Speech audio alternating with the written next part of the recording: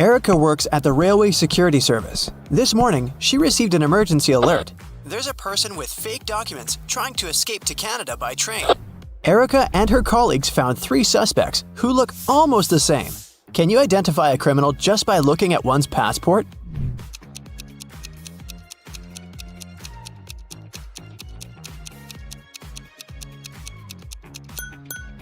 No matter what country a person is from, no passport can have a photo with mountains in the background, so these documents are fake. Bob is a college teacher. He invited his worst student, Dan, for a conversation. Bob wants to test the guy's logical thinking. He says, "If you tell a lie, I will expel you from college, and if you tell the truth, I'll still expel you."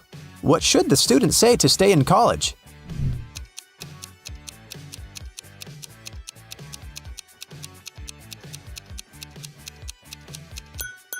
Bob should say, "I'm telling lies." This phrase will create a paradox because it cannot be a lie or the truth. Nancy has 10 bowling balls. Her brother Josh decided to check her intelligence, so he asked Nancy to place those 10 balls in 5 lines, such that each of the lines has exactly 4 balls on them. Can you help her accomplish this task?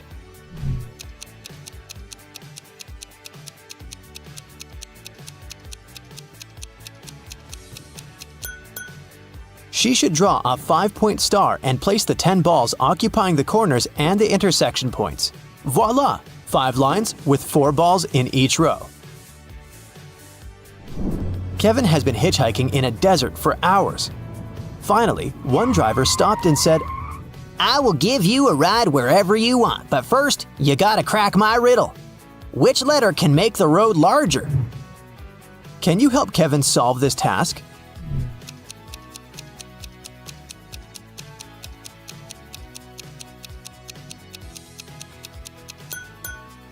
The letter B can turn road into broad. Alex is a shepherd. He had 30 sheep, out of which all but 13 ran away. Can you calculate how many sheep Alex has now?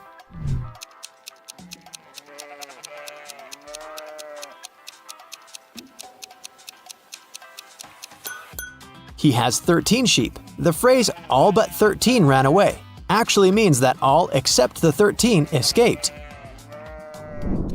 Take a look at these 3 prisoners. The first guy pushes the iron bars. The second guy shakes muscles with dumbbells. The third guy sits and reads a book. There's a picture hanging on the wall. Can you say for sure who's likely to escape?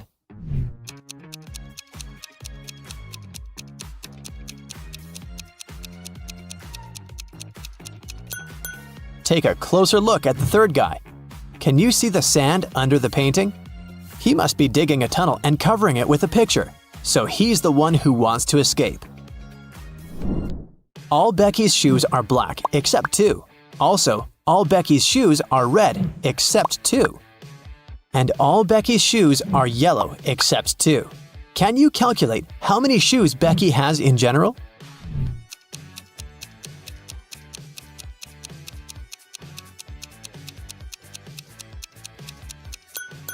Just 3, one of each color.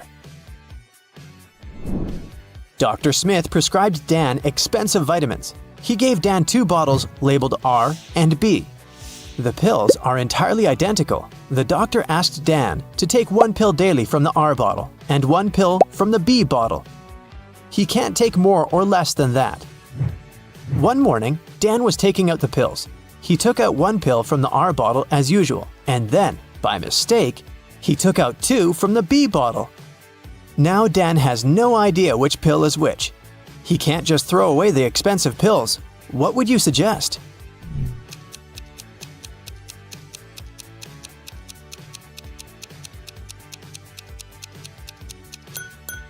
Dan should cut each of the 3 pills in half and put each half in 2 piles. Now each of the 2 piles will contain half of pill R and 2 halves of pill B. Now, Dan should take 1 more pill from the R bottle, cut it into half, and put the 2 halves in 2 different piles. This way, we'll know that each pile will have 2 halves of pill R and 2 halves of pill B, or 1 complete R pill and 1 complete B pill. Dan can take one pile today and keep the second pile for tomorrow. I am red, but I smell like blue paint. What am I?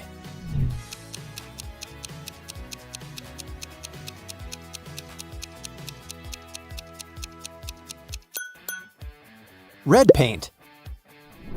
Timmy's mother has 3 sons. She named her first son April. The next one's name is May. Can you guess the youngest son's name?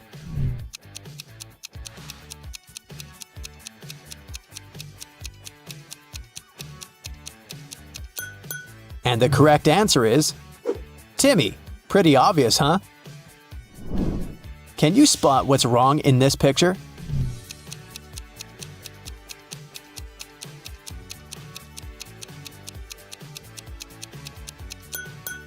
The reflection in the mirrors doesn't match reality. What about this picture? Can you see anything odd?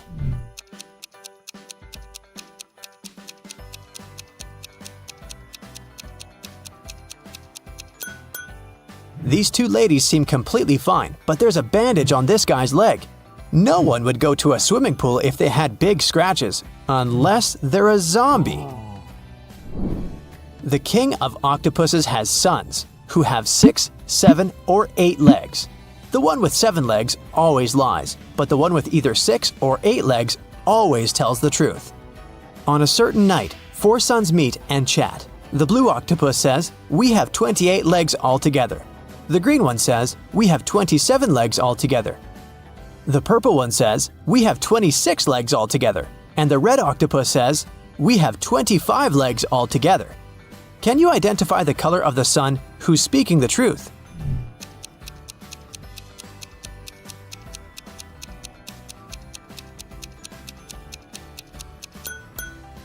The green sun is telling the truth. To prove it, let us first assume that one of them is telling the truth. Obviously, 3 of the 4 suns lie as they disagree with each other. Let's suppose that the blue octopus is telling the truth. In that case, he has either 6 or 8 legs. And each of the other octopuses is lying, which means they have 7 legs. In this case, the total number of legs will be 6 plus 7 plus 7 plus 7 equals 27 legs, or 8 plus 7 plus 7 plus 7 equals 29 legs. But the blue octopus said that they have 28 legs altogether. Therefore, he lies. Now we can follow the same logic and check the remaining 3 suns. And we'll find out that only the green octopus is telling the truth.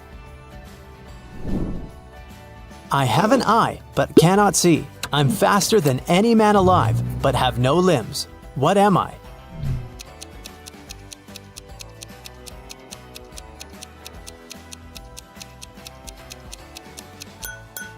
The correct answer is hurricane. I know a word of letters 3. Add 2 and there will be fewer.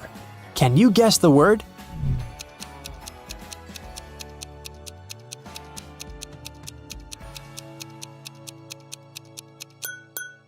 The correct answer is few. I have a beard without being a man. I'm green, but I'm not a lizard. I'm white, but I'm not snow. Who am I?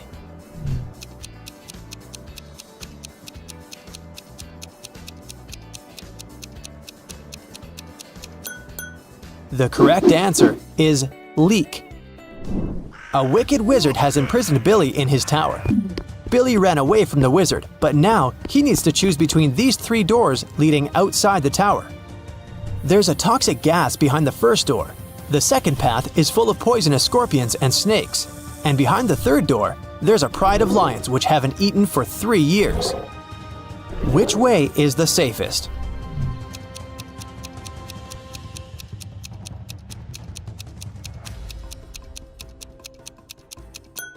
The third one. The lions can't starve for 3 years and still be alive.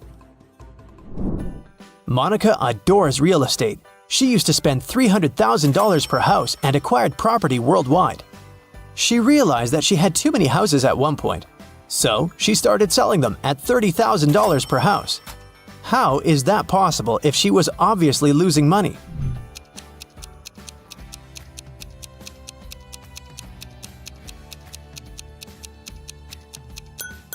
Before selling her property, Monica used to be a billionaire. Since she started losing money, she became only a millionaire. I'm full of holes, but I still hold water. What am I?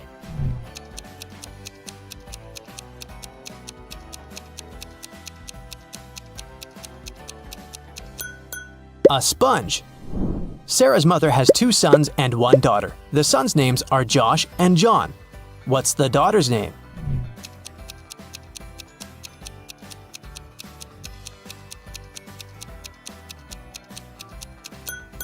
Sarah.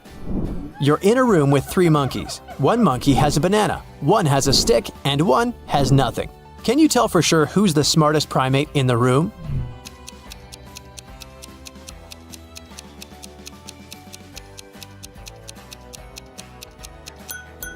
You! The sun bakes me, the hand breaks me, the foot treads me, the mouth tastes me. What am I?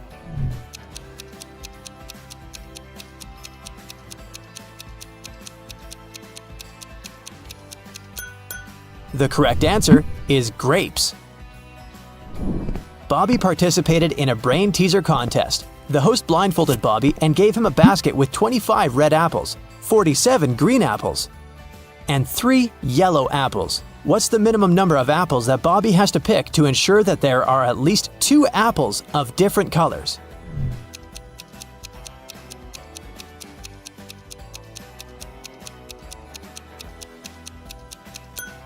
He should pick at least 48 apples. There's a slight chance he might pick up 47 green apples in a row.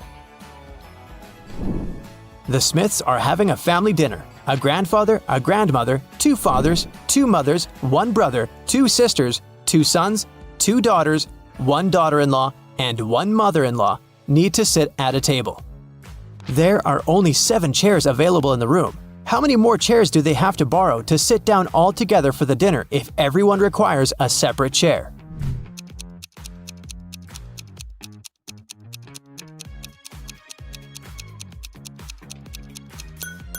They don't need additional chairs. There are only 7 people. A grandfather married a grandmother. They have a son who has married a woman. Together, they have a son and 2 daughters, so there are only 7 people at the dinner. What has to be broken before you can use it? Any ideas?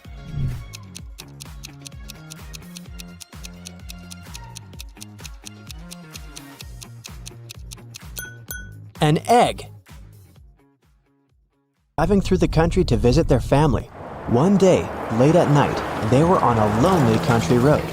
That's when a powerful storm broke, and their car tire burst. They had to leave the vehicle to find help, but there was nothing, and no one around. Sometime later, they came across an old and spooky mansion that seemed abandoned, but the guys decided to try and see if anyone lived there and could help them. They arrived at the mansion gate. On a metal address plaque, it was written, "The House of Riddles." Gemma and Andy got suspicious, but they desperately needed shelter from the storm and some help with their car. So they decided to enter. But the gate was locked. There was a digital security keypad on it and nothing else. Suddenly, they heard a sound coming from the gate intercom.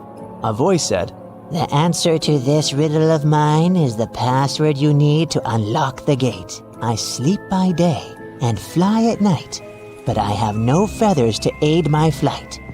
What am I?"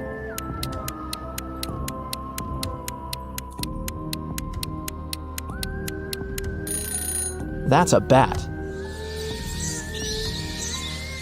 When the guys arrived at the door, they saw there was something engraved on it.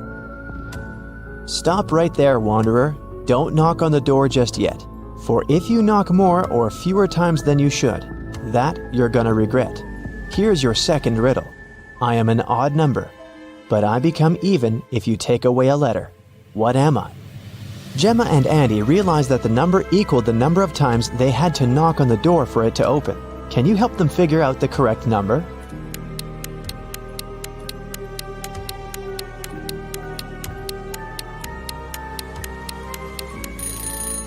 The answer is 7, so they had to knock on the door 7 times. A scary old butler opened the door and let the guys in. The door suddenly closed behind their backs and then just vanished into thin air. There were no doors in the room they had entered. The butler said, "Welcome, mortals, to your doom. To make it out of this house, you have to solve every riddle in every room. If you can't, you'll stay in this place forever. Here's your riddle for this room. Which bride is marrying this groom?" If they managed to figure out the answer, a door would appear. If they could not, well, too bad.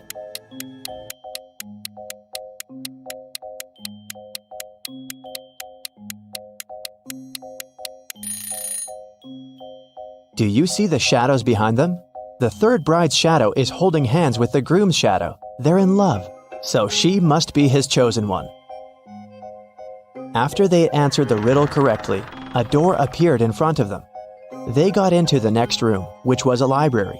3 books fell from a bookcase in front of their feet. Then they heard the butler's voice echoing, "You have to open one of these books, but choose wisely, because whatever creature the book mentions, it will appear here."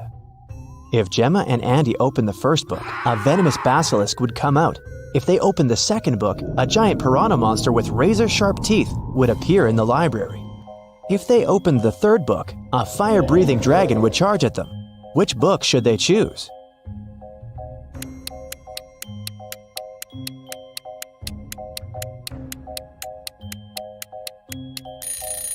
Since the giant piranha is a water creature, it can't survive on land, so the guys should choose the second book. The library door opened, and they walked into the next room. It turned out to be a dining room. A large mirror covered one of its walls. Yet, the reflection of the room in the mirror had some differences from the real room. Can you spot them?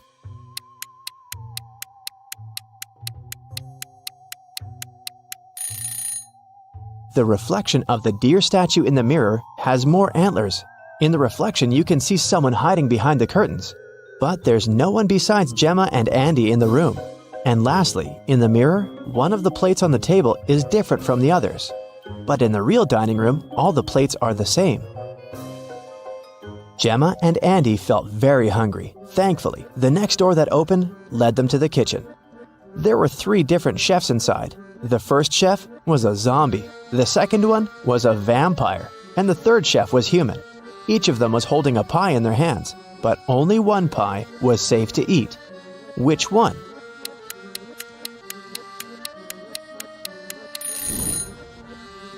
Do you see the bugs coming out of the zombie chef's pie? Yikes! The pie that the human chef is holding is glowing in a weird way. Looks dangerous to me.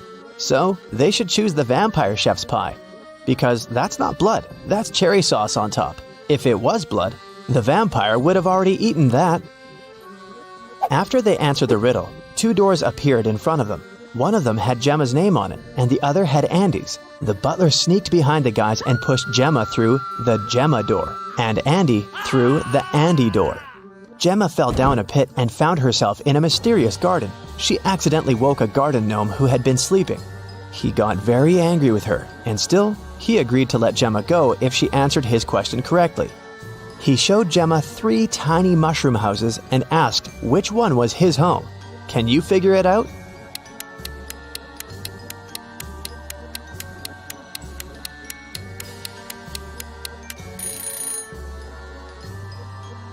Do you see the flower on the gnome's hat?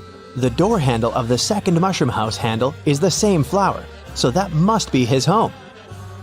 Andy, on the other hand, fell into a magical dungeon. The dungeon guard was an ogre, and he looked very pleased to finally have a prisoner. Yet he agreed to let Andy go if the guy chose the correct magical portal to escape. 2 magical portals appeared in front of him. Each of them led to a room. Andy had to stay inside the room of his choice for 5 minutes. The first room was full of poisonous gas that would knock him out in 4 minutes, and the second room was filled with water. If Andy opted for this room, he would have to be chained to the floor with the water rising really fast. In which room can the guy survive? Andy should choose the first room. He should take a breath and try not to breathe for a minute. After that, he'll have to wait for 4 minutes for the door to open, and then he can escape. Both Gemma and Andy were magically transported to the hallway after having answered their riddles correctly. They were happy to be together again. At the end of the hallway, there was a door, and in front of the door, a witch stood. She placed 3 long magic wands on the table in front of her and said, You do not need to do anything to one of these wands. One you must break in half, and one needs to be even shorter than that half. The witch added that they could only answer once, and if their answer was wrong, she wouldn't open the door.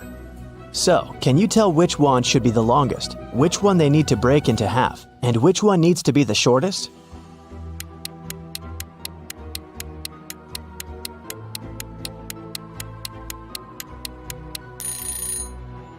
Do you see those spiders hanging from the ceiling? Since the door is shaped like a spider, they must be giving Gemma and Andy a hint. The silk thread that the first spider is hanging on is the shortest, so the first wand needs to be the shortest. The silk thread that the second spider is hanging on is the longest, which means that the second wand needs to remain as it is. And the silk thread that the third spider is hanging on is of a medium length, which means that the guys need to break the third wand in half. The witch opened the door and Gemma and Andy entered a bedroom. 3 spirits were floating inside. Each of them claimed to be the owner of the mansion. Gemma knew only one of them was telling the truth. Who is it?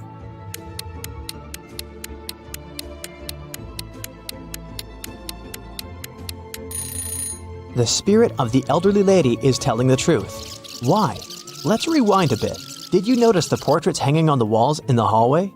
There's a portrait of this very lady. That can only mean she used to be one of the owners of the mansion.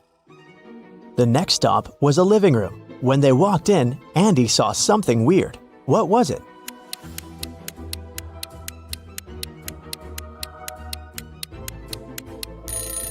A face appears and disappears in the fireplace. The guys entered a study next. What's so weird here?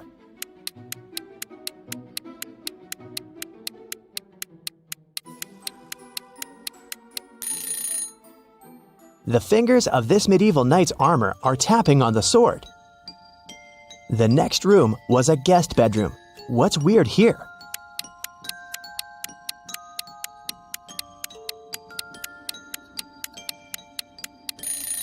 The crystal ball is showing someone trapped in the basement.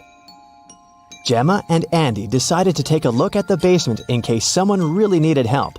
Yet they had to crack another riddle to enter. There was a password panel, and they needed to type in 7 digits to unlock the door. They had no idea what the passcode could be. Luckily, there was a note on the wall, and this word was written on it. What does it even mean?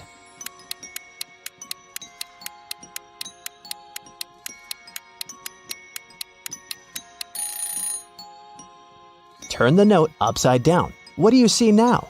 The letters look like numbers, right? So the passcode is 1837837. There were 3 people in the basement who claimed to be trapped there, but only one of them was telling the truth. Who is that?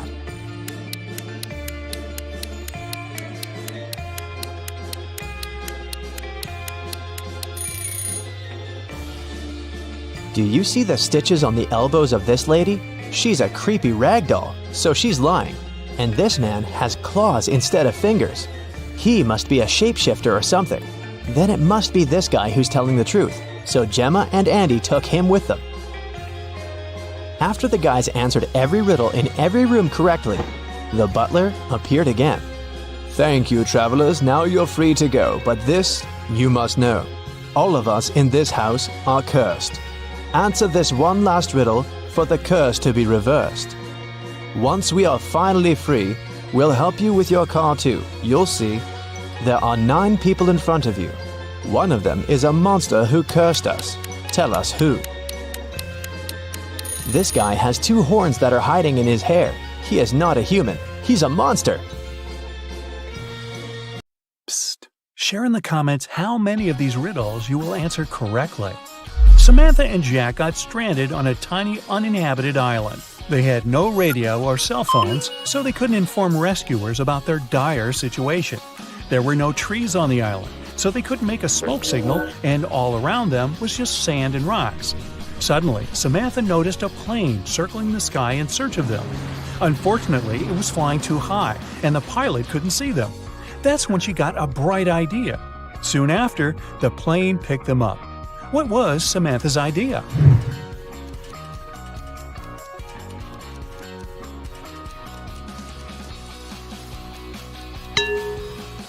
To use rocks to spell out SOS on the sand. Detective Cooper needed to find out the very last piece of missing information in a case he had been dealing with lately. He finally got to the office where secret documents were hidden. To open the door, he needs to choose the right button. There are 3 of them, a yellow one, a green one, and a blue one. Which one should the detective choose?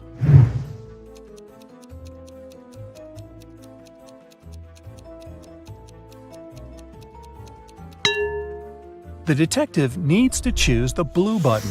It's pretty worn out, so it must have been used many times.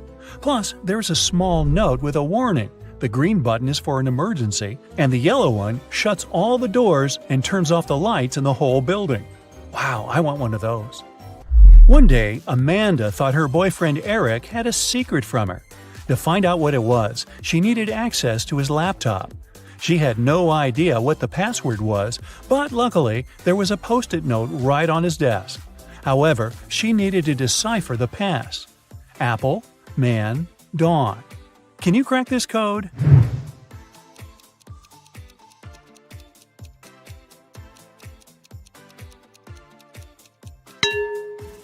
Right, it's Amanda. Her name is the code. By the way, the secret he was hiding was the birthday present Eric had been choosing for her. Well, that's what you get for snooping. Jack and Jim agreed to say yes all day long to all questions. If one of them doesn't say yes to a question, he automatically loses and must give $100 to his friend. Jim realized there was one question nobody could say yes to. What question was it?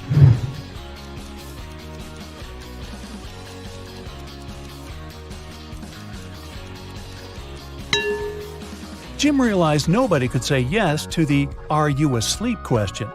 Jim waited until Jack took a nap and recorded a video in which Jack replied with a snoring but not yes to Jim's question. Seems like a cheap shot. Jason is a shop assistant in a department store. At the moment, there are 3 people in a fitting room he's assisting. Jessica, the girl, is wearing a green dress. Sean, a man wearing a leather jacket and skinny jeans.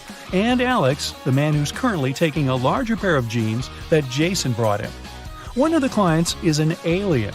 Jason has to figure out who it is.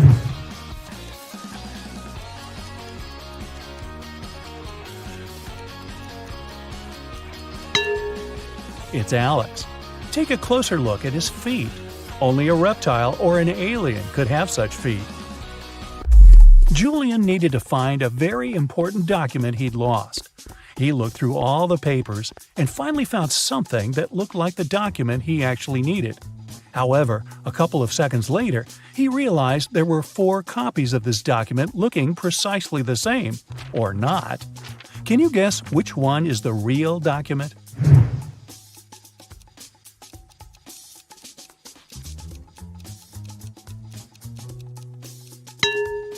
It's the one in the upper left corner.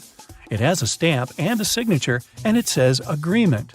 The one next to it looks similar, but it has a spelling mistake. It says Agreedment. The rest of the copies lack either a stamp or a signature. Mr. and Mrs. Jones are fond of art and love collecting rare and expensive pieces. Once they had to go on a business trip, and when they came back home, they realized something precious was missing. They instantly called the police, but the officers were confused because no painting was taken. Why were Mr. and Mrs. Jones worried then?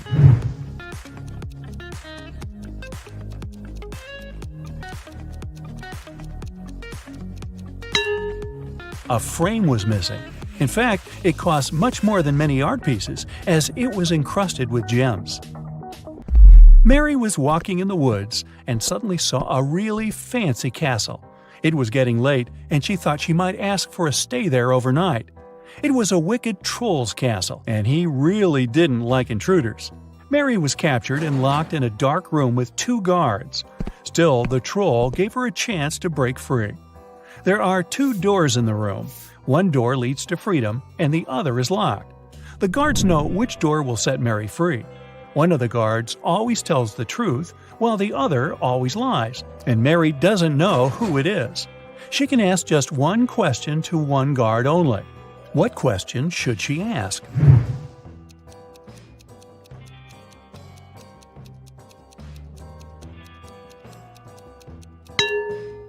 If Mary says, "If I ask your colleague to show me the way to freedom, what door will it be?"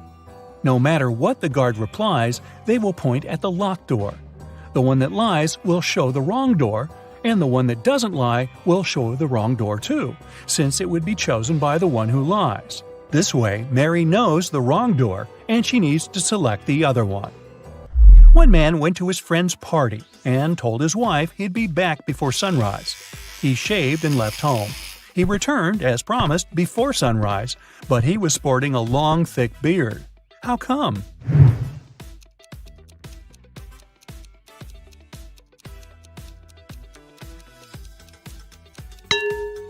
The man and his wife live in a place with polar nights that last for several months.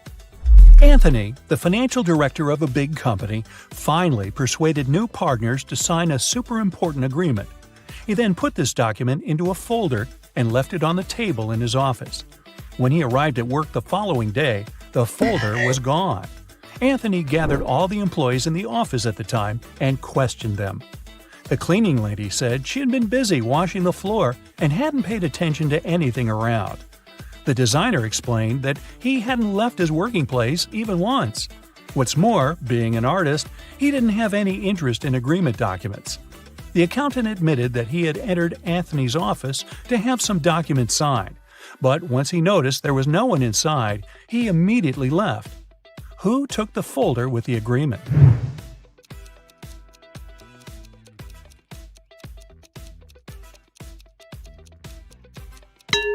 It was the designer. Anthony never mentioned which folder was gone. How would he know that the missing folder had an agreement inside? Eric wears either only black or only white socks. One morning, he was in a hurry to get ready for an important meeting. Suddenly, the power goes out. The guy has 10 white and 10 black socks in his drawer, but all of them are mixed. He doesn't want to look silly at work wearing different socks. If it's completely dark in the room and Eric can't see anything, how many socks should he pull out of the drawer to get himself 2 matching ones?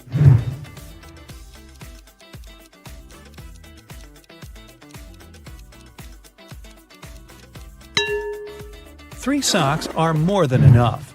In a set of 3 socks, he's bound to have 2 of the same color. Jane told her boss someone had taken the documents she had prepared for the meeting. She added that she had noticed someone come in wearing a smart suit, gloves, and a black mask. This person also had 3 rings on their fingers. The boss didn't believe her. Why?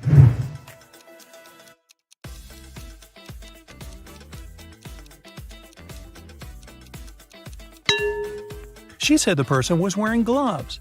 Then how did she see 3 rings on their fingers? Jane must have simply forgotten to print those documents out. On a nice warm day, Vivian, who lived in a town on the seashore, decided to go for a hike alone. But after hours of trekking, she ended up in a section of the forest she wasn't familiar with. Before her, there were 3 paths. One path had bare footprints leading away. Another had human footprints. And the third one was right by the river. Which one should Vivian take to find her way?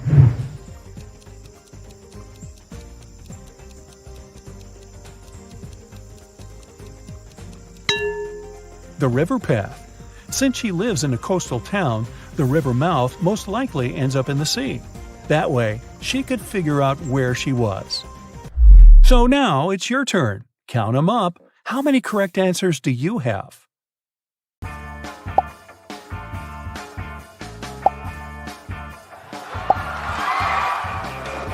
Emma came to the office on Monday and found out that someone had deleted an important report from her computer. She knew that in the company there were 3 people who would be happy if she lost her job. Emma loved reading detective novels and even wanted to become a private detective when she was younger. That's why she knew she had to question the suspects. Laura, Emma's colleague, said, "I've just arrived. Phew, the weather is awful. Such a downpour. Why are you asking me?" Thomas, the accountant, answered. I was out getting coffee and I just returned. And Eliza, a new employee, said, I had a meeting with a client in a cafe. I've just come back to the office. Who might have anything to do with Emma's report?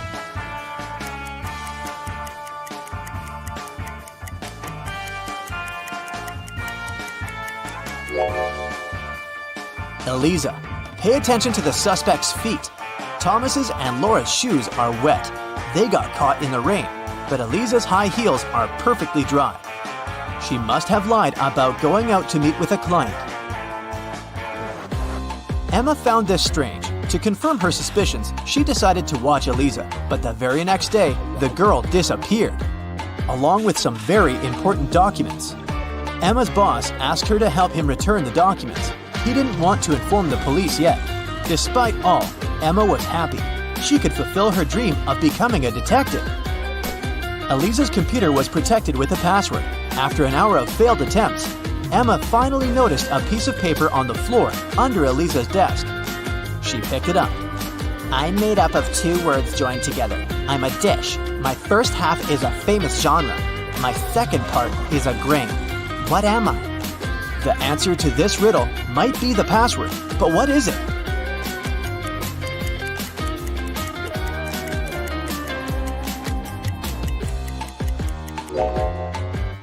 Popcorn.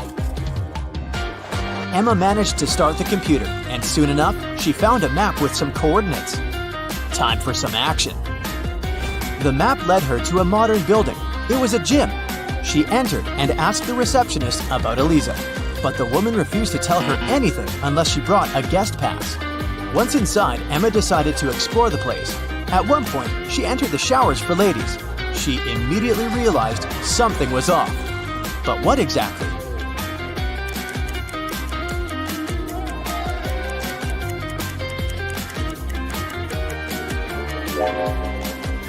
See that man reflected in the window? Who is he, and what is he doing here? Emma was about to run out of the showers when everything went black. When she woke up sometime later, she realized she was in a small room without windows. There was a door with a combination lock. In her hand, she was clutching a note. Spelled forward were those rodents that terrify you. But what you need is spelled backward. You can't touch it, but you can see it at night. What is the password?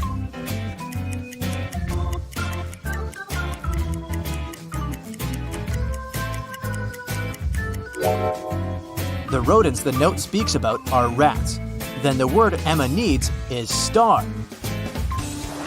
The girl managed to open the door. She rushed out of the room but stopped abruptly. She saw a large armchair. A man was sitting in it. It was the man from the showers at the gym. Here you are, he exclaimed cheerfully.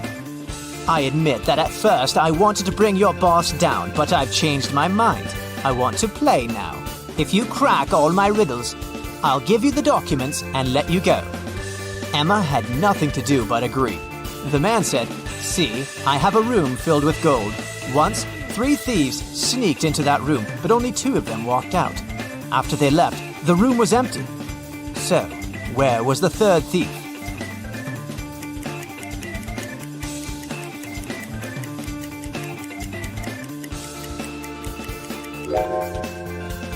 The 3rd criminal was in a wheelchair. He didn't walk. He rolled out of the room. Good job, the man shouted and pressed some buttons on the armrest of his chair. Emma screamed as she felt herself falling through the floor. It was pitch dark in the basement. Suddenly, a torch on the wall lit up. Emma saw 3 doors. Behind the first door, there was a dense jungle full of dangerous creatures. Behind the second door, there was a gigantic fire-breathing dinosaur whose breath could burn through any kind of material. And behind the third door, there was a lake filled with ice water. The water was so cold it needed just a few seconds to freeze literally anything. Which door should Emma choose?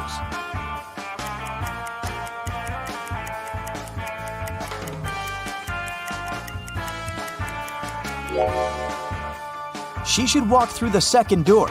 Even if dinosaurs were still around, they wouldn't be able to breathe fire.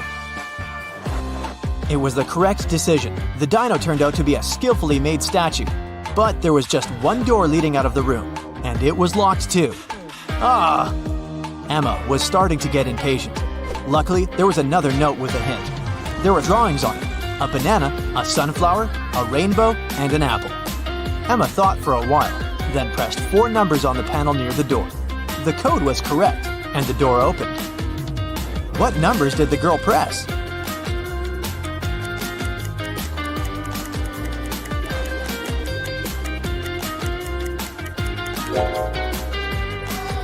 One, 3, 7, 1. Each digit corresponds to the number of colors of the objects in the picture. Emma saw a long corridor. She'd been walking for a while when she realized that the corridor was about to split into 3 passageways. They were signed West, East, South. She also saw this inscription on the wall. Which corridor should she choose?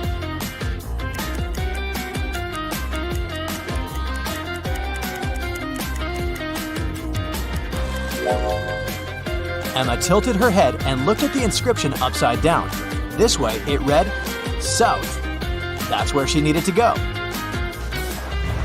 Soon, the girl saw 3 doors on her way. On the floor, there were 3 keys that could open these 3 doors.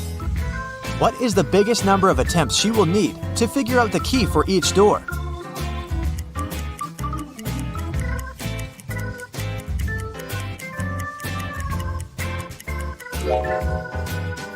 Six. 3 attempts for the first key and all 3 doors. 2 attempps for the second key and the remaining 2 doors. And 1 attempt for the third key and the last door. Emma decided to go through the left door, and guess what? She ended up in the room with the armchair again. The man was there too. He asked her, "Today is Friday. You need to do something 72 days later. What day of the week will it be?"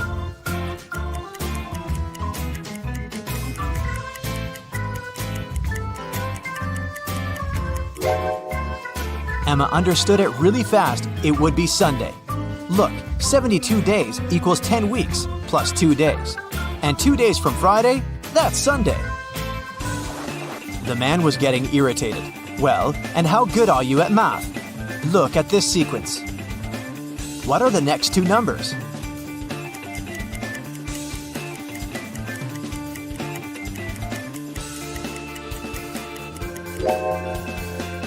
The next 2 numbers should be 20 and 28.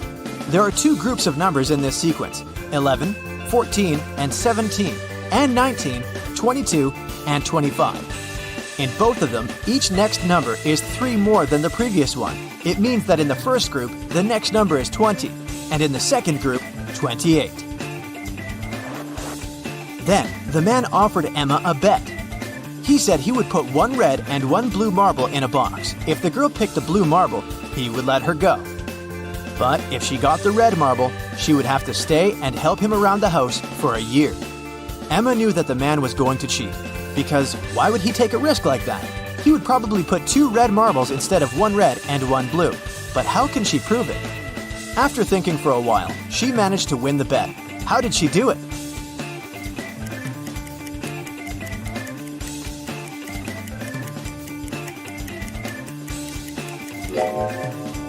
Emma picked a marble and quickly put it in her mouth without showing it to the man. The marble that remained in the box was red. According to the rules, it meant that the marble Emma had chosen was blue. The man didn't want to admit that he had tried to cheat. "Okay, I'm not going to go back on my word, but here's the last riddle. If you crack it, you're free to go. How can you turn 6 into an odd number?"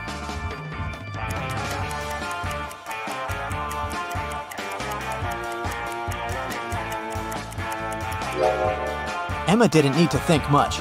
She removed the letter S, which left IX. That's the number 9 in Roman numerals, and this number is odd. The man could do nothing. He gave Emma the documents and let her go. The girl was happy. Do you think she should pursue the career of a detective? Oliver was attacked in his flat and taken to the hospital. There are 4 suspects, all of them Oliver's neighbors. Wow, I'd find another apartment.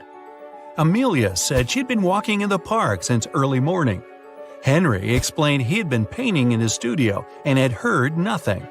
Jacob said he had been repairing his car. Sophia answered she'd been taking a bath for the past 3 hours. Look at these people's hands and try to figure out who's lying.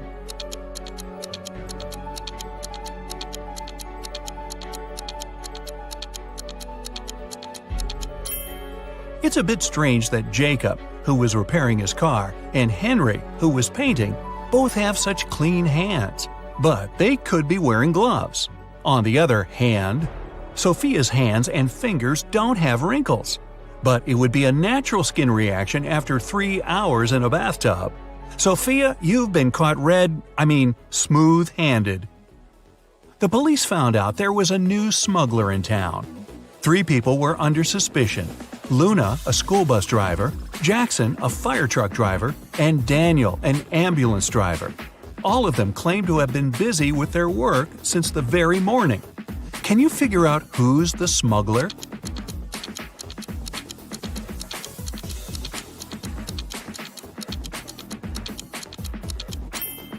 Look at the car Daniel drives. On such vehicles, the word ambulance is normally written backward.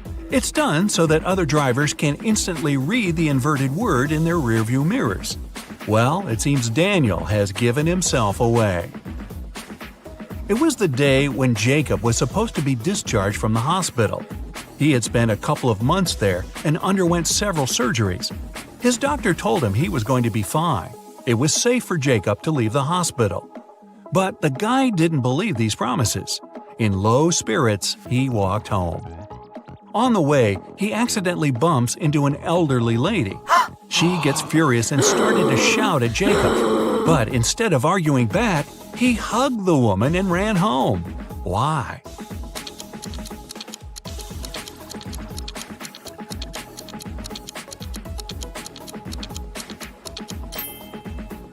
Jacob had hearing loss. He didn't believe his problem could be helped. But when he heard the woman shouting at him, he realized the doctor had told him the truth. Maybe the doctor should have shouted. Chloe stayed late at the office that day. When she was driving home, the woman was worn out. At one moment, she even started to doze off. That's when it happened. She spun off the road and crashed through the fence that was on her way. She couldn't control the car anymore. It slipped down a steep hill and ended up in a lake.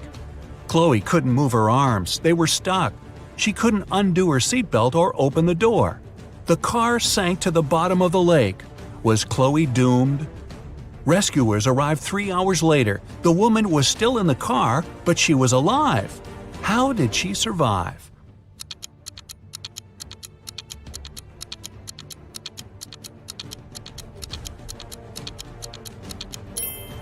After the car hit the bottom of the lake, the water only came up to Chloe's throat. It was a very shallow lake. Good thing, huh? It was Jack's birthday, and the fellow got a present he had been dreaming about for ages – a motorbike. The next morning, he rode his bike to college and left it at the parking lot. During lunchtime, Jack decided to check on his motorbike. Imagine his horror when he found out someone had broken the mirrors.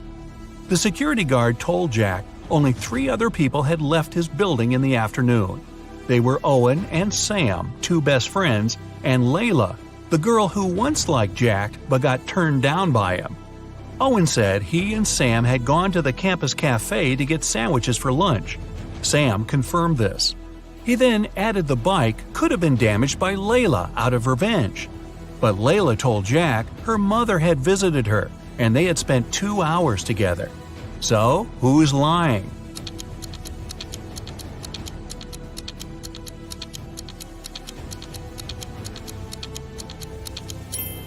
Owen has a paper bag with food delivery written on it. It means the guys ordered their lunch, not bought it in the cafe. They broke Jack's mirrors and tried to frame Layla. Not a good reflection on them, huh? Detective Taylor was chasing a dangerous criminal. Suddenly, the man entered a hospital. Oh no, there are hundreds of rooms there. Luckily, it was raining, and the criminal left footprints on the hospital floor. The detective followed them and got into a small room. There were 3 people there, all covered in bandages from head to toe. But one of them was a fake patient. Who?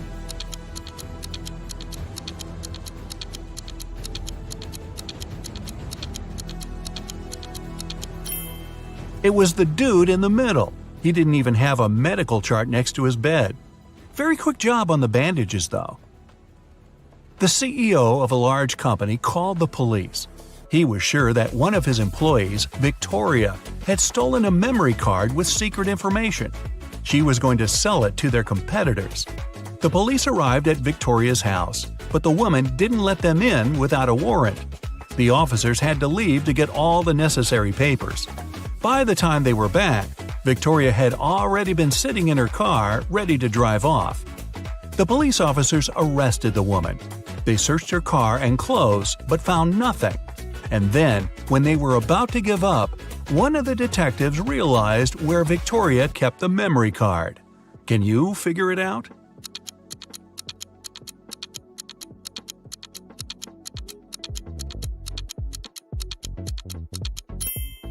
When the police first came to her, the woman had her hair down. But after that, Victoria changed her hairstyle. The memory card is in her bun. Yep, Victoria and her sticky bun. Michael was going home from the gym when everything went black. When he regained consciousness, he found out he was in a locked room. Next to the door, there was a computer with a keyboard. On the screen, there was a riddle. Michael had to write the correct answer and the door would open. The riddle went like this. It makes two people out of one. What is it? Michael typed the needed word and the door opened. He was free to go. What was the answer?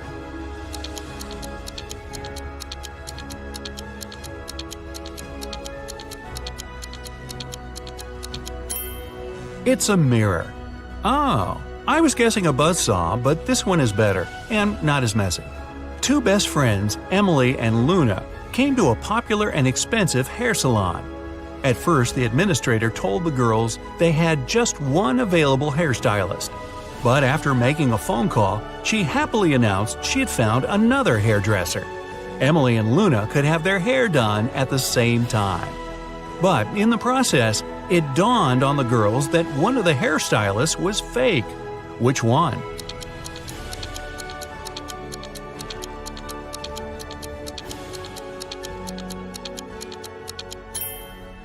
Both hairstylists are using regular scissors, but instead of hairspray, the one on the left is holding a can of bug spray. Yeah, that's a big clue right there. A man on a bike grabbed Sarah's bag with all her documents, money, and smartphone and sped off. The only way the girl can get her bag back is by taking someone's car and driving after the criminal. There are 3 vehicles parked nearby. Which one can Sarah break into and drive off? Borrow.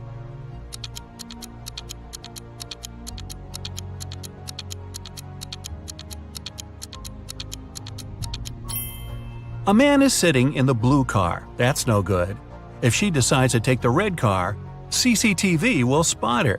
Her only option is the brown vehicle. Oh, and Sarah, don't forget to return the wheels when you get your bag back, otherwise you'll be Grand Theft Sarah. Mary and her younger brother Alex were mushroom hunting in the forest. Wait, mushroom hunting? What do? Sneak up on them so they don't escape? Anyway, they started a quarrel. Alex got angry and ran away. After several minutes, Mary rushed after him. She was still fuming, but also worried. Soon, the girl reached a small river. A man was sitting on the shore. Did you see a teenager here?" Mary asked. "Yep, he's just taken a boat and made it to the other side." But Mary didn't believe the man. Why?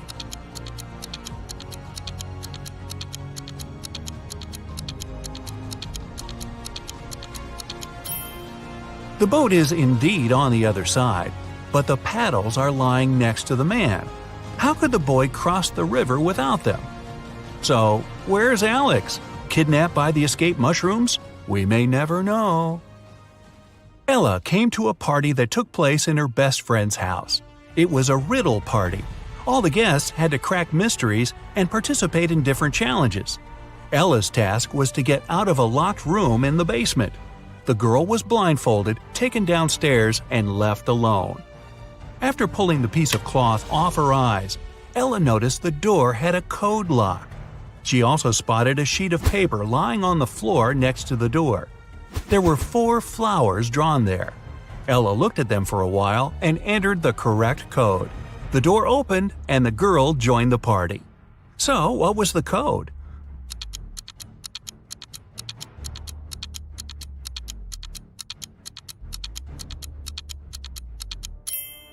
Ella counted the petals on each flower. The code was 5748.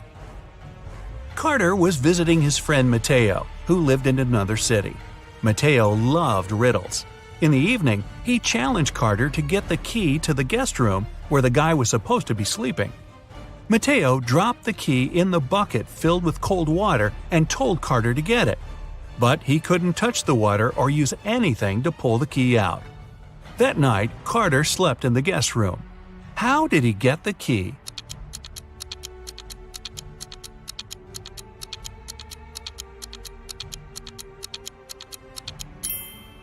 He put the bucket over a fire. The water started to boil and soon evaporated. After that, Carter picked the key up. Mateo was steamed. Nora was an insurance agent. Once, her client called her early in the morning. The woman was in tears. At night, someone had broken into her house. By the time the woman had enough courage to go downstairs, the thief had already taken all the valuables. When she looked out of the window, the man was running away. "Do you remember what he looked like?" Nora asked. The client answered, "It was still dark outside. I understood it was a man, tall and thin. He had dark hair and was wearing a V-neck t-shirt." Nora immediately realized her client had staged the burglary. How did she figure it out?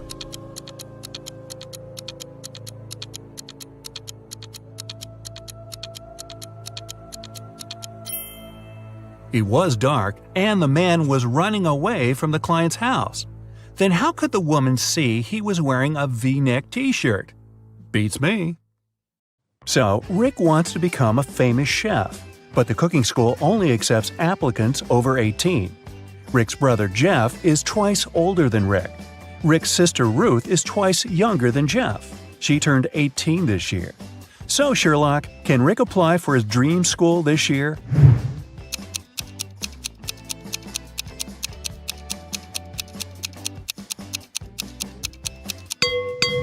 Yep, he's 18 years old. Rick and Ruth are of the same age because they're twins. Rick has prepared all papers for the cooking school, but he still needs to get some work experience and recommendations to get accepted. He found 3 job ads. Bill has a small diner on the 4th floor of the local shopping mall. He needs help in the kitchen. Holly offers a part-time internship at her fancy sushi restaurant. But first, you need to pay $300 for a 2-week training. Sam needs an assistant in his noodle shop. Now, only one of these offers isn't fake. Can you tell which one?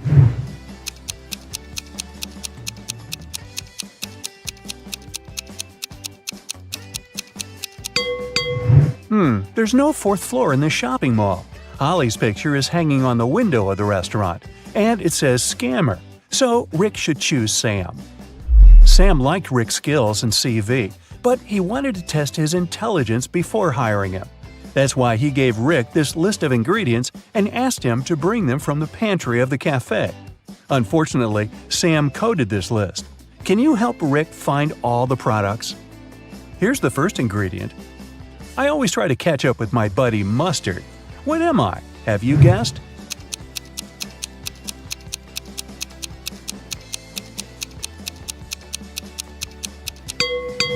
It's ketchup. Here's the next one. My closest friend is peanut butter. What am I?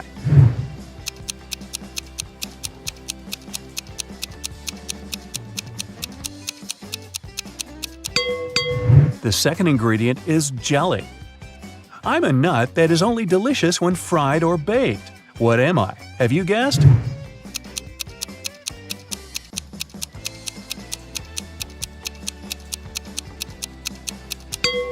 It's a donut. I am a bird, I am a fruit, and I am a person at the same time. What am I?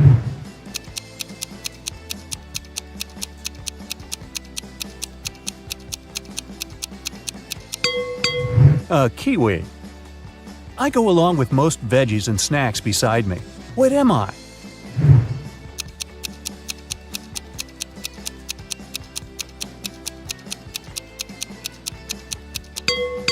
I'm a dip.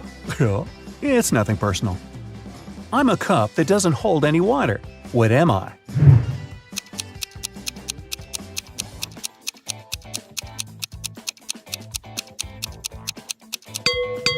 I'm talking about a cupcake here.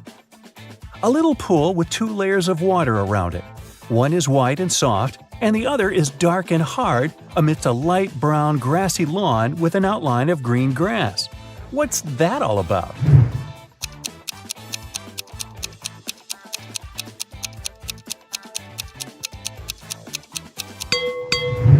It's a coconut. It's hard to get a smooth bite, and you can chew me for a long time if I'm too dry. What am I?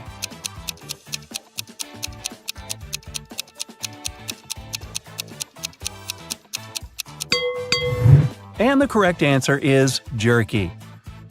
I'm a green veggie that looks like a tiny tree. What am I? Can you guess?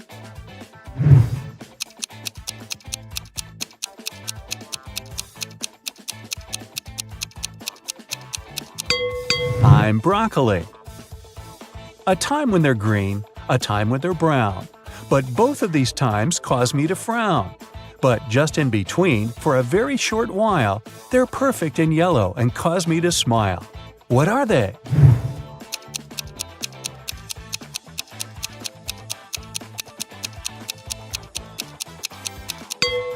Well, I'm sure you've guessed it's all about grapes.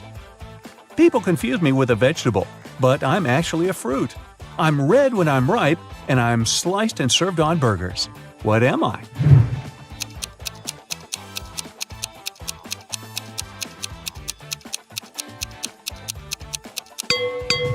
A tomato or tomato. I'm the type of room you cannot enter or leave. I raise from the ground below. I can be poisonous or a delicious treat. What am I? Can you guess?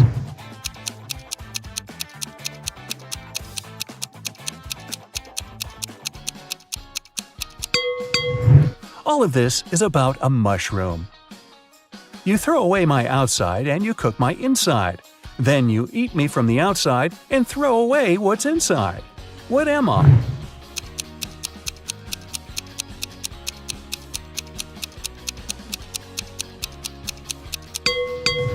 The correct answer is corn. I'm the kind of food that mummies like to eat. What am I?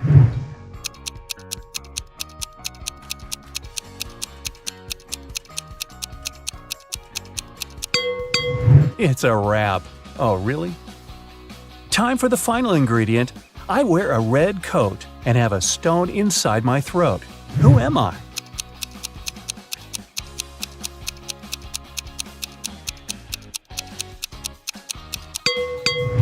I'm a cherry. Hey, great job. Rick has brought all the ingredients. Sam hired him right away and asked him to take orders. Rick saw 3 customers in the cafe, but only one of them was a real human. Can you spot who exactly it was?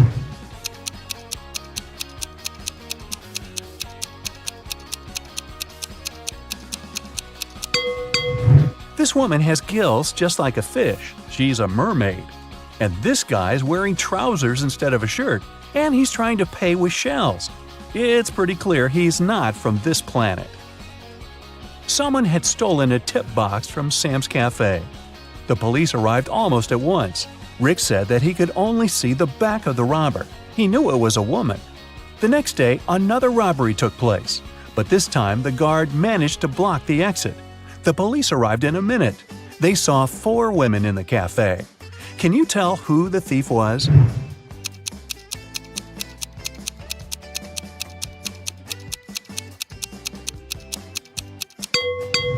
It was Pam. She's the only one whose shoes are good enough for running. The police nearly arrested Pam, but she managed to escape. Rick ran after her and noticed she snuck into a school. Rick followed her. He noticed Pam's hoodie by one of the doors, so he entered the classroom. Rick faced 4 ladies who looked like Pam. Can you help him find the real Pam?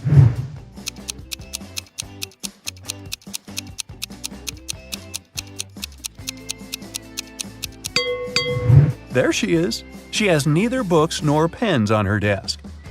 2 months later, Sam gave Rick a good recommendation. Rick applied for cooking school, and now he has to take some exams. Rick's current task is to cook a delicious soup. 3 pretty ladies are taking the same test with him. He liked them equally, but only one of them was trustworthy. Can you tell which one?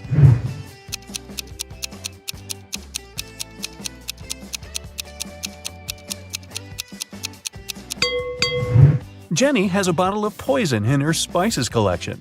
Fiona put push pins in her soup. It's very suspicious as well.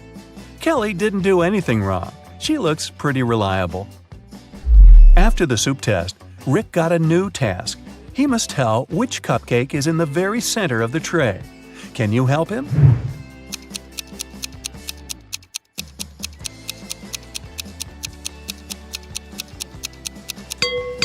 It's the pink one. Here's the next task. Which macaroon is in the very center?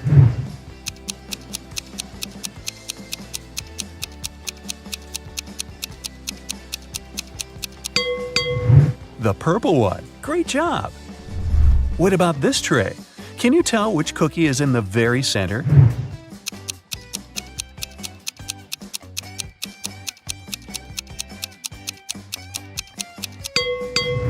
Ah, this one.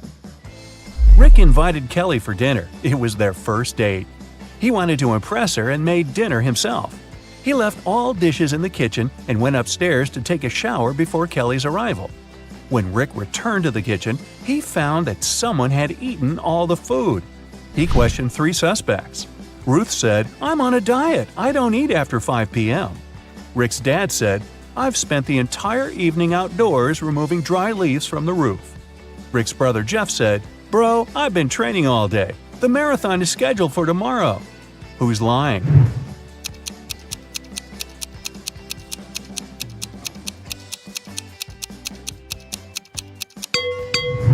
Rick's dad. The roof is still covered with leaves, and Rick's dad is a pig. Kelly offered Rick to go for a picnic in the park. They found 3 cozy spots, but only one of them is safe. Can you tell which one?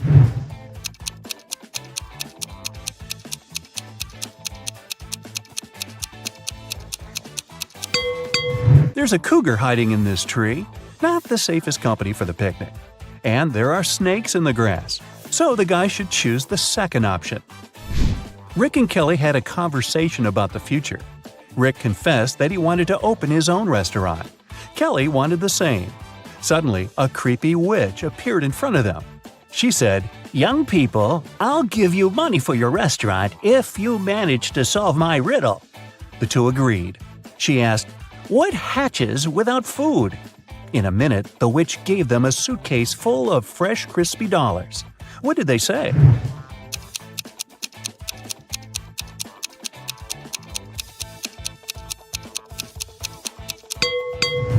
The correct answer is hunger. Rick and Kelly ran home, but they got lost in the park. They walked in circles for several hours and got very tired. Finally, they found the gates. But the park's guard had already locked them because it was very late. The gates had a combination lock with 9 multicolored buttons. Can you help the 2 guess this code?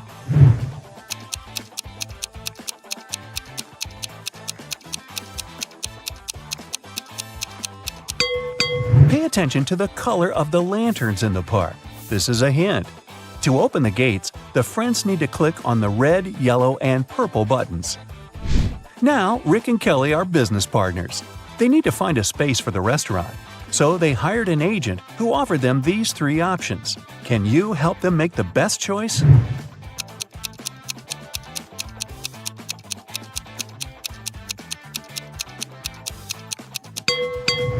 The second space is located next to a factory that poisons the air. Probably not the best place to start a restaurant. Have you noticed this sign? A construction company will demolish the 3rd building in 2 weeks. This deal is a scam. So, they should choose the first place. It's located on a crowded street and looks pretty reliable. Rick and Kelly invited friends and journalists to celebrate the opening of their restaurant. They served delicious meals and drinks. Suddenly, one of the guests, Peter, fainted. A lady from the crowd yelled, "Move on, I'm a doctor." She examined Peter and concluded that he had been poisoned. Peter ate the same food as everyone else. Later, food tests found no toxins. Rick questioned 3 suspects. Tyler, the cook, said, "I checked all the food myself, and it was fine, bro." Zach said, "I've been running a restaurant across the street for decades, and we've never faced such a shame." Samantha, the waiter, said, "I didn't touch the food, I just served it, sir." Can you guess what happened here?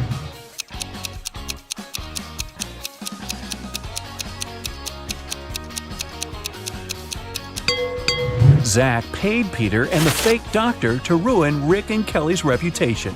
He handed them cash earlier that evening. Despite the dramatic opening, the business was doing fine.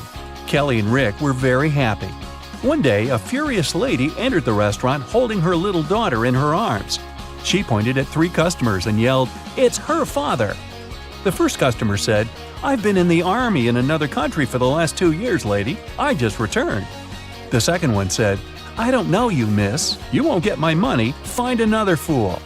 And the third customer said, "I can't be your father. I'm a woman." Can you tell me who the real father is?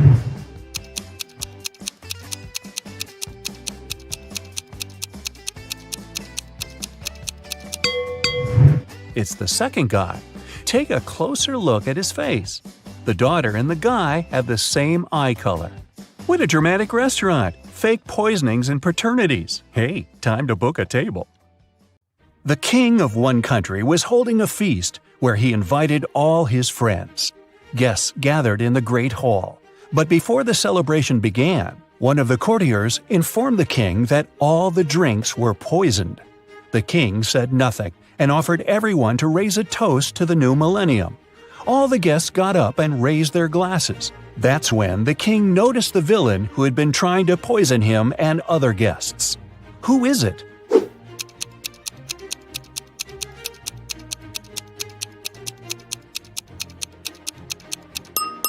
The guy over there is holding an empty glass. He knows the drinks are poisoned, so he hasn't poured anything in his glass. Once, on a cold winter night, someone stole jewelry from a famous singer's house. The thief didn't manage to run far away because a police car was passing by. The burglar hid the bag with the jewelry in the snow and disappeared into the crowd. Detective Anderson managed to catch 2 suspects. Look at them and try to guess who robbed the singer.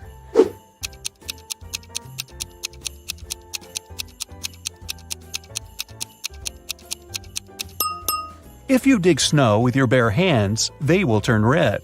This man has red fingers and palms. But that woman could dig snow wearing a pair of gloves, so she could be the thief too. But she wouldn't be able to run in such high heels. A university professor enters a lecture hall, where his colleague, an elderly teacher, is giving a lecture on quantum physics. He's drawing formulas on the board, and his students are using their laptops to take notes. The professor knows that one of these students is sleeping. He starts walking around the room, stopping behind each of them in turn. Who is dreaming right now?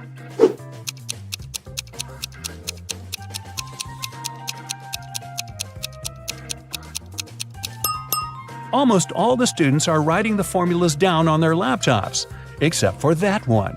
His screen is off. That's because he's fallen asleep. Detective Anderson is chasing a robber dressed in a tuxedo. Suddenly, the criminal runs inside a huge hall. All people there are formally dressed. Help Detective Anderson find the suspect among them.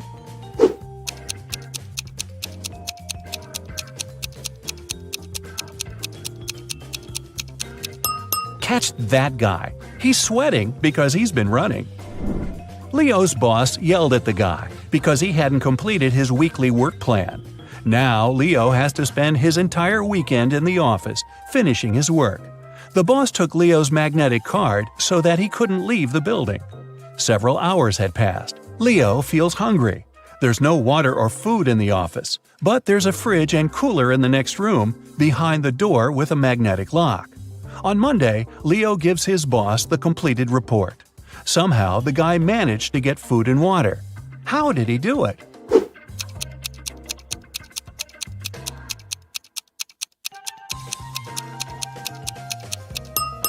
Leo just went to the refrigerator and got himself some food.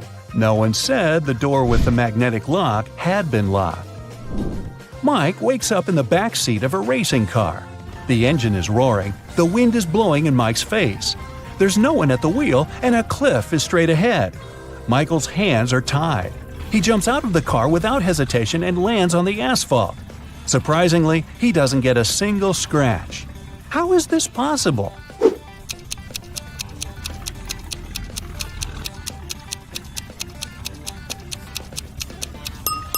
The car isn't moving, just its engine is running. Victoria approaches her house. The light bulb turns on automatically and lights her way to the door. Victoria inserts the key and goes inside. A couple of hours later, the doorbell rings. She looks through the peephole and sees a silhouette of a man wearing a hat. Victoria is afraid to open the door, but not because it's a stranger, but because it's not a human. Why does she think that?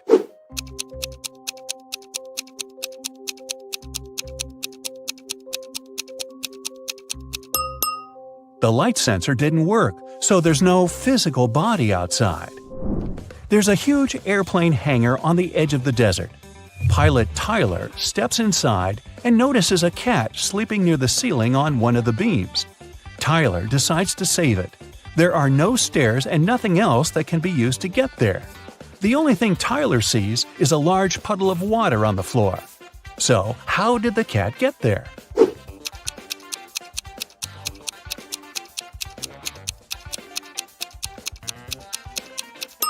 There was a pyramid of ice cubes. The cat climbed to the top of it and reached the ceiling. Then the ice melted and left the puddle. Margaret, Rachel, and Diana are walking down the street, sharing their plans for the weekend. The girls look rich, but only one of them has a lot of money. Who is it?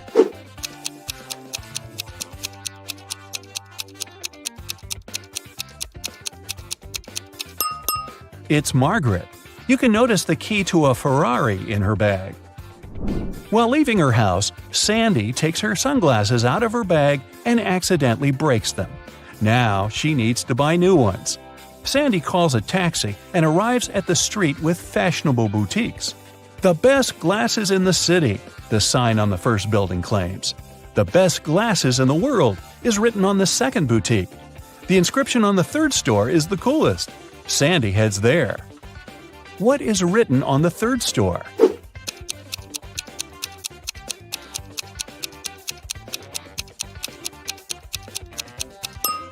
The best glasses in this street. Johnny is going through his bills. $50 for electricity, $39 for water, $70 for a bag, $448 for a new phone, $52 for dinner at a restaurant, $589 for a computer, $637 for a room in an expensive hotel. He has received a $978 bonus at work, but he also needs to buy a new fridge for his mom, and it costs $798. John has to leave soon, but he wants to know how much money he'll need. How can he calculate it quickly?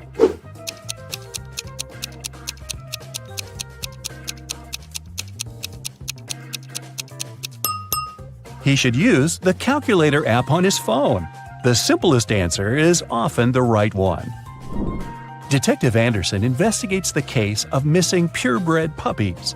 He has a list of 3 suspects. He visits each of them. The first suspect is a young girl. She says she spent the previous day with her friends. And she's also allergic to dogs. The second suspect is an elderly man. He says he hasn't left the house for the last few days. The third one is a famous video blogger. She says she was making YouTube videos all day. Which of them is lying?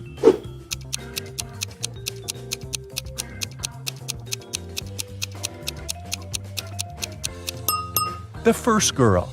She says she's allergic to dogs, but there's a bowl and some dog food in her kitchen. Peter works as a top manager at a huge insurance company. Today, his boss ordered him to fire 3 employees.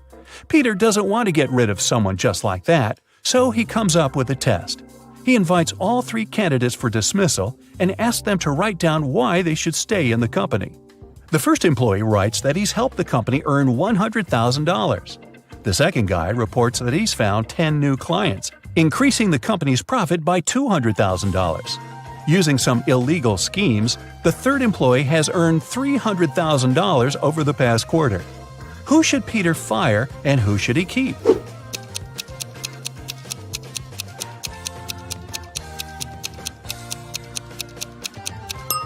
Actually, he got the order to fire 3 people, remember?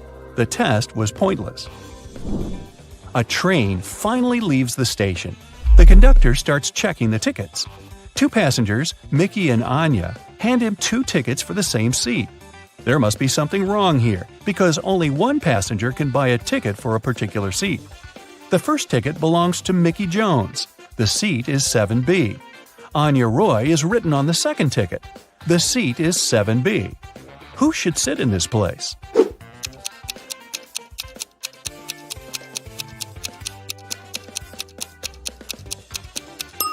Plane ticket, Mickey Jones' document says, and this is the train.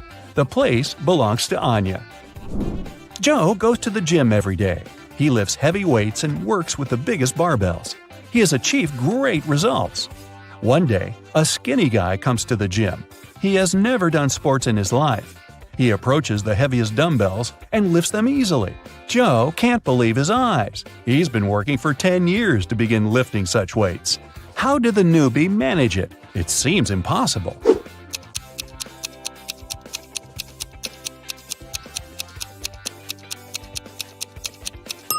The new guy is actually a robot. There's a wire connecting him to a wall outlet over there, see? And at the far end of the hall, a man is holding some gadget. He must be controlling the robot. It's snowing. Richard is trying to walk fast, not to freeze. He's leading 3 sheep through a dense forest.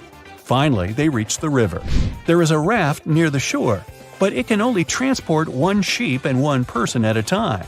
A wolf is sitting on the other side of the river. If Richard takes his sheep there one by one, the wolf will grab them.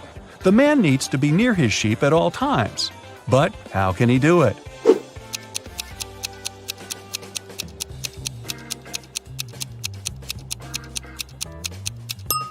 It's winter and the river is frozen. So let's check scores. 0 to 3 points. You need more practice. But I'm sure you feel motivated now, so you'll be more attentive cracking riddles in the future. 4 to 7 points. Not your best result, but not the worst either. You know what to strive for. 8 to 11 points. Not bad. The main thing now is to sharpen your skills. 12 to 15 points. Congrats! You've got a high score, so you can consider yourself a quick-witted person. Jessica is walking down a cold street in an abandoned city. The temperature is so low that steam is coming out of her mouth. She turns the corner and notices a cart filled with food and bottles of water. It's a real treasure, especially in a world where the entire civilization is almost completely destroyed. But as soon as the girl touches the cart, 3 zombies come out of the building. They're approaching Jessica, stretching out their hands toward her. She grabs the cart and runs away, but then she stops. She understands that they are not zombies, but people. How has she figured it out?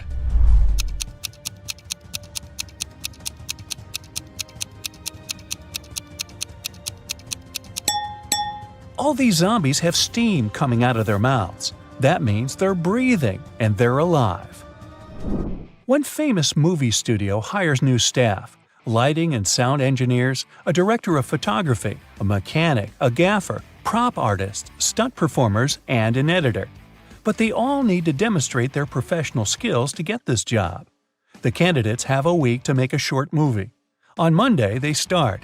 Actors and actresses laugh and cry, sound engineers record all their emotions, the DOP captures beautiful pictures, stunt performers are amazing. Prop artists create a small town with incredible decorations. 1 week later, the studio managers are watching the movie. It's terrible. None of the candidates gets the job. Why did this happen? Why couldn't they make a good movie?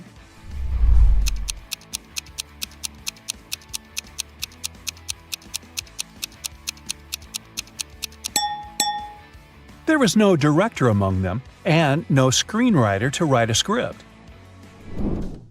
Two friends are sitting at the same table in a cafe.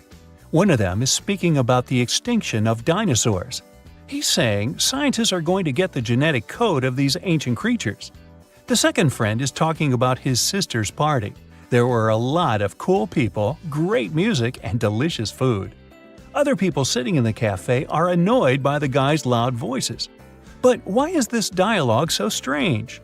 Why is one of the guys talking about dinosaurs and the other is telling him about a party? What's going on here?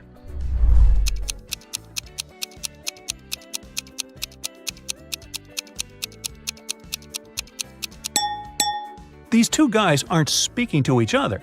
They're talking on their phones through headphones. It's nighttime.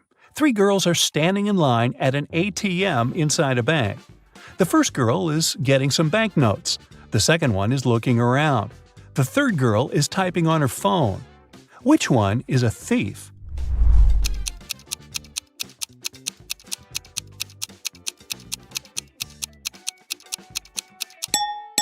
Well, they're all robbers. The bank is closed. Take a look at the sign on the door. It says open, so the closed side is turned toward the street.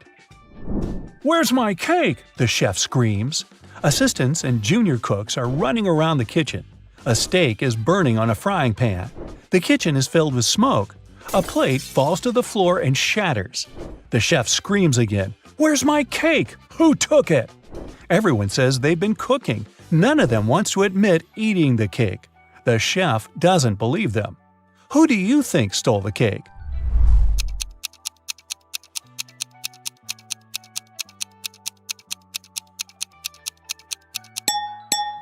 Nobody. The cake is in the oven, see? Jack is in a cold cell. There's only bare ground under his feet.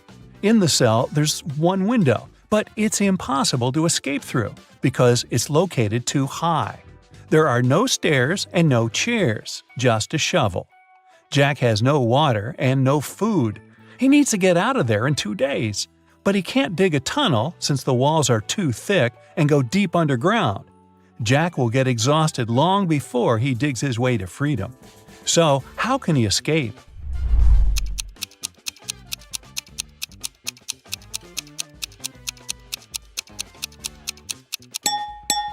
He needs to dig a large hole in the ground and use the dirt to make a small hill. He can then climb it and reach the window. Marty walks around an IT university building. 3 people are following him and discussing something. Marty enters the Hall of Holograms. People walk inside too. Marty sits down on a chair. As for the 3 people, they go on the stage, still talking. Some of them are holograms. But who?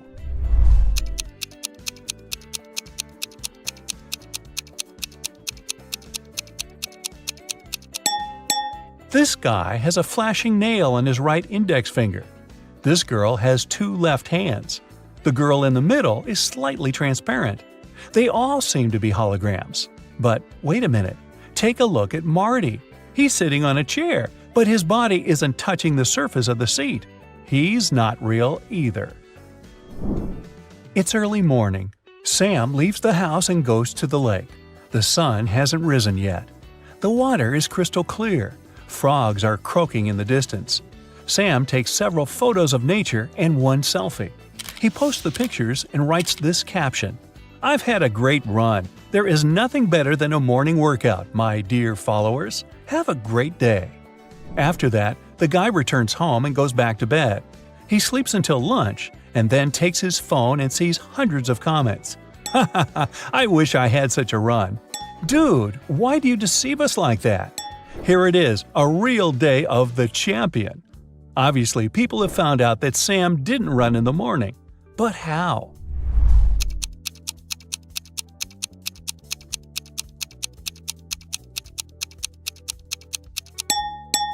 He wrote that he had just had a run, but his face isn't red and he isn't sweaty at all.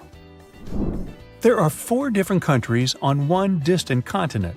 Each of these countries has its own emblem with one simple symbol. The same number of people live in each of the countries, 9 ordinary citizens and 1 monster. 1 queen, 1 king, and 1 prince. Two jesters sometimes drop by these kingdoms. What is this continent?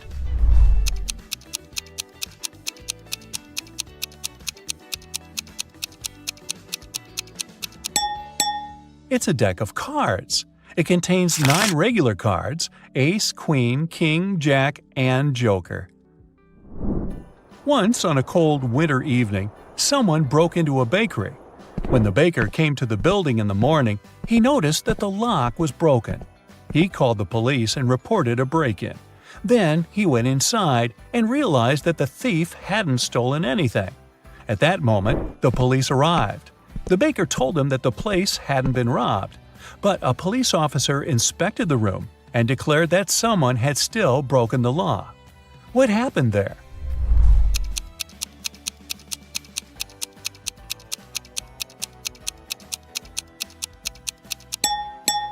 There are almost imperceptible footprints leading to the pantry. The thief must have hidden there to wait for the baker to receive the day's earnings. Mickey has been wandering in a desert for several hours. He's tired, thirsty, hungry, and sleepy. He notices a big house standing on the hot sand. Mickey goes inside and sees a massive block of ice in the center. Someone must have put it there for a reason. Mickey licks the ice, but it doesn't quench his thirst. He decides to wait. It takes a couple of seconds for one drop of water to evaporate in the desert, so the ice should melt soon. The guy leaves the building and goes for a walk. Several hours later, he returns to the house, but nothing has changed. The ice hasn't melted. How is this possible?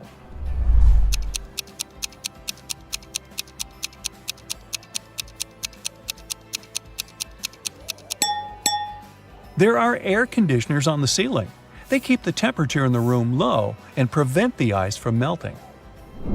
Florence, Anya, and Margot are walking along the beach, telling one another about the past week. All the girls look wealthy and successful, but several people are taking photos of them. It means that at least one of these girls is a celebrity. But who?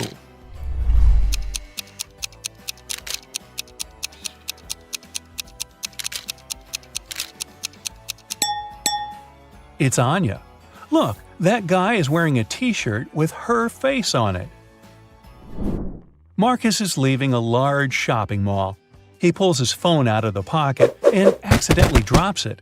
Oh no, the screen is cracked. Marcus gets into a taxi and goes to a phone repair service. He sees dozens of shops. Each of them offers its own services. Battery replacement, the best service in the city. Let's fix your microphone, and dozens of others. Help Marcus choose where to go.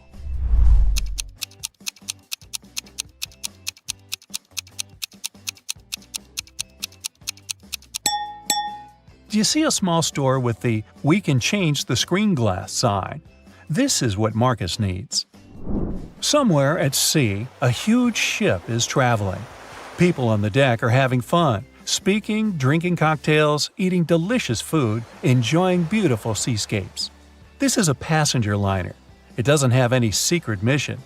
The passengers are ordinary people with ordinary jobs. They discuss the weather, new theater plays, music, books, and travel destinations. They all seem to be intelligent and educated. The strange thing is that no one takes any photos and posts them on the internet. Okay, the internet may not be working so far from the shore, but why don't they take selfies?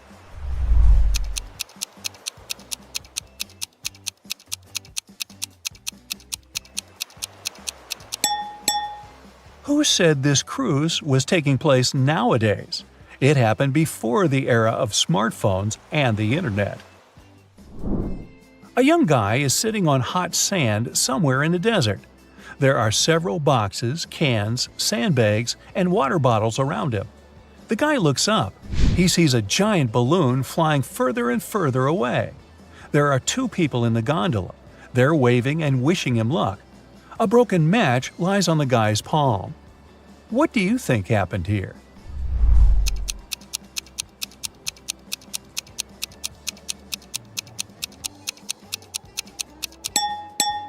Three people were flying in a hot air balloon over a desert.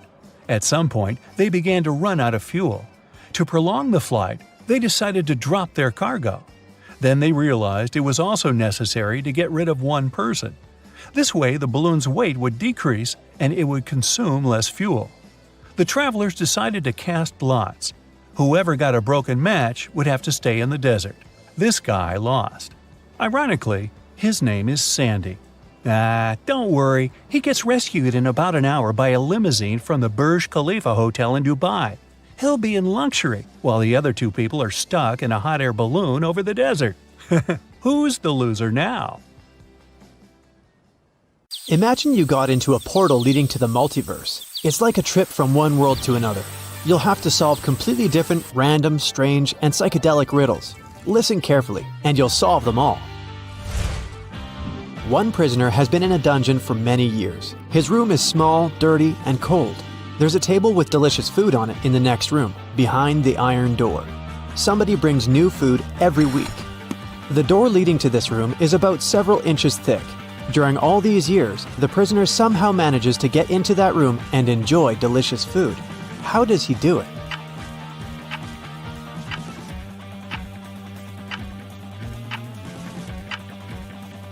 No one mentioned the door to that room was locked. A lonely wanderer passes through the sands of the Sahara. He notices the outlines of an ancient temple in the distance. Food and water are inside this building. He's approaching the building, but a huge sphinx appears in front of the entrance. It tells the wanderer that the way inside the temple is only allowed to those who can solve the riddle. Tell me, wanderer, you have 3 body parts that begin and end with the same letter. Name them, and I'll let you through, the sphinx says. The eye, says the wanderer. Without thinking twice, he names the second body part. It's the throat. Time passes. He still can't name the third body part. The sphinx demands an immediate response. What should the wanderer answer?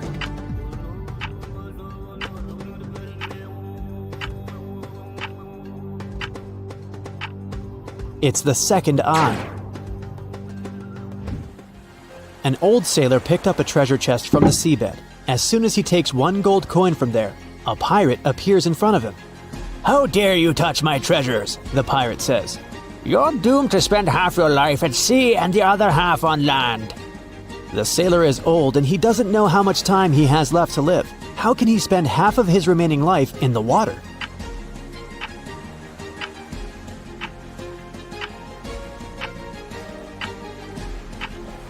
He can do it if he spends 1 day at sea and the other day on land. You're out of luck. You find yourself on a small island during the battle of 2 phoenixes. There's fire everywhere. You run away towards the shore to the opposite part of the island. It's covered with dry grass. The wind drives the flame in your direction. You can't hide in the water because the kraken is over there. How will you escape from the fire?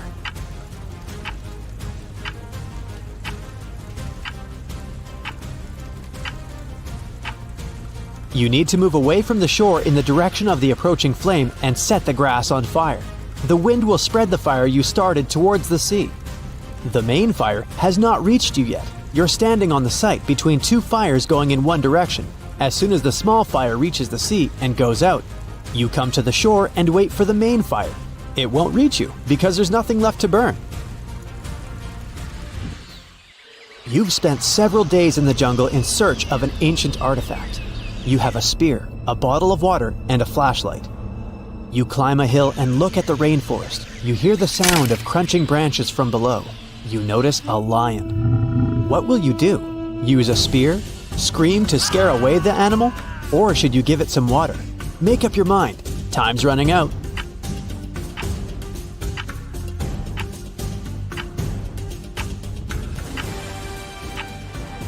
You've noticed the lion, but who said the lion had noticed you? Just wait for it to leave. An old man is sitting in the hall among young students. He can hardly see the teacher who entered the hall. The teacher carefully looks at all the students and informs them that there's just one question they have to answer to pass the exam. He takes a shiny billiard ball out of his briefcase and puts it on the table. Prove that this ball doesn't exist, the teacher says. The exam ends in a few hours. All students write their answers on a piece of paper, and almost all of them get a bad grade. In the end, the old man with poor eyesight approaches the teacher. He gives him a paper with only 2 words on it. The teacher gives the old man the highest score. What was written on his sheet of paper?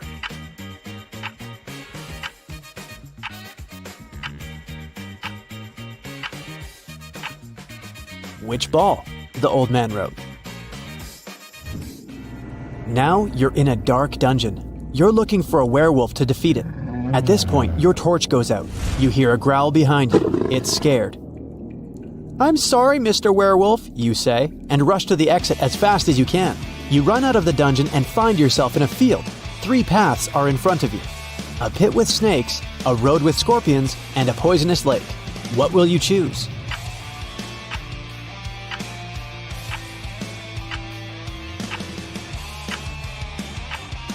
Can you see a hat on the water in the right part of the lake? This means that the lake is frozen. Just run on it. As soon as you cross the lake, you see a little puppy coming out of the dungeon. It barks at you and runs back into the dungeon. You're in an old tavern. Robbers, wizards, and pirates are all around you. The young magician puts a small box on the table and says, "There are 3 cents in here, but only 2 coins. One of them is not 1 cent. How can this be possible?" What coins are inside the box?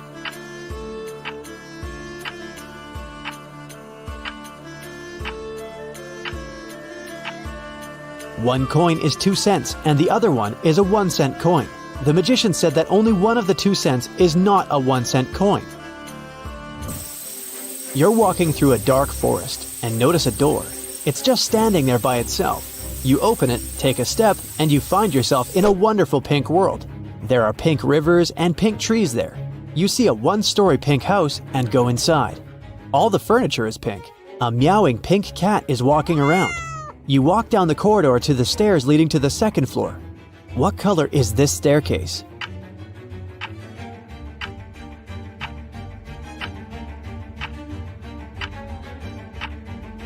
There are no stairs in the house. It's a 1-story building, remember?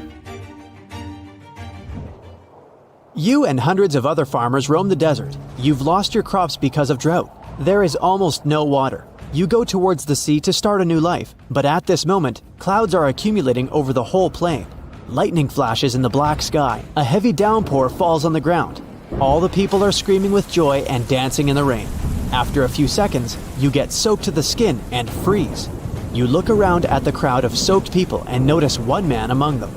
Despite the downpour, not a single hair on his head got wet. How is this possible?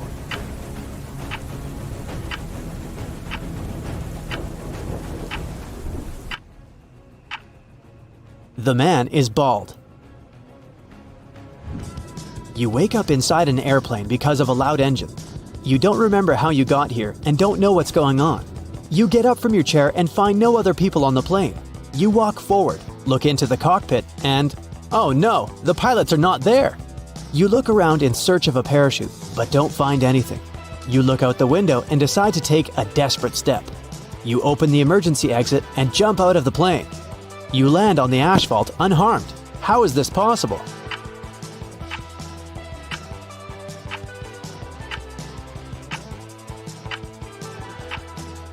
The plane wasn't flying anywhere. It was standing still on the ground.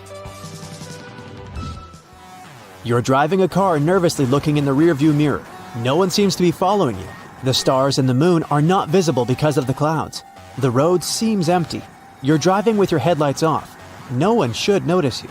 At this moment, an old woman dressed in a black suit crosses the road. The moon is not shining. The headlights are off. She is dressed in black. Despite all these factors, you slow down, stop the car, and let the old lady cross the road. How did you notice her?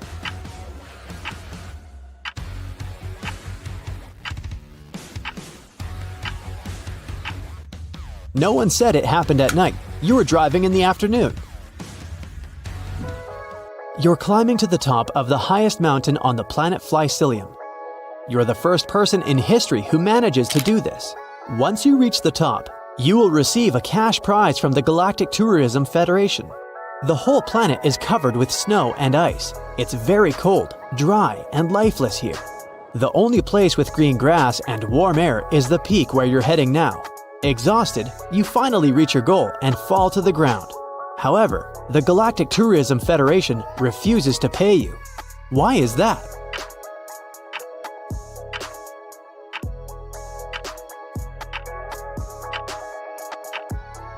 Did you notice shoe marks on the grass? It means that someone was here before you. A girl walks into an old antique store. Her mouth is covered with duct tape, but she's okay with it. She approaches the seller and tries to tell them what she needs using gestures. She sticks her finger in her left ear and puts her fist to the right ear. Then she starts rotating her fist. The seller understands the girl wants to buy a pencil sharpener. She pays and leaves. Then a man with a blindfold enters the store. He wants to buy scissors. How should he explain this to the seller?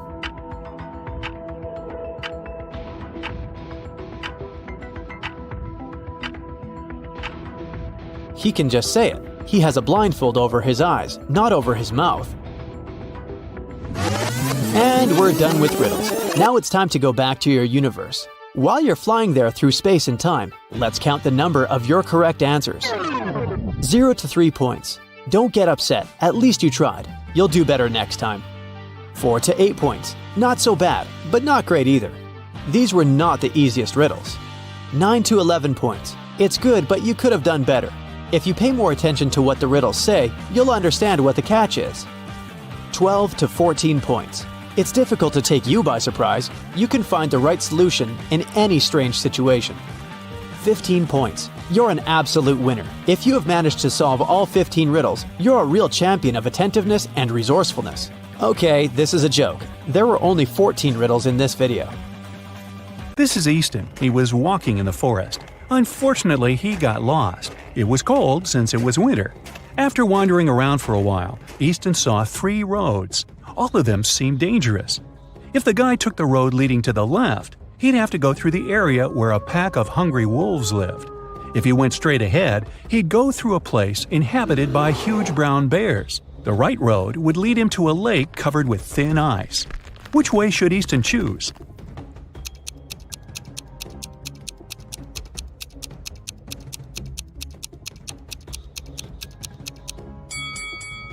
He should pick the road leading straight ahead. The brown bears living there won't be dangerous. It's winter, and these animals sleep during this season. Serena went to the spookiest house in the neighborhood on her own. That definitely was a mistake. Once she got inside, the door got locked behind her. Now she had 3 ways out. Behind the first door, there was a zombie. Behind the second door, there was a vampire. Behind the third door, there was an angry ghost. Ooh. Which way is the safest?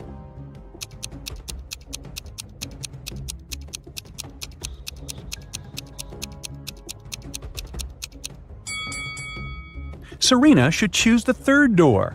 Ghosts may be spooky, but they can't cause any real harm. Serena told her friends about her adventures and, of course, they didn't believe her. So the next night, one of them, Rylan, decided to go to the house too. Once he walked in, the door behind him got locked. And again, there were 3 ways out. But this time, behind the first door, there was a huge magnifying glass. It used the light from the sun to burn anyone and anything that was inside. Behind the second door, there was a huge dragon that disliked strangers. And behind the third door, there was a hungry lion. Which way should Rylan choose to survive?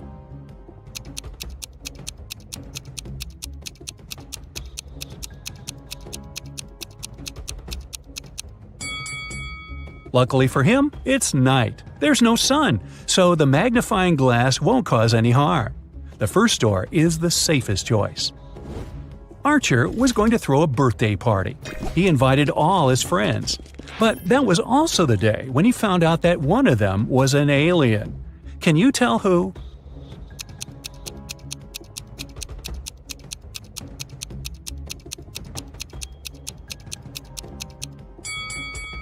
It's Alex.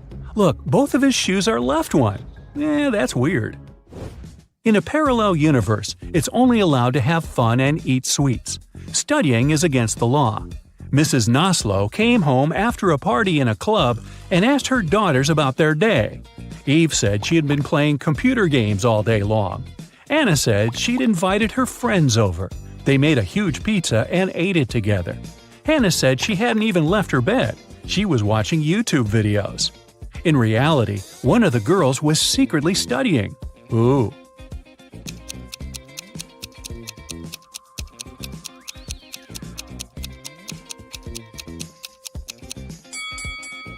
Hannah. Look at her hands. There are some ink stains. If she had been watching YouTube, she wouldn't have used a pen. Karina was going to become a historian. After classes, she liked to go to the History Museum to read her books and learn new things. One day, while the girl was studying there, she went to the bathroom, leaving her stuff behind. When she returned, she discovered that her wallet was missing. Noelle said she never paid attention to Karina or her stuff. Tucker said that at that time, he was on the phone with his friend. Lyra said she hadn't stolen anything. Who lied?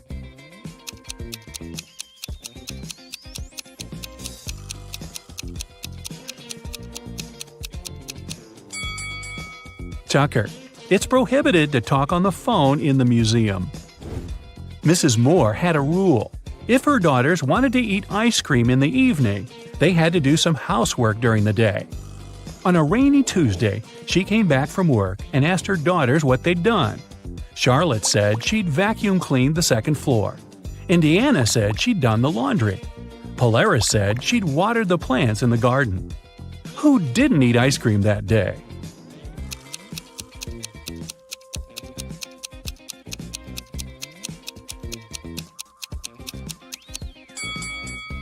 Polaris. She said she'd watered the flowers, but why would she do it if it was raining outside? Detective Callum is on a mission to find a vampire and an elf. He knows that the vampire lives in the red house on the left side of the neighborhood. Look closely at this family and find the vampire.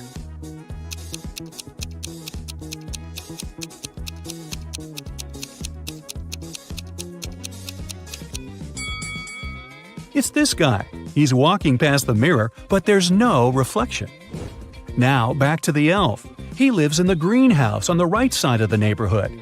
Detective Callum has started to watch this building too. Luckily, he has only spotted 2 people. But who is the elf?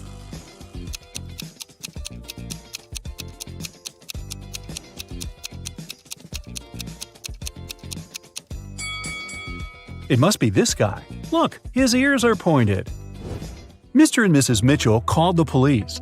They said that their son, a private school student, hadn't come back from school. The problem was that he suffered from amnesia. The police started to search the city. They found 3 teenagers with amnesia who didn't know their names or the names of their parents. And still, they managed to figure out who Mr. and Mrs. Mitchell's son was. Can you understand it?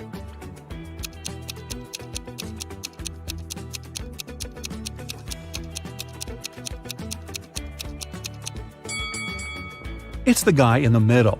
Mr. and Mrs. Mitchell's son went to school in the morning and didn't return, so he must still be wearing his school uniform.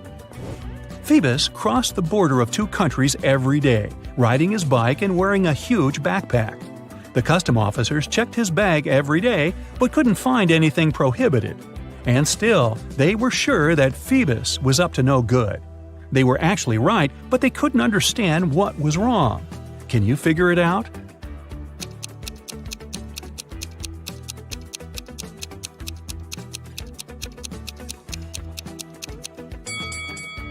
Look, every time, Phoebus rides a different bike. He smuggles bikes right in front of their noses. Mrs. Adams came back home. She had 3 children who were grounded and not allowed to watch TV. When she was about to get into the house, she heard that the TV was on. But when she entered, it had already been turned off. Serenity was in the garden.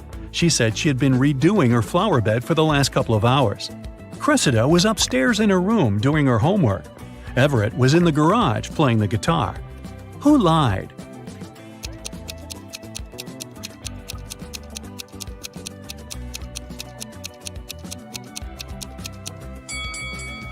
Serenity. No one works in the garden wearing a dress. Also, she's completely clean and doesn't have any garden tools with her. Oliver is terrible at packing. Whenever he goes somewhere, he always takes the stuff he'll never need. Today, he's packing to go camping in the forest. Take a look inside his bag and decide what he won't need on the trip.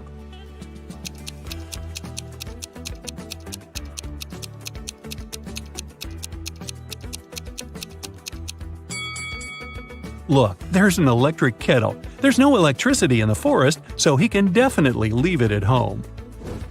Now look at what Oliver has packed for a weekend at his parents' house. What things won't he need?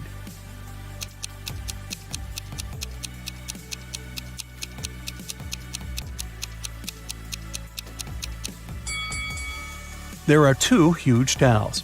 I'm pretty sure his parents have spare towels. He can leave them at home. Oliver is going on vacation to a deserted island. He will spend a couple of days there, trying to survive on his own. What things won't he need on the island?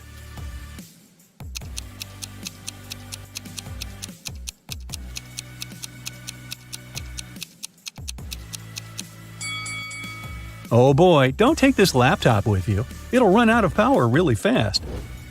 Susie was finally going on vacation, and she was planning to spend it in Mexico. She lived alone, so she asked her friend to look after her plants and her cat. The friend agreed and took them to her house. When Susie returned, she realized that someone had been in her house while she had been away. How did Susie understand it?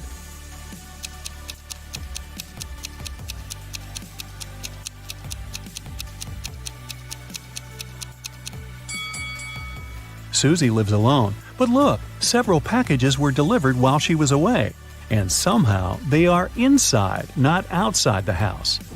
Elijah got into a road accident. He crashed into a tree. He smashed his car and got several bruises himself. He didn't break any rules, and still, when the police arrived, they noticed one small detail and took his driver's license away. Why?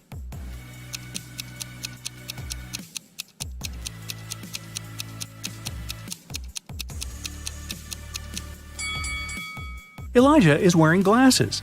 He's got a couple of cuts on his face, but his glasses aren't broken, even a bit. The police suspected that even though the guy had poor eyesight, he wasn't wearing his glasses while driving. He must have put them on only after the accident. Sebastian was a famous archaeologist who dedicated his life to finding the treasures of ancient civilizations. One day, he found a chest full of golden coins in a cave. They dated back to 2000 BCE. For some reason, Sebastian was terribly disappointed with this discovery. Why?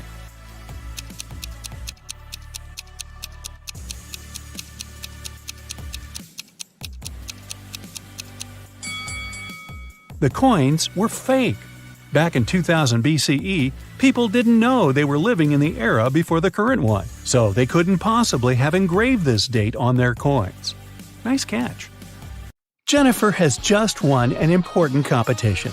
2 women have come over to congratulate her. Each claims to be Jennifer's mother. Who is the real one?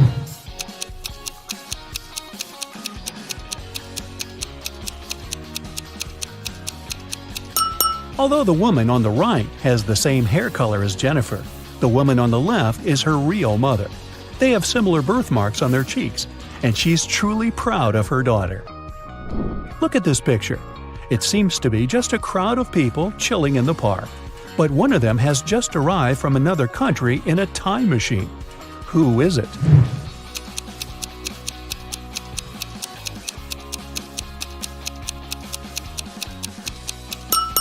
This guy on the bench. He's wearing a toga. Tom failed a test, and Ms. Anderson called him to her office to talk about it. What's wrong here?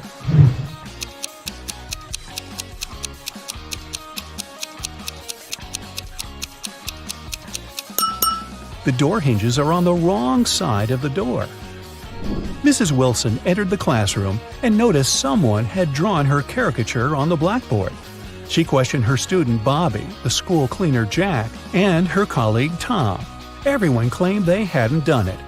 Who is lying?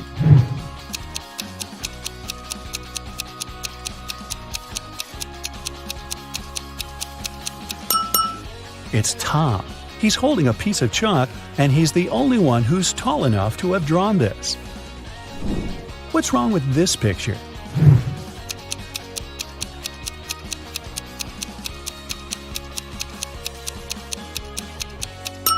They're playing basketball with a soccer ball. Luke fell from his bicycle and lost his memory. Look at the picture attentively and help Luke figure out who his real father is.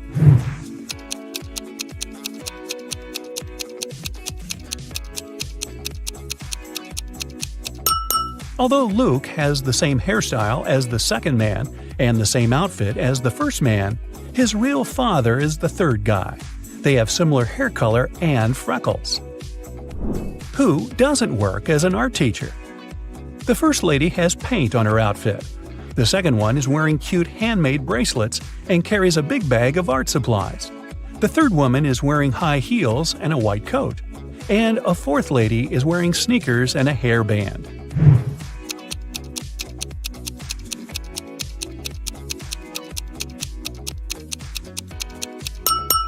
The third woman has nothing to do with art. If you look closely, you'll see that her white coat is a medical gown. Jake and Sarah are chilling at a luxury resort after an exhausting business conference. But something is wrong. What is it?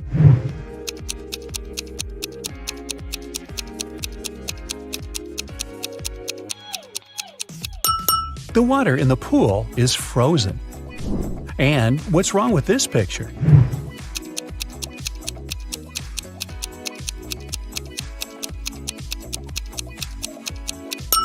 Unlike her reflection, the woman isn't actually wearing any necklace. Let's check what your magic power is. Don't forget to keep track of your points. A. What's your favorite time of the day? Morning, evening, night, afternoon? I can't choose.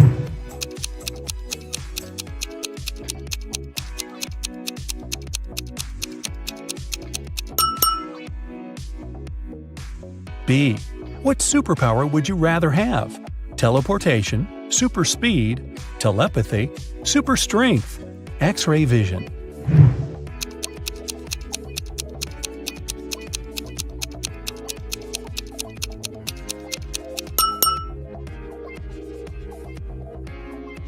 C. Congratulations, you've got it now. But with great power comes great responsibility. How will you use it? Marry my crush, rule the planet, get rich, become a hermit in the desert. Save people.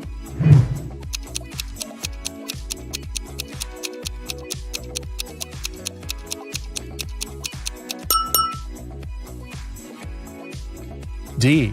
How do you get along with other people? I'm respectful and neutral. I can't imagine my life without my friends. I dislike other people. I'm slightly introverted. I enjoy the company of other people.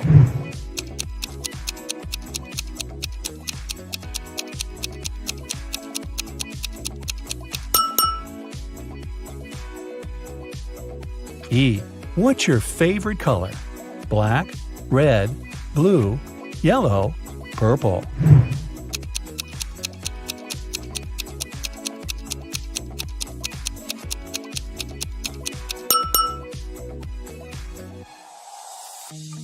F. A magician needs a crystal. Pick the one you like most.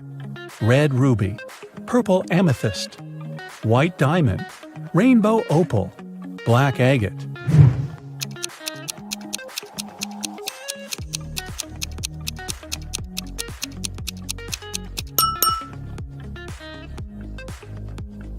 G.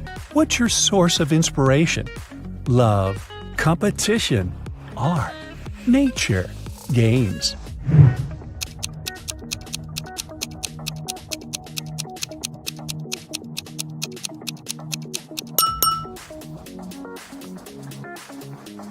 H. Which one is about you? I want to be popular. I'm pretty smart. I stay away from drama. I want everyone to be happy. I'll do anything to win.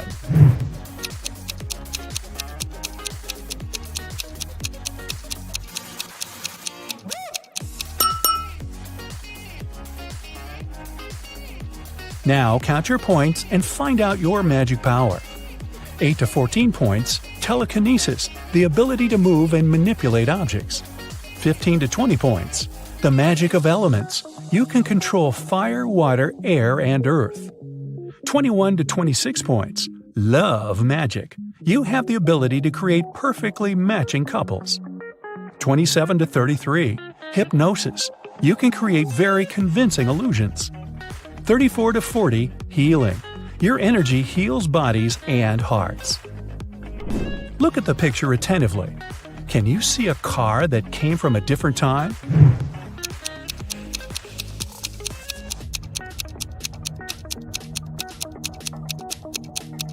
Right, here it is. Look at the picture. What do you think is happening? Who is lying?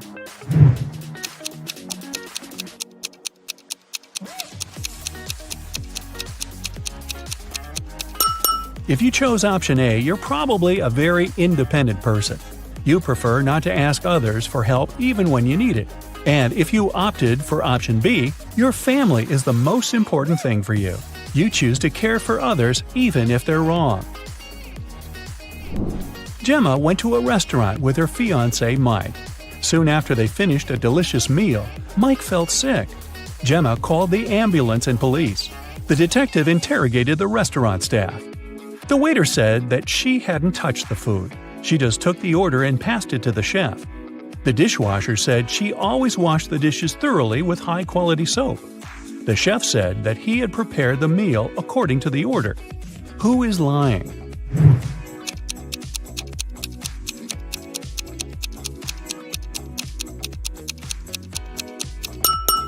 The chef. Take a look at his locker and his tattoo. He is Gemma's ex-boyfriend. He poisoned Mike out of jealousy. Will worked at a coffee shop. One day, his wife, Diana, came over to visit him. Which of the customers is his real wife?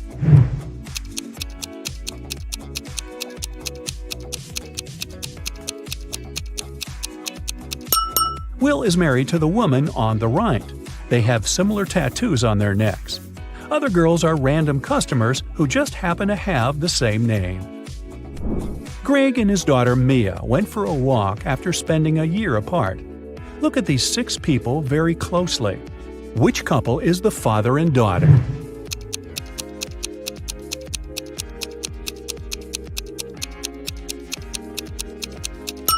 Right you are!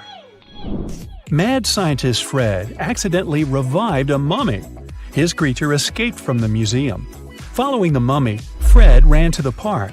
Look at this image. Can you help Fred find the mummy?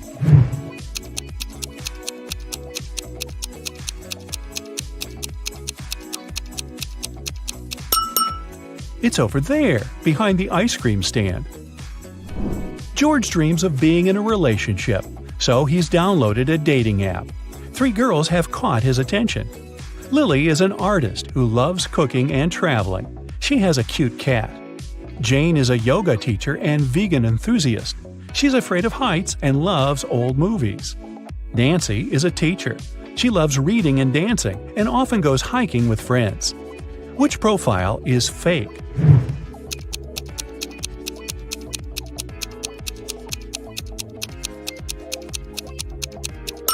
It's Jane's profile.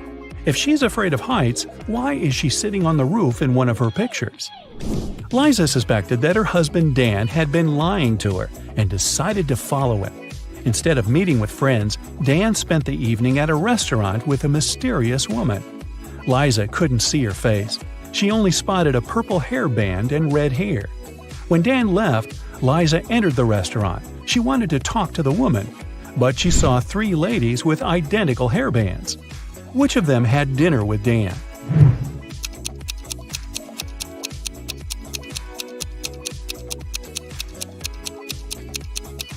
It's this lady. The bun was on the right side of her head and her hair didn't stick out. Stephen received an anonymous message which said that some guys were planning to rob his house during his birthday party. Look at the guests. Which one is the thief?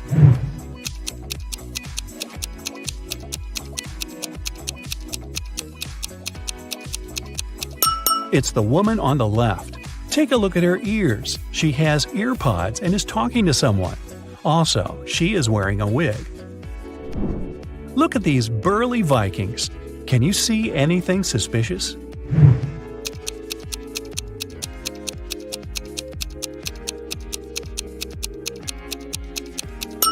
This big guy is wearing sneakers. These shoes are from a different era. Can you spot an alien among the customers of this cafe?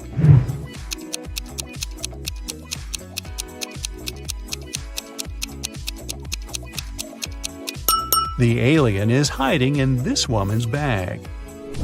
Ava arrived at her granny's farm and immediately spotted something very weird outside.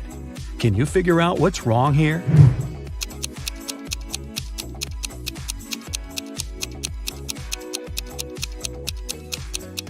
Look at the spots on the cow's body. Those are butterflies. Tim and Claire had been planning their wedding for ages because they wanted everything to be perfect. Finally, their dream came true, and they got married. But something's not right in this picture. What is it?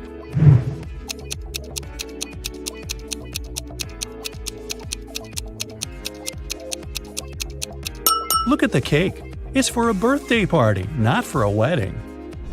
Olivia left the supermarket, but returned a minute later because she had forgotten her wallet. Unfortunately, it was already gone. The police arrived and questioned 3 suspects. Sylvia, the cashier, said she hadn't seen the wallet after Olivia had paid. Ben, a pilot, said he hadn't seen the wallet because he'd left his glasses at home. And Jill, the manager, said she had been in a different part of the store and hadn't noticed anything suspicious. Who stole the wallet?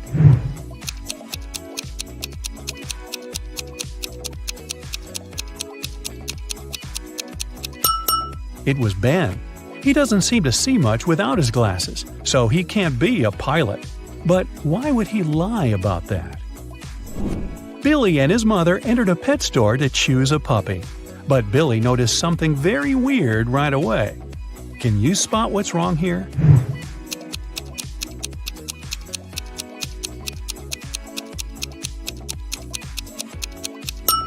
A peacock is sitting in one of the cages. Tomas was washing a window on the 24th floor of a large office building, and suddenly he heard someone screaming. The guy looked outside and saw a lady falling from the 30th floor. But in 5 minutes, the woman was standing on the ground, totally unharmed. How did she survive?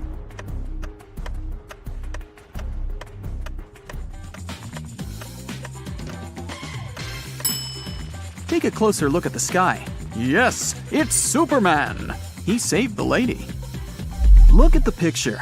What's wrong here?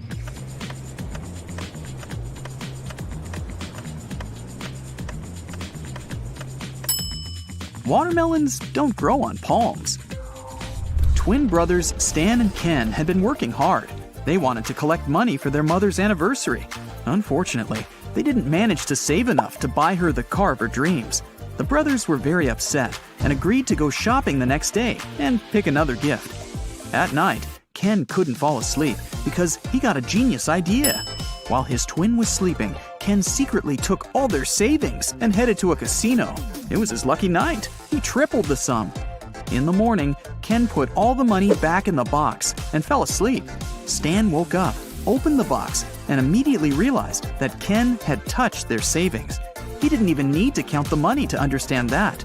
How did Stan figure it out?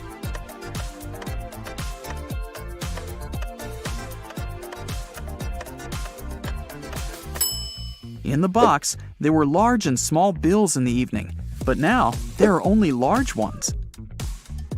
Kelly was traveling and discovered a beautiful abandoned castle.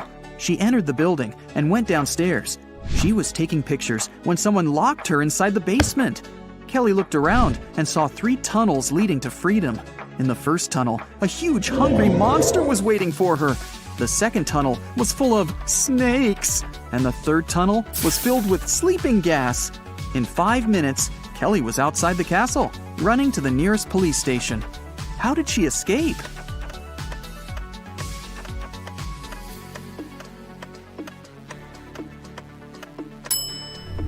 She used her headband as a mask and ran away through the third door. Look at these animals attentively. What's wrong with this picture?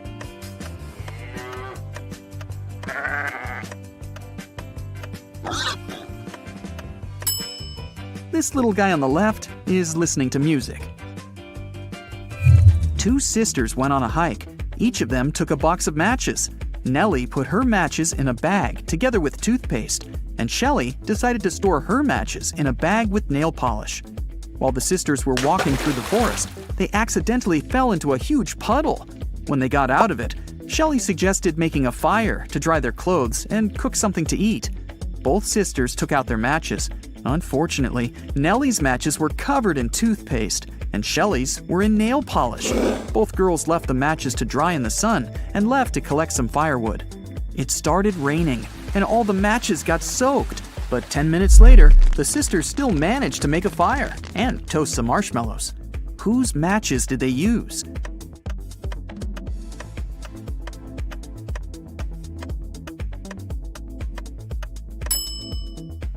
They used Shelley's matches. The nail polish dried and made them waterproof. If you don't keep it, it'll break. What is it?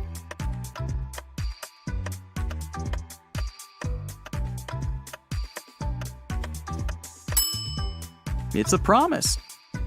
Susan was asked to describe her sons. She said, "They're all redheads but 3, all blondes but 3, all brunettes but 3, and all pink-haired but 3. How many sons did Susan have?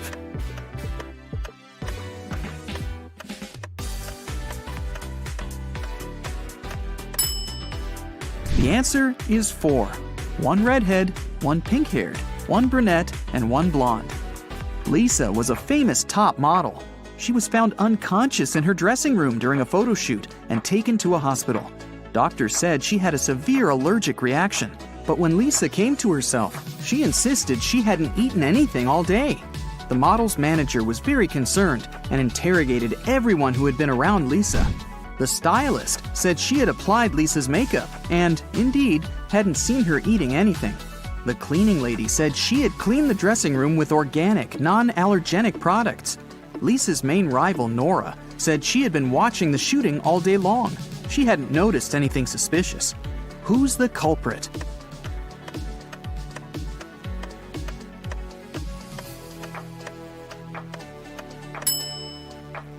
It was the stylist. Lipstick was the only thing Lisa could have swallowed that day.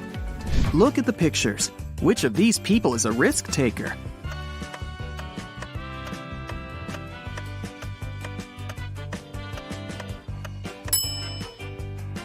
The girl is risking less. She's sitting on the second floor, and there's a pool below. The guy is risking more. The building he's sitting on is taller. You can see clouds and planes in the sky. What food can you never cheer up?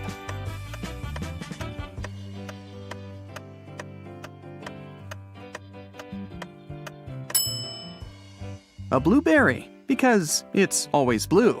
Haha. Okay, let's move on. There are 5 lemons in a bowl. You take away 3 of them.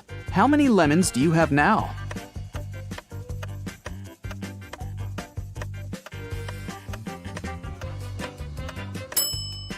Well, you have the 3 lemons you took. King Gerald has a very beautiful daughter named Teresa. 4 princes from different countries came to the kingdom, hoping to marry the girl. But the king decided to check how smart they were and organized a special contest. Teresa was in the center of a 200 by 200 foot room, and the princes were standing on small boxes in each corner of the room. The first prince to touch Teresa's hand would become her husband, but they weren't allowed to leave their places or use anything but their hands or wits. One of the princes figured out what to do immediately. He married the princess. What did he do?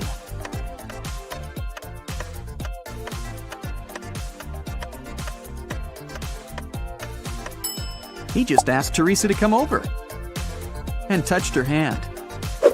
You can easily find me on Earth, Mars, Mercury, and even Jupiter, but you'll never find me on the Moon, Venus, or Pluto.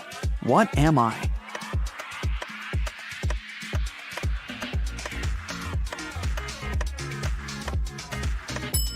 I'm the letter R. Manager George received an anonymous text message. It said a robber had just entered the supermarket where he worked. George hurried into the hall and saw 4 pregnant women in the grocery section.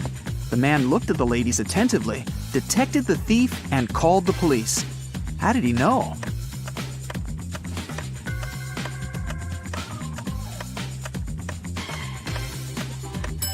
The woman on the right is the only one who doesn't have a shopping basket or cart. She's putting groceries inside her fake belly.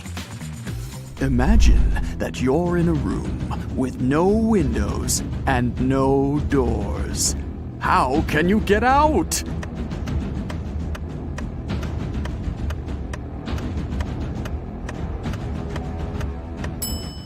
Just stop imagining the room. Mrs. Victoria decided to give her grandson Rick an unusual gift for his 18th birthday. She called him into her room, showed the guy her safe, and handed him a corked bottle with a key inside. Honey, this is the key to my safe. You can keep all the money you find there if you manage to open it. But you must take the key out without removing the cork or breaking the bottle. Good luck. Rick accepted the challenge and started thinking about the puzzle. What would you do to get the key out?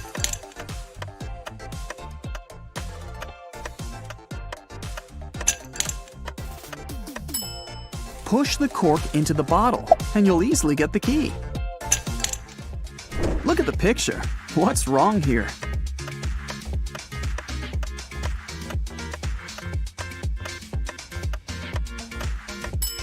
The lady's reflection is holding the bag in the wrong hand. Amy had a crush on her neighbor. She went to the local witch, Sally, to ask for her help. Sally said she would make a purple love potion. On the night of the full moon, Sally took a sheet of paper with her granny's love potion recipe. She mixed all the ingredients except for the last one. Suddenly, a gust of wind threw the recipe into the fireplace. Sally was desperate. She didn't remember the name of the last ingredient, but she still knew for sure that the potion should be purple. Help Sally finish her work.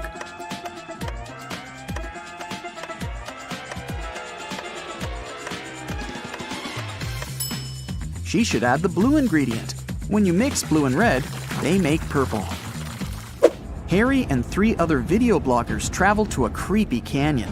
They wanted to make a video about this mysterious place. They had been filming all day long. In the evening, they gathered around the fire, but it started to rain and everyone went to sleep in their tents. In the morning, Harry woke up, left his tent, and headed to the big bag with food to grab something for breakfast. That's when he discovered that all the food was gone. Harry got angry. He woke everyone up and interrogated the members of his team. Fred said he'd been looking at the starry sky all night. Jane said she'd been trying to catch a Wi-Fi signal to have a video chat with her boyfriend. And Sam said he'd been sleeping. Who is lying?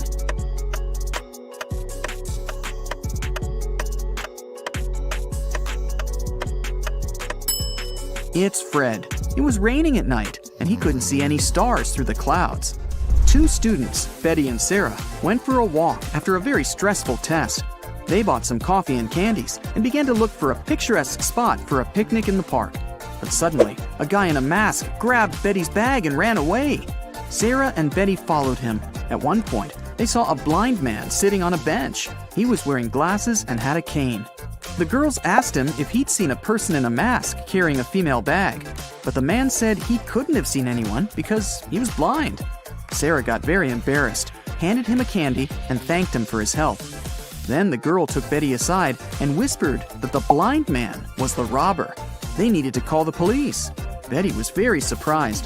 Why did Sarah decide the man was the robber?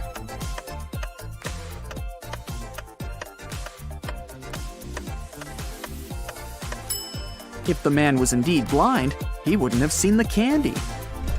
Will's mother has 3 sons, Fred, Peter, and...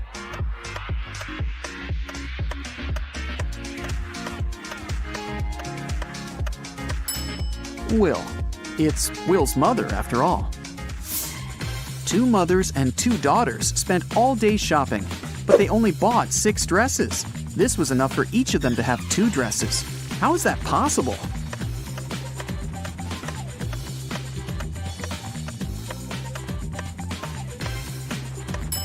Only 3 people went shopping: a mother, her daughter, and her daughter's daughter. One of them is a daughter and a mother at the same time, and each of the 3 purchased 2 new dresses. All right, take a look at the sequence of letters. What are the next 3 ones?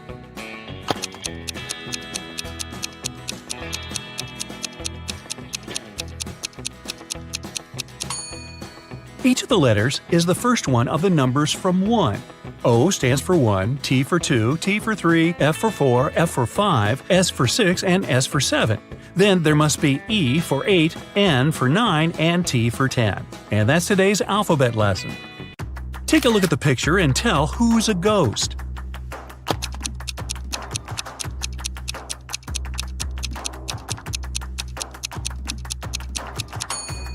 It's the man on the very right. He doesn't cast a shadow. Two people, Libby and Gray, were chilling on a beach. A police officer came up to them and said that he recognized the bike standing nearby. It was stolen from a man a couple of blocks away. He asked which one of them stole it, but both denied it. Can you tell who's guilty?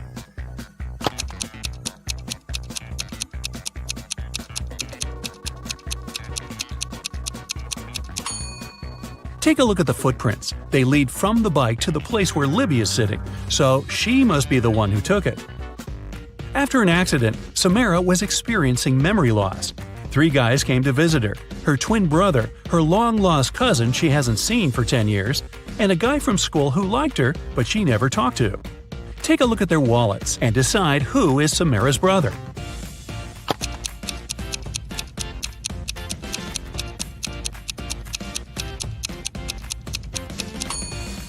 It must be this guy. Look, he has a picture with her. A random guy wouldn't have one. Neither would a long-lost cousin, because the photo wasn't made long ago. On the weekend, Kira and her friends were supposed to celebrate a birthday of a friend online, but Kira didn't show up. In school, her friends asked why she didn't come. She said that on Friday evening something happened, and she didn't have any internet or electricity for the whole weekend. She said that she used this chance to study and spent both days in front of the computer, writing her midterm papers. Her friends didn't believe her. Why?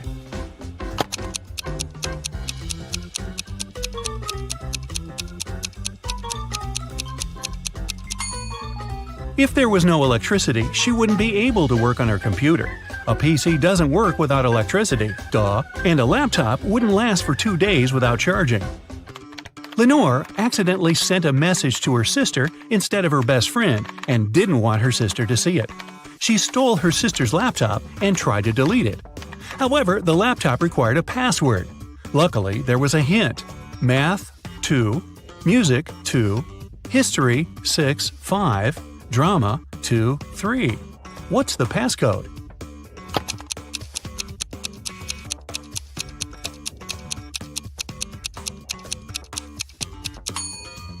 Every number indicates the letter you should take out of the corresponding word.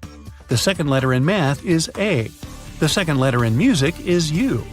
The sixth and fifth letters in history are R and O, and the second and third letters in drama are R and A. The password is Aurora. Esme was walking in the forest and got lost. Finally, like all the other times, she found the witch's house. Yeah, it's like Groundhog Day. She walked in, said hi, pet the cat, and asked to send her home. The witch wanted to make a deal. If Esme solves her brand new riddle, she'll help her. If not, Esme will stay with them forever. The witch blindfolded Esme. There was an unknown number of coins on the table. 6 of them were heads up, and the rest were tails. Blindfolded, Esme had to divide the coins into 2 groups so that there was the same number of coins heads up in both of them. How can she do it?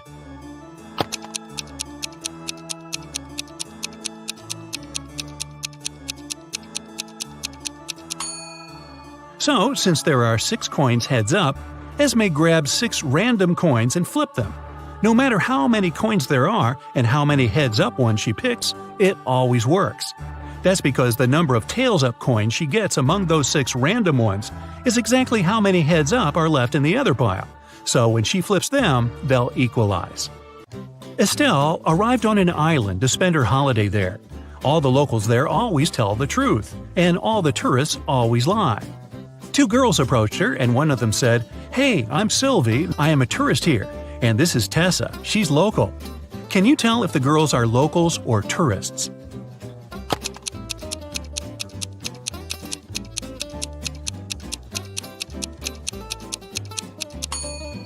Since locals always tell the truth, a local would never call themselves a tourist. So, Sylvie must be a tourist. But she must be lying about something. If she told the truth about herself, then she's lying about Tessa. Therefore, Tessa is a tourist too. Miss Virginia Dell was a rich young lady. She loved jewelry and kept a collection of her favorite pieces behind the glass in her dressing room. One morning, she walked in and found that someone broke the glass and stole her jewelry. The detective had 3 suspects: Ms. Dell's cleaning lady, Willow, who cleaned the house every day; Ms. Dell's best friend, Kelly, who had the key from the house; and her cousin Sophia, who was staying with Ms. Dell for the holidays. Willow said that last night, when she cleaned the room at around 10 p.m., everything was all right.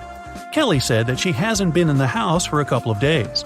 Sophia said that it's not in her manners to walk around someone else's house and steal jewelry. Who stole the jewelry?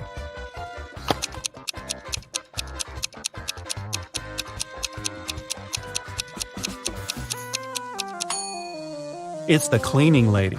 It seems like right after she broke the glass and stole the jewelry, she wiped off the pieces of glass while cleaning as well. It was a stormy night, and Alana and her sister stayed up late watching a soap opera. In the middle, there was a weather forecast. The weather lady said it'd keep raining for 2 more days, but in 72 hours, it'd be bright and sunny. Alana turned to her sister and said that the weather lady was wrong. Indeed, Alana was right. How did she know?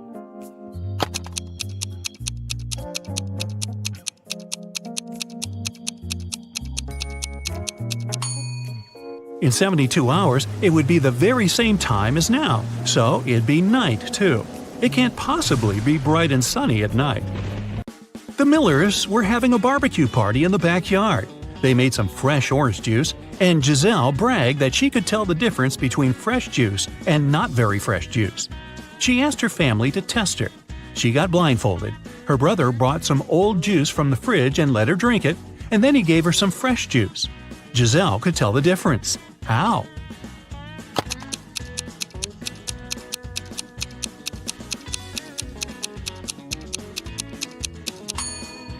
The older juice from the fridge was colder than the fresh one was outside. Mr. Thompson was a strict English teacher who never allowed electronics in class and read all the paper notes aloud in class, so the students had to be conspirative.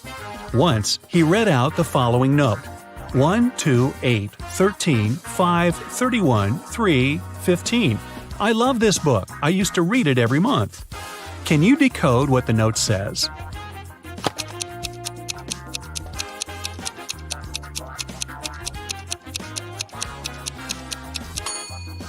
The numbers stand for the place of the letter in the phrase. The first one is I, the second one is L, the 8th one is I, the 13th one is K, the 5th one is E, the 31st one is Y, the 3rd one is O, and the 15th one is U. The note says, I like you. Ah. It was a lazy day, and it just started raining when Mr. Jones called a police officer. He said someone just bumped into his car and drove away. The police officer arrived. The only person not too far away from the place of the accident was a man trying to fix his tire. Mr. Jones says that's the gentleman who bumped into his car. However, the gentleman said that it couldn't be true because he was busy fixing his car the whole time. Can you tell who's lying?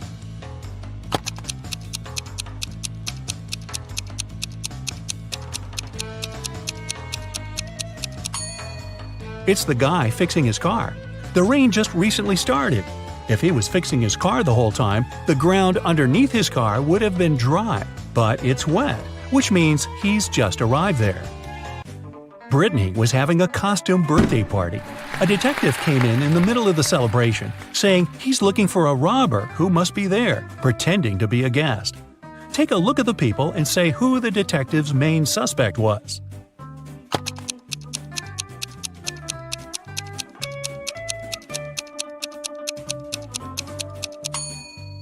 Look at this guy. Unlike all the other guests, his costume is totally inconsistent. It's a cowboy hat and Joker's jacket. He probably wore whatever he could find in a rush, trying to hide. Yvonne went on a business trip and asked her boyfriend, Dale, to go and buy her a special chocolate bar from a man who came there once a month at midday. That day, he was busy playing video games and totally forgot about it. Yvonne asked him if he got her the snack, and he said that all the bars were sold out when he came.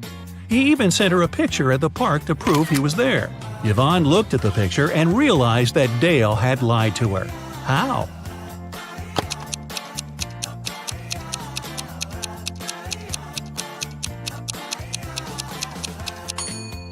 The shadows are too long, so it can't be midday since shadows disappear at noon.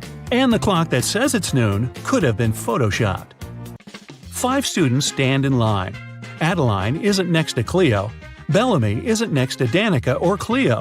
Nor Cleo nor Bellamy are next to Eloise. From your perspective, Danica is on the left of Eloise. What are each girl's names?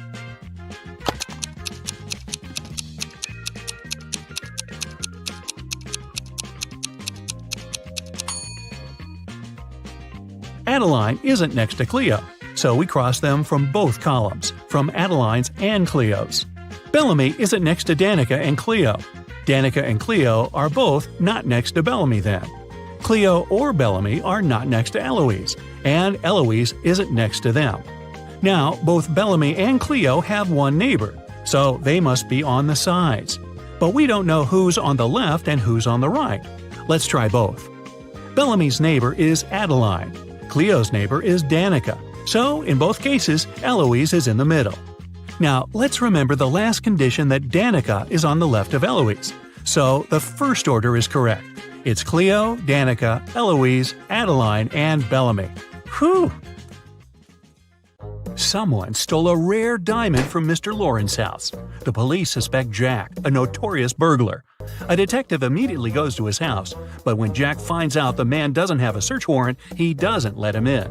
In an hour, the police arrive again, this time with the warrant. They search the entire house, but find nothing. They're ready to leave when one of the police officers exclaims, "I know where the diamond is!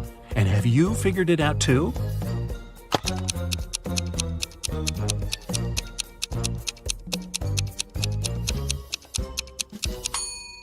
When the police first came to Jack, his hair was much shorter. He must be wearing a wig, and the diamond is hidden underneath. On Tuesday afternoon, a man came to the police station. He claimed his car had been stolen. Detective Brown asked the man to show him the place where it had happened. They went to a movie theater. The man said that the day before, he and his wife had come to watch a movie. They left the car in the parking lot, but when the movie was over, the car was gone. After looking around for a couple of minutes, the detective understood who the criminal was. And have you figured it out?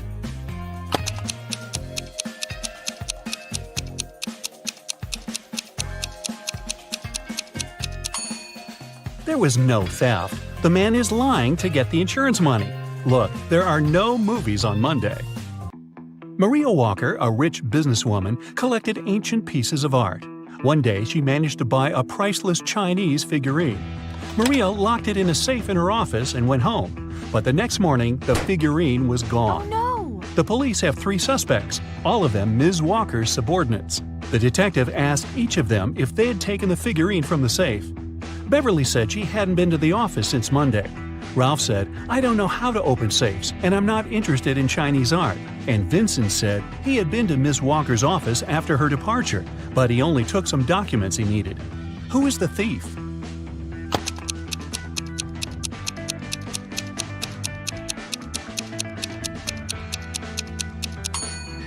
It's Ralph. Otherwise, how would he know the figurine was Chinese? A man wearing a hat, a bandana covering his face, and dark sunglasses robbed a bank. The police have 3 suspects. Look at them and try to figure out which one is the criminal.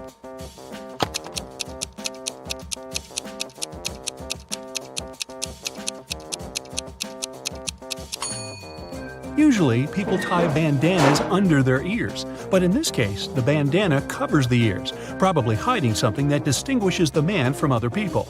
The criminal must be the man with a large earring. Jesse Harris was a pilot. Once there was an emergency during a flight. Jesse had to land the plane right on the highway. Luckily, he was a skilled professional and no one was hurt. But Jesse himself hit his head and lost his memory. When he climbed out of the plane, 2 women ran toward him. Both of them claimed he was her husband. Can you figure out who's telling the truth?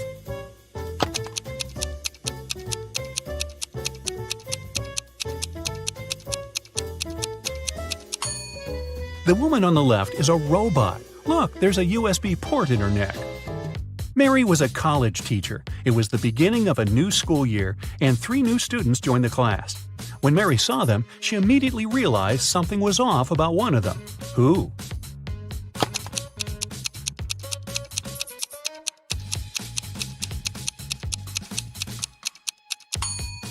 It's the guy in the middle. He doesn't have a shadow. Logan worked as a security officer on a small cruise ship. One day, during a severe storm, he found Mr. Lewis lying on the deck. When the man came to his senses, he said someone had hit him on the head and taken his wallet. Logan had 3 suspects. He visited them in their cabins. Linda told him she was feeling queasy because of seasickness. She couldn't even get up from her bed. Denise said she had been watching a movie on her smartphone. And Philip said he had been writing a letter to his wife. Logan immediately understood who had hit Mr. Lewis. Do you know it?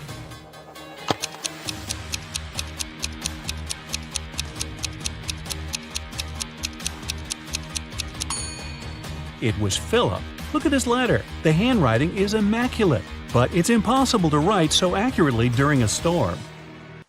Kayla went on a business trip. She didn't have time to tell her boyfriend about her plans, so she left him a note with clues. In it, the woman wrote, "I'm in the city that is 3 of 7 chicken, 2 of 3 cat, and 1 of 2 goat. I'll be here for a week. Come visit me." Do you know where Kayla's boyfriend should go?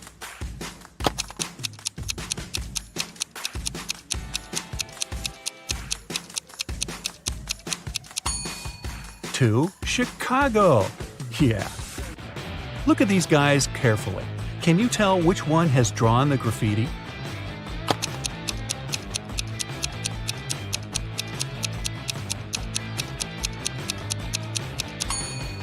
It's the guy on the left. He has some spray paint on his hoodie. Alan was driving along a small country road when he saw that someone had crashed their car into a tree. A moment later, he spotted a man running toward him. "Help me, please! I was moving rather slowly when a truck suddenly cut me off. I lost control of my car and crashed into a tree."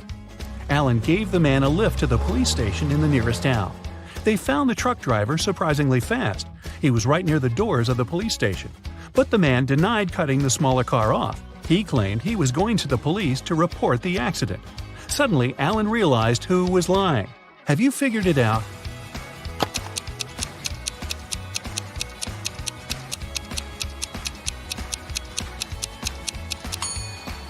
Look at the tire tracks. It's obvious that those left by the truck go over the ones left by the car. It means the truck couldn't have cut the smaller car off, and its driver is lying. Several police officers were called to a hotel. One of the employees was found unconscious on the floor. The police checked the cameras to figure out what had happened. They didn't see the criminal, but now they had 3 suspects, all of them hotel guests. Sarah said, "I heard some noise, but I stayed in my room because I was scared." James told the police he had been outside. He was trying to catch a taxi to go sightseeing. And Damien said he had been sleeping at home at the time of the accident. Who is lying?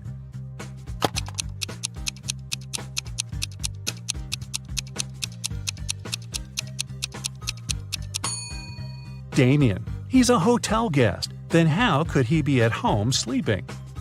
Beverly was making dinner in the kitchen when she heard glass shatter. She rushed to the living room and saw the window broken. Someone had thrown a stone that was now lying in the middle of the room. Beverly called the police, but they didn't manage to figure out who the culprit was. The next day, when Beverly came home from work, she saw something on her doormat. It was a note. Williamson was the surname of Beverly's neighbors. There were 3 teenagers in that family, Mark, Roy, and Natalie. Which one broke the window?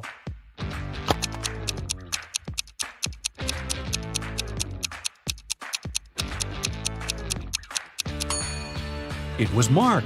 The note says, Williamson. Bruce owned a large store that sold expensive designer items. Recently, there have been several thefts there. The man asked his friend Gabriel, who was a police detective, to check what was going on. Gabriel spent 2 hours in the store. When he left it, he knew who the thief was and who was guilty of these crimes.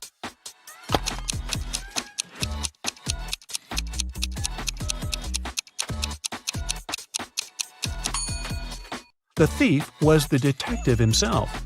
He easily stole a pair of costly sunglasses to prove that the store security was very bad. That's the reason for so many thefts. One of these young women has a dog. Can you tell which one?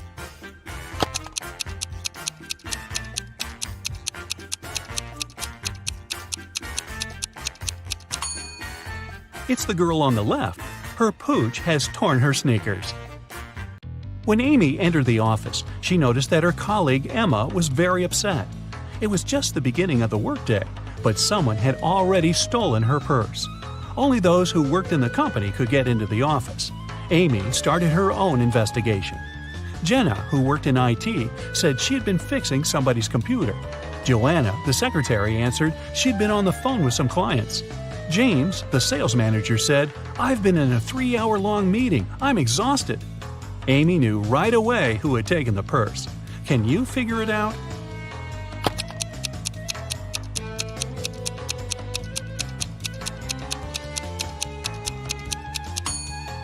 It's James. The working day has just started. How could he be in such a long meeting? There are 2 towns near each other. People who always tell the truth live in one of them. Liars live in the other. The inhabitants of the towns often visit each other. What question should you ask a passerby to find out which town you're in?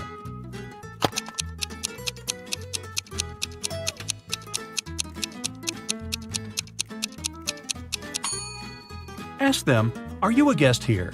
If they answer yes, you're in the town of liars. If they say no, you're in the town where honest people live. When it's raining, the cat is either in the room or in the basement. When the cat is in the room, the mouse is in the burrow and the cheese is in the fridge. If the cheese is on the table and the cat is in the basement, the mouse is in the room. Right now, it's raining and the cheese is on the table. Where are the cat and the mouse?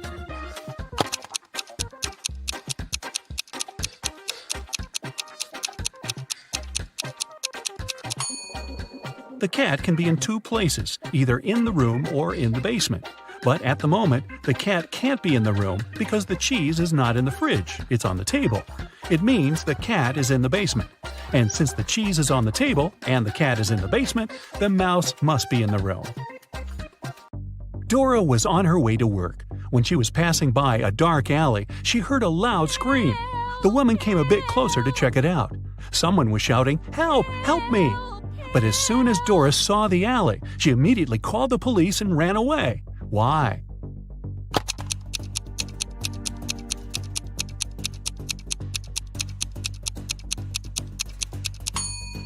It was a trap. There were 2 kinds of footprints going into the alley, but no footprints coming out. 2 couples are about to get married. The hall is full of guests. The bride looks stunning in these long white dresses, and the groom seems to be absolutely happy. All of a sudden, one of the guests noticed there's something wrong with one of the couples. Can you guess what?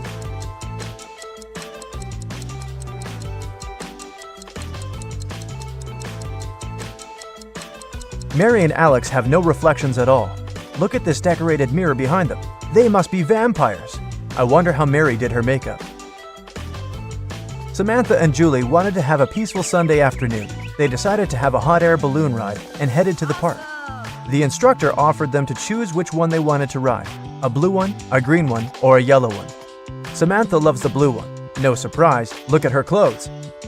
And Julie wants to go for the green one. Which girl isn't very attentive?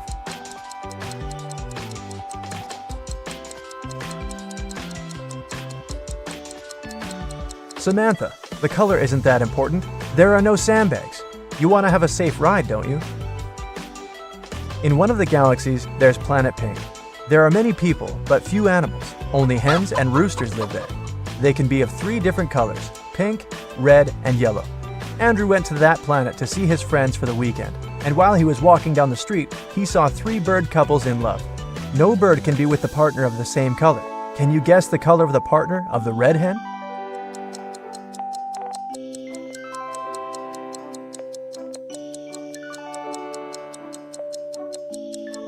It's the yellow rooster. The red hen can't go out with the red one, and the pink rooster, as you see, is madly in love with the yellow hen. Emily's aunt has bought a bottle of perfume for her niece's birthday. Sadly, she couldn't keep it because Helga, her sister, is terribly allergic to perfumes. Emily brought it back to her aunt, who bought it for $65. The old lady sold it to someone for $80. Then, suddenly, she remembered she had another niece, so she got it back for $70. Sally, the forgotten niece, turned out to be allergic too, so the auntie had to sell it again for $60. Did she make any profit?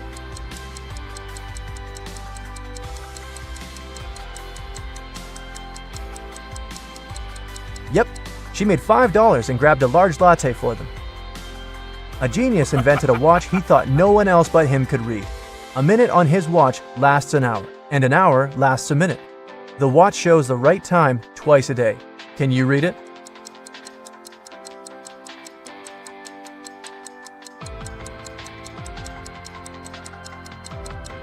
It's 5:30, just like it is. The genius changed the hand, placing the hour hand instead of the minute hand, and vice versa. Well, that doesn't seem that genius. Somebody was stealing important documents from the office. The guards didn't see anyone, neither did the secretary. The boss decides to install the security cameras to find out who was doing it. They checked the footage carefully and found out who it was. Can you guess?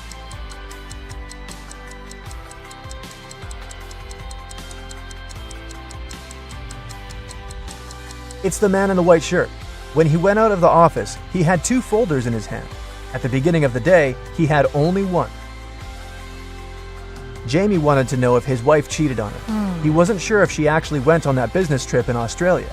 He asked her to send a selfie, which she did. When he saw the photo, he knew exactly that his wife was lying to him. How did he guess?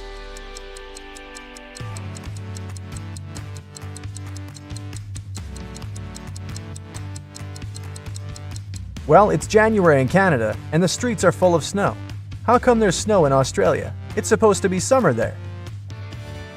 Everybody knows that an old witch lives in this spooky old house. Nobody really wants to meet her. Mary is in this house right now, but she seems to be alone. How come?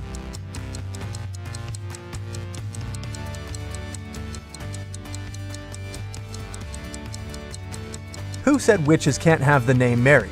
Back in the day, she was young and beautiful too. Jack has a small shop that sells socks. One day, he decided to attract more people and launched an advertisement. Socks for free. Many people came there, but all the customers had to pay, even though the socks were free. Why?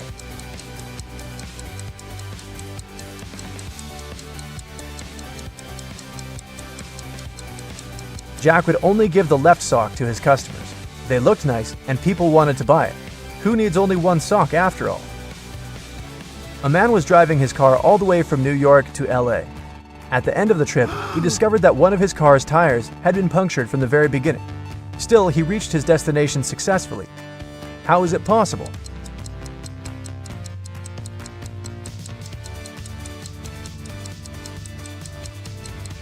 The punctured tire was a spare one. You're trapped in a room that's slowly getting filled with water coming from a faucet in the wall. There's no windows in the room and the door is sealed shut. You have a mop and a big bucket. So how are you going to get yourself out of this one?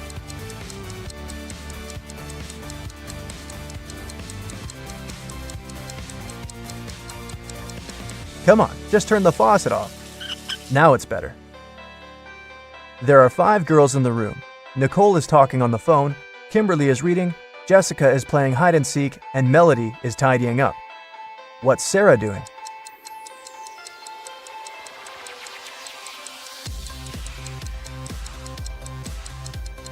Sarah is playing hide and seek with Jessica. 5, 6, 7. 5, 6. Which number is missing? A small hint. It's not 7. You have 7 seconds to do the math.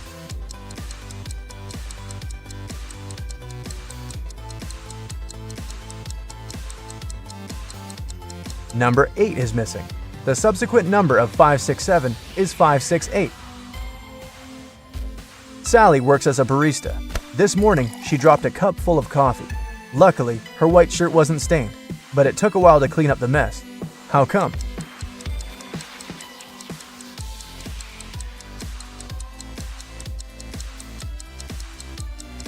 There were coffee beans in the cup. They ended up right under the counter. Imagine you've just entered a pitch-black room. There's an oil lamp, a newspaper, and some kindling wood inside the room. You only have one match. You have to make a tough choice. What to light first?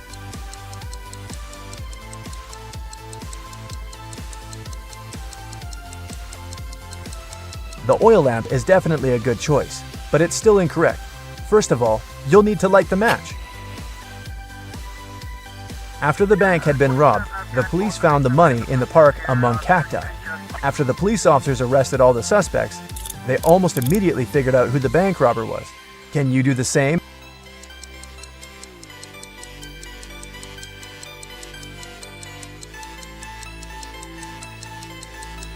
This guy on the left has scratches left by cacti all over his body.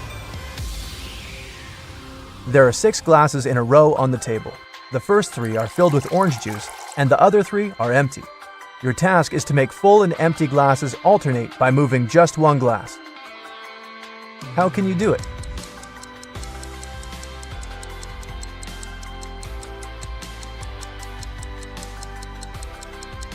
Take the second glass and pour the juice in the 5th glass. Dennis was at home watching TV. All of a sudden, his wife's super expensive vase fell and broke in their bedroom. He ran into the room in time to see a stranger jump out the window and run away. Dennis tried to chase him, but his glasses fogged up because of the cold. That's why he couldn't identify who it was.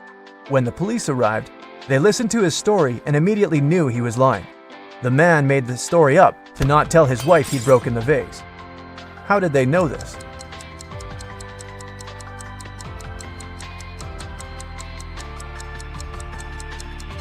Anyone who wears glasses know they don't fog up when you go from a warm room to the cold outdoors. It's the other way around. Adam Nixon, who didn't really like modern art, rushed into the city gallery and caused millions of dollars worth of damage to several paintings. Yet the manager of the gallery thanked Mr. Nixon for his actions. How come?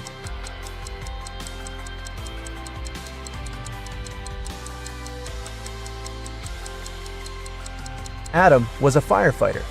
The water from his hose damaged several masterpieces, but he still managed to extinguish the fire and saved many more exhibits. Jane was on a hike in Africa when she decided to cross a bridge to admire the view. When she was in the middle of the bridge, she heard something moving behind her. She turned and saw a huge hungry lion waiting for her. She turned to the other side. There were giant snakes. The water to her left was filled with hungry piranhas. Where should she go?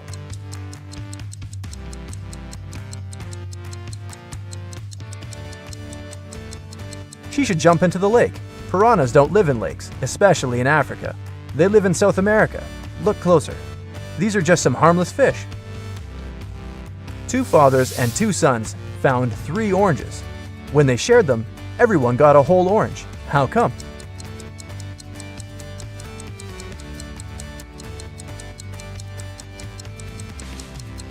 There were 3 people: grandfather, father, and son. Once upon a time in a spooky forest, there were 7 trolls who were all brothers. They were all born 3 years apart. The youngest troll is 100 years old now. How old is the oldest brother?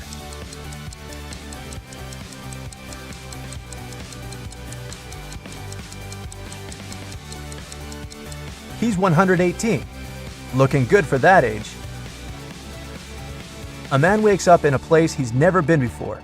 He rushes to the exit and sees 2 doors. When he opens the first door, he sees that the hall is made of magnifying glass. The scorching hot sun fries anyone who enters in no time. Behind the second door, a huge dragon breathing with fire is sleeping. But anyone who enters this hall risks waking it up immediately. How did he escape safely?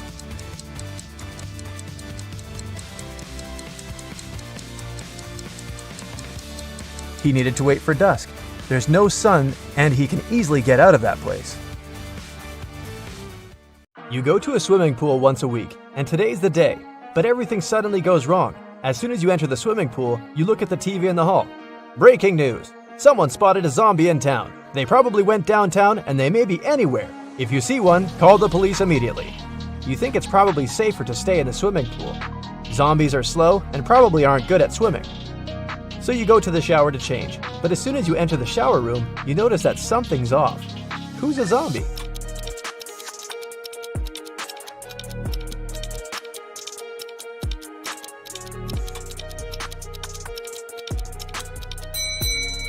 The two girls seem completely fine, but there's a bandage on the man's leg. No one would go to a swimming pool if they had cuts or scratches, unless they're a zombie. Once upon a time, there was a wealthy king who hired an artist to paint his portrait. The artist told the king that he wanted to be paid in gold, and he wanted to get paid every day. He also said it would take him 7 days to finish the painting. The wealthy king had only large bars of gold, and he wanted to give 1 bar for his work. But since the artist wanted to get paid daily, he needed to come up with a plan. He had a magic tool that could cut any material, but it was able to make only 2 cuts. How did the king split the gold bar so that the artist got his gold every single day in equal amounts?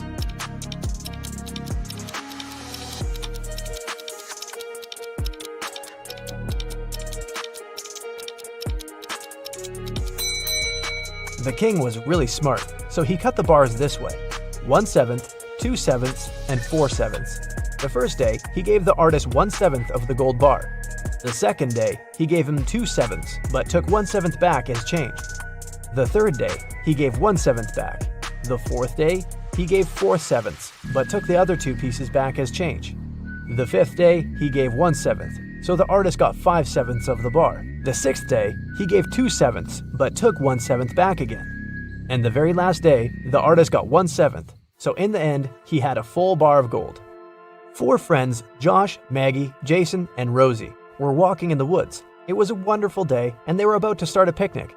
But all of a sudden, the sun turned to black and they saw dozens of zombies approaching them. The friends started running away and saw a tunnel. It was dark and scary, but the guys knew exactly that when they crossed it, they'd be safe. They had only 12 minutes to cross the tunnel. It takes Josh 1 minute to cross it. Jason can do it in 2 minutes. Maggie thinks it will take her 4 minutes, and Rosie can cross it in 5 minutes. Not to risk it, the guys decided to split into 2 groups. The problem is that they only have 1 torchlight, and there's no way they go there in 4. How can they escape?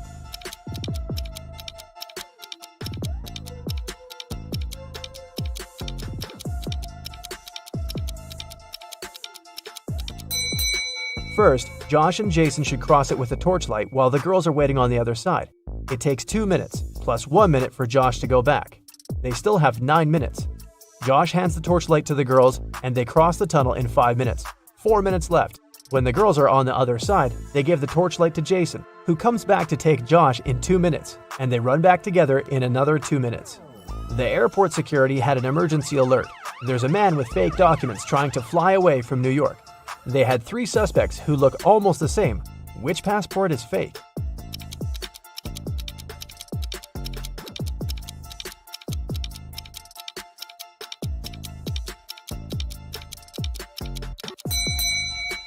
No matter what country a person is from, no passport can have a photo with mountains in the background. All backgrounds should be solid. John's passport has a suspicious photo in it. His documents are fake. Mason is a lifeguard. One day, a girl came up to him asking for help.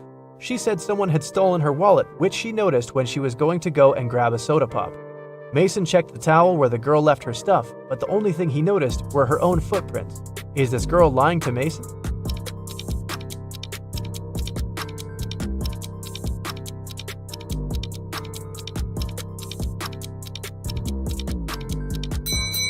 The girl was telling the truth.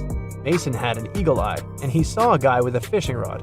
He must have stolen the girl's wallet. No one wants to go fish in the public beach.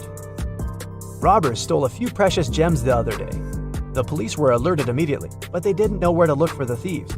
Suddenly, they got an anonymous email. Check all the bottles in the cars leaving the town. Best regards, Mr. X. At the end of the day, the officers stopped a car loaded with boxes and bottled water. The bottle bottoms were all covered with paint, so they thought the gems should be in one of them.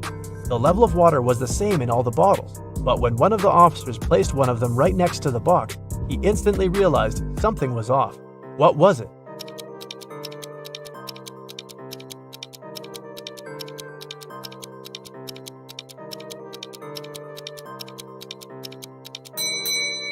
The bottle standing next to the box is much lower than those still inside. The police then found there was a double bottom and the gems were hidden right underneath it. two friends, Martin and Clyde, had a bet. Martin said he would throw a ball and it would come back to him. He also said there would be no obstacle or wall the ball could ricochet from. Clyde said it was impossible, and he lost. How's that?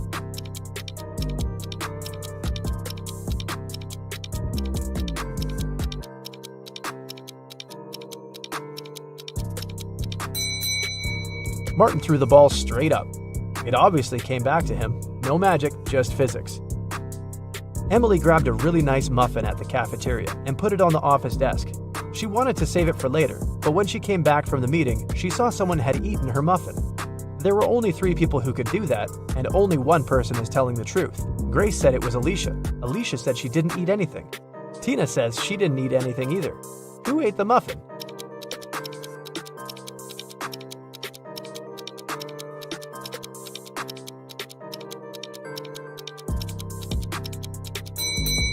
It was Tina. Only one person is telling the truth, and it's Alicia. If Grace or Tina told the truth, then there would be 2 truthful people, but Emily knew only one person wasn't lying. Patrick really wanted to come to a private party, but the security would ask each person if they knew the secret access code. Patrick decided to overhear their conversations. When the person came up to the entrance, the security said 6, and the guest said 3. Then the security said 10 to the second visitor, and the reply was 3 as well. The third visitor also said 3, but the security said 2. Patrick thought he was ready to join the best party in town. When he came up to the entrance, the guard said 7, and Patrick replied 3. The security didn't let him in. What should Patrick have said to get into that fancy party?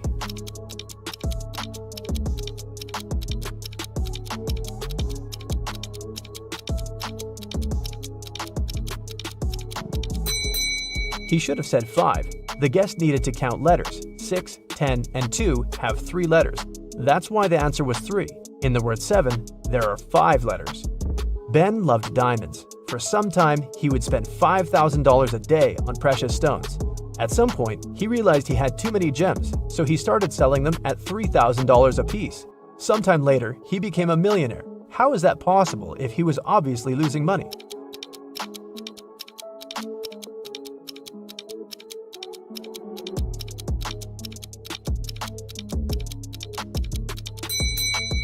Before his gem rush, Ben used to be a billionaire. Since he started losing money, he became only a millionaire. A vampire moved to a big city where nobody knew him to start a brand new life. Still, he just couldn't help it and started biting locals every single night.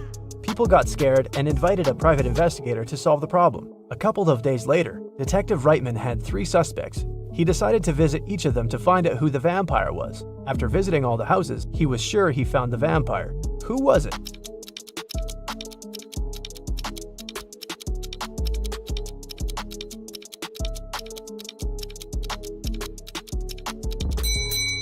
Well, the man on the left has loads of garlic in the kitchen, and vampires are scared of it. The second suspect had a lot of silver-plated accessories, earrings, piercings, and a chain. Vampires don't really like silver. The guy in the blue shirt is a vampire. Long ago, in the kingdom of Riddles, a criminal was caught. The guards took him to the king, who was famous for loving riddles. King Archibald said that if Harry, the criminal, managed to solve his riddle, he would set him free.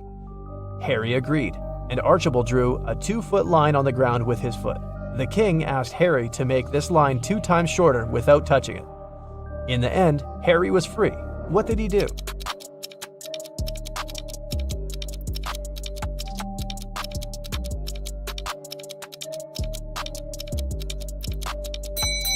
Harry drew a 4-foot line with his foot, so that the one the king drew got 2 times shorter. Karen took part in a TV quiz where she could win 1 pound of pure gold. This quiz wasn't like ordinary ones. At the end of the show, the host brought her 3 large jars. Each of them has 1 pound of pure gold inside, plus some unpleasant surprise. The first jar has venomous snakes inside, the second one is full of acid, and the third one is filled with boiling hot water. Karen can only use her hands to get the gold out of the jars. She has 30 minutes to think. Which one should she choose?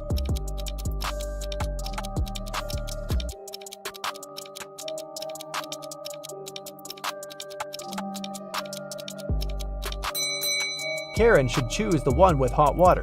It cools down pretty fast, and it's gonna get lukewarm in half an hour. Guess who's rich now? So, how about testing your color contrast vision? Only a few people can make it to the end. This challenge has 3 levels, and each next one is tougher than the previous. Get a pen and a piece of paper to write down your score. For each correct answer, you'll get 1 point. Aren't we generous? The results will be at the end of the video. Level 1. Don't worry, it's a breeze. Can you figure out which square has a different color?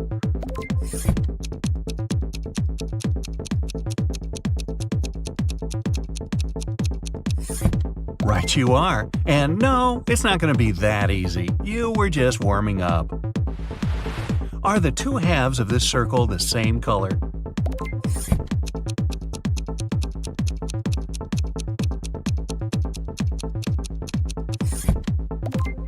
They are both the same shade of gray, but it looks different because of the contrasting backgrounds.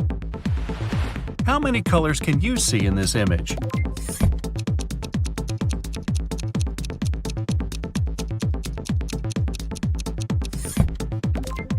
There are only 3 hues here: green, white, and red. Oh, and we're not counting Hugh the animator. He's colorful enough. Try to find the odd triangle.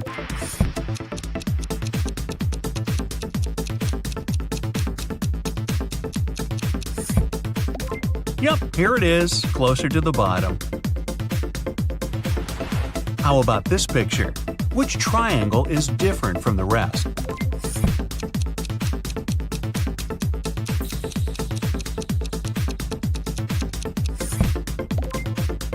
The one on the right is a bit lighter than the others. Are the green circles the same color, or are they different?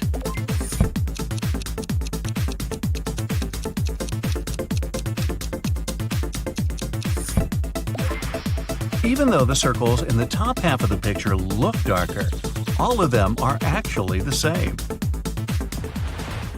Look at the squares in the middle and say whether they are 2 different colors or the same.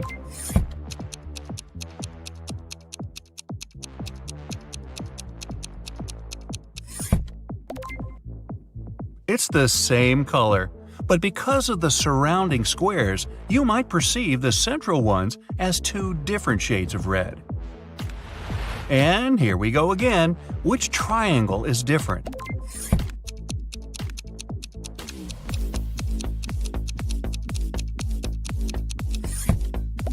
It's the one on the right. It's lighter than the rest.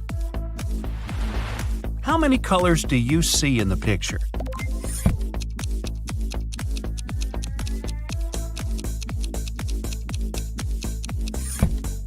There are just 3, black, white, and dark green. Here, that's what it would look like if the background is the same. Which part of this pinkish fish is different from the others?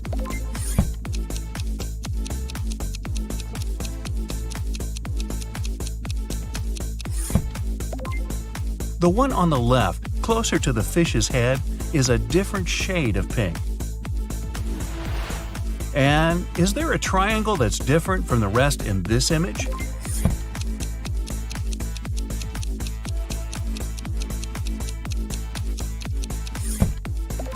Yep, it's the one at the top. Try to figure out which bar, A or B, is in the red and green field.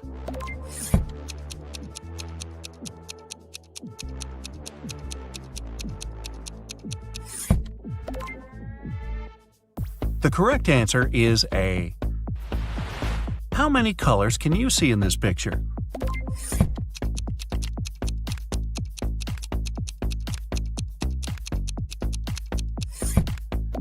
Just 3: blue, yellow, and red.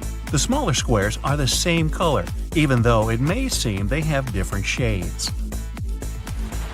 Which blue triangle stands out from the rest?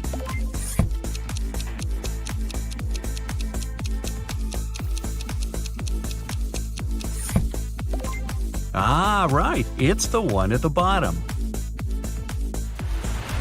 Look at these 2 circles and say if they're the same color.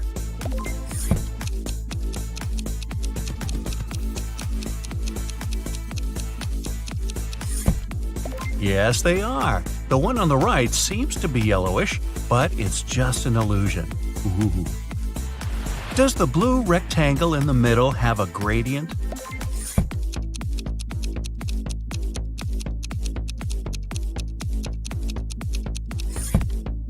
It doesn't. If you remove the background color, which does have a gradient, all that's left is just a blue block. Level 2. Ooh. This level is likely to make you think. Oh no! Nah, really. Concentrate and don't let color illusions trick your brain. How many squares are a lighter orange color?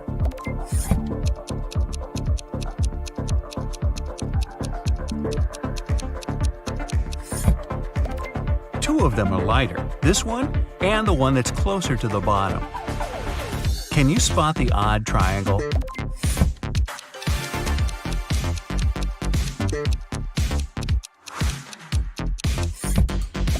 This one's different. Its shade is a bit lighter than that of the rest. Which gray stripes are darker? Those on the left or the ones on the right?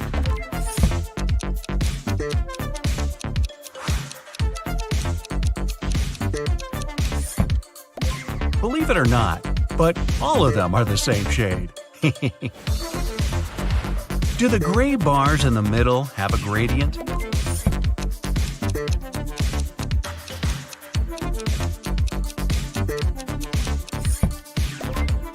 They don't. What you see is the effect of color assimilation. In reality, the gray bars are just that, gray. And here we go again.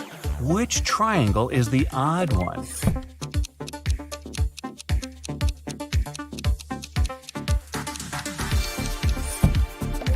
The one at the bottom has a slightly different shade.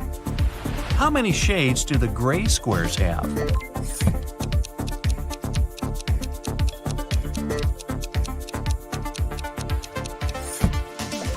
It's the same shade that looks lighter and darker because of the background. Which part is different than the rest?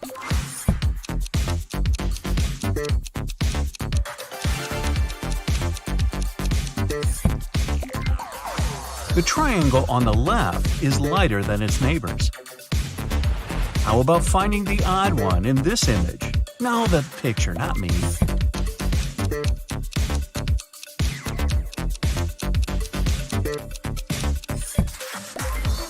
That's tough, but this one here, closer to the top, is different. How many colors can you see in this image?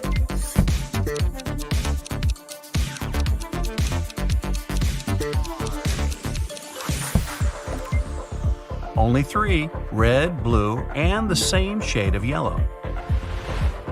Which of these 4 squares are the same color?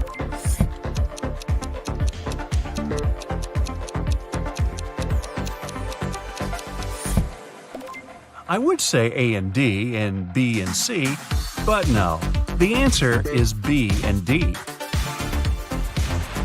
Which triangle differs from the others?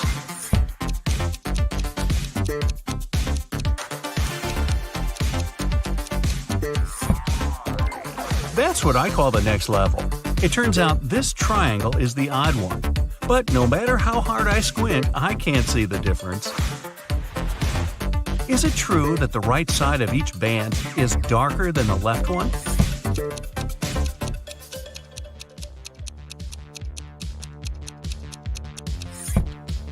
Nah, it's just an illusion. The bands don't have any gradient. Which 2 of these 3 squares are the same color?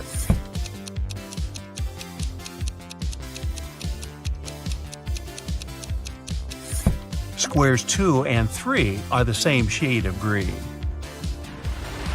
Are all the dots the same shade of red?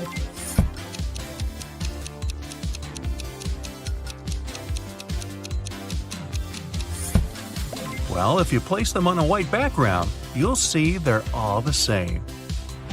Which triangle is different?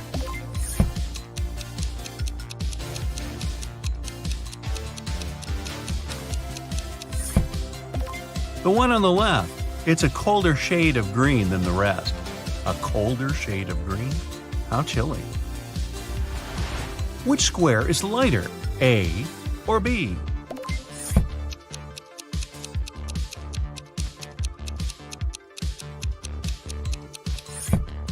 They're precisely the same shade of gray. Square B looks lighter only because of the shadow cast over it. Here, let me prove my point. Ta-da! Level 3. Brace yourself, it's gonna be mind-boggling. Which is the darkest piece? A, B, or C?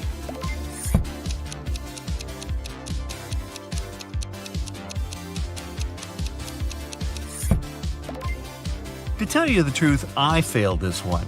All these pieces turned out to be the same color, even though I still find it hard to believe. How many colors are there in the picture?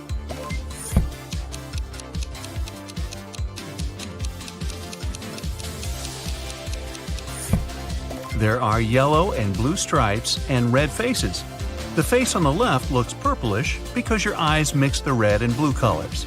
And the one on the left looks orange because, yellow and red. If you don't believe me, see for yourself.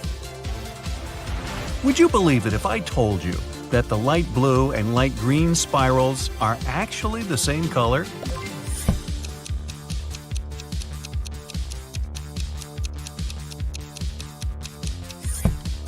They only appear to be different. In reality, these spirals are identical.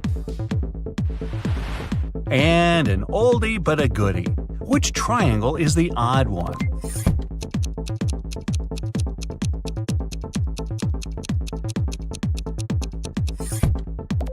It's the one on the right. It might be a tiny bit lighter than the others. Which part is darker, A or B?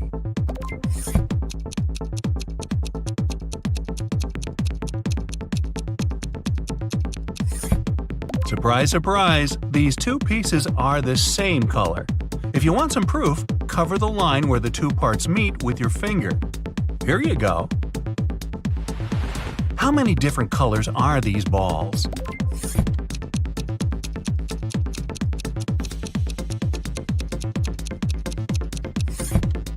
The answer is not 3. Don't ask. All the balls are the same. It's the stripes that create the illusion. Do you think these dogs are different or the same?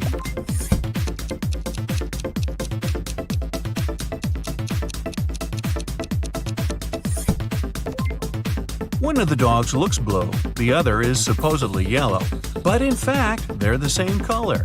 Is it some magic? And the question remains unchanged. The same or different?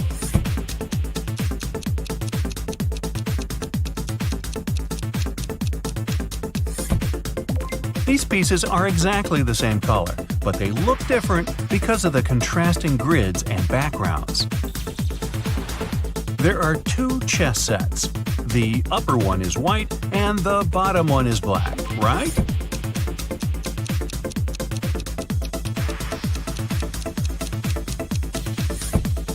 Wrong. The sets are the same color. The only thing that's changed is the background. Which of these tiles are the same color?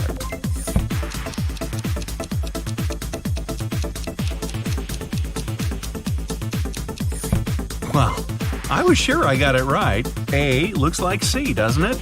But no, all the tiles are one and the same color.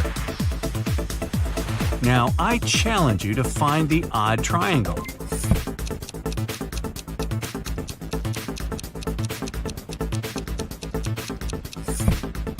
Ah, here it is, slightly brighter than the rest. How many colors do you see in this image?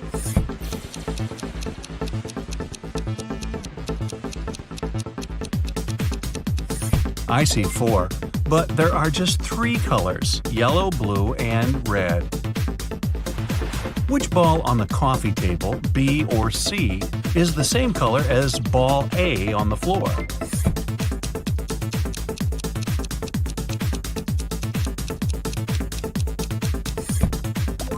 Even though ball B looks much darker than ball A, it's the right choice. Concentrate. Ooh, this one's going to be incredibly hard. Which part differs from the others?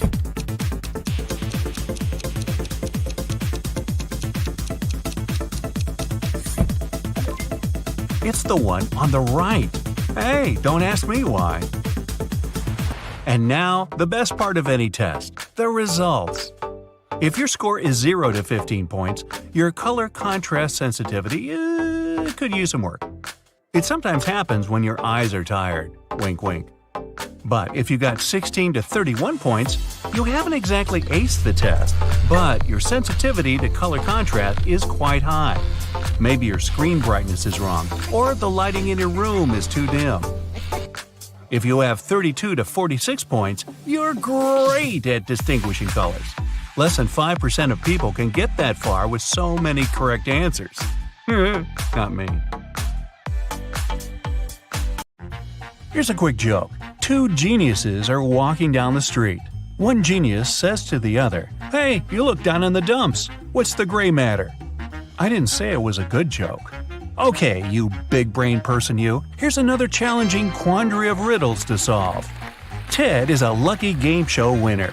He can pick one of the 3 prizes: a brand new Mercedes, a Louis Vuitton purse, or a MacBook. Which one should he choose? Think carefully, he can only get one prize.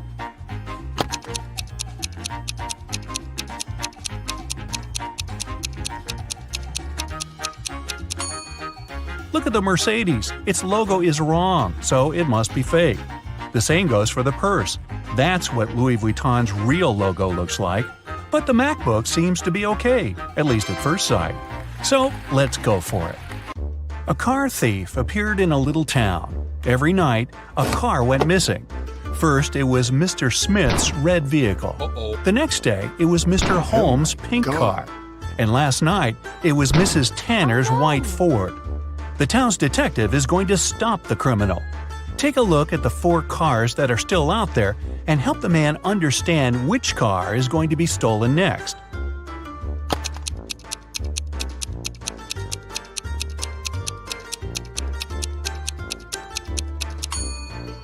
There are 4 cars left: yellow, blue, green, and black.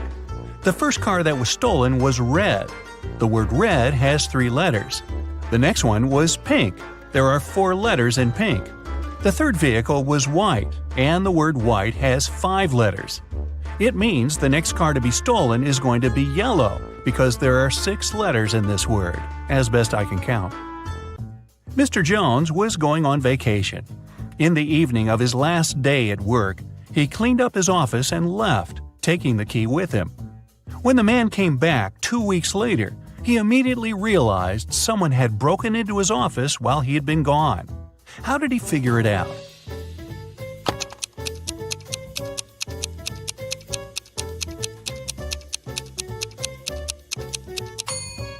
Mr. Jones cleaned everything and took out the trash.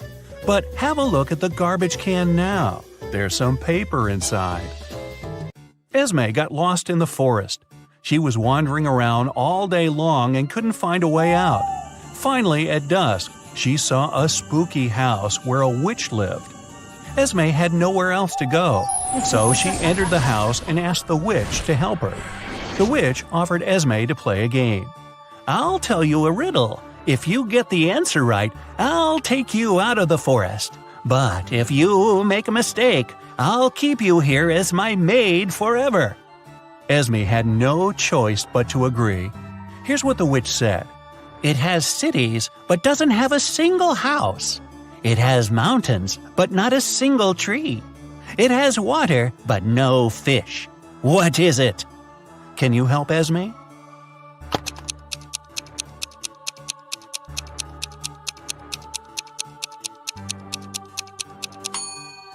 It's a map. Students got an assignment for their summer break. They had to start learning a new language. It could be any language they liked. When a new semester started, the teacher asked the students how it had been going. Mark said he had been learning Brazilian and enjoying it. Genevieve said she'd chosen Ukrainian. Ben said he had been learning Arabic. It turned out to be very hard, but interesting. But the teacher didn't believe one of the students. Who was lying?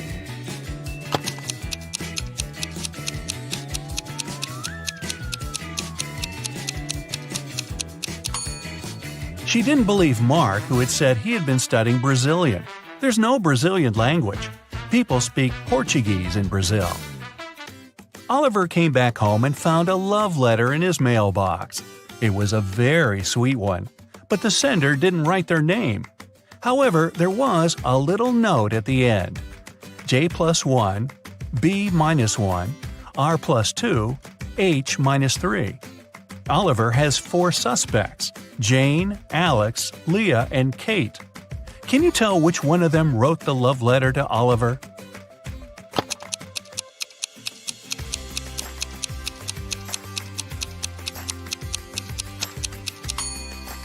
The note is the hint, of course, and the alphabet is the key. J+1 means the next letter in the alphabet, which is K. B-1 means one letter before B, which is A. 2 letters after R is T, and finally 3 letters before H, there's E. So, the secret admirer is Kate. Well, a very rich gentleman was having his 3-month vacation. 3 months? His mansion was burgled. The police were notified and the detectives started the investigation. There were 3 people caught on the security camera. They were interrogated. Max, the owner's old friend, said he had come several times to collect the mail. Gwen, the housemaid, said she had visited 3 days before to clean the house. Ronnie, the gardener, said he had been coming every week to take care of the garden. All of them denied stealing anything, but the detective didn't believe one of them. Who was lying?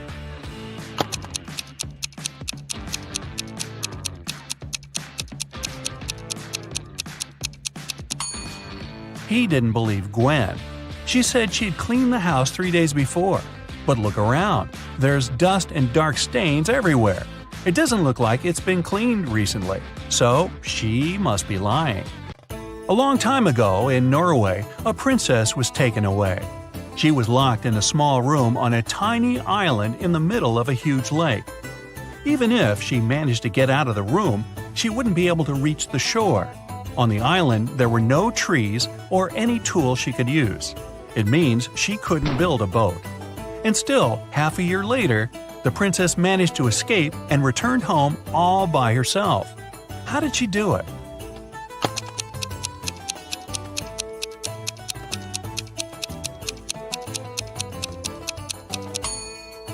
It happened in Norway. It's cold there in the winter. As soon as the lake froze over, the princess walked on the ice and escaped. Mrs. Brown called the hospital and said her husband had been hurt. When the doctor arrived, she led him to the bathroom. The man was lying on the floor inside. She said the bathroom door had been opened, and she saw everything when it happened. Her husband was washing his hands but slipped and hit his head on the sink. The doctor didn't believe her and called the police. Why?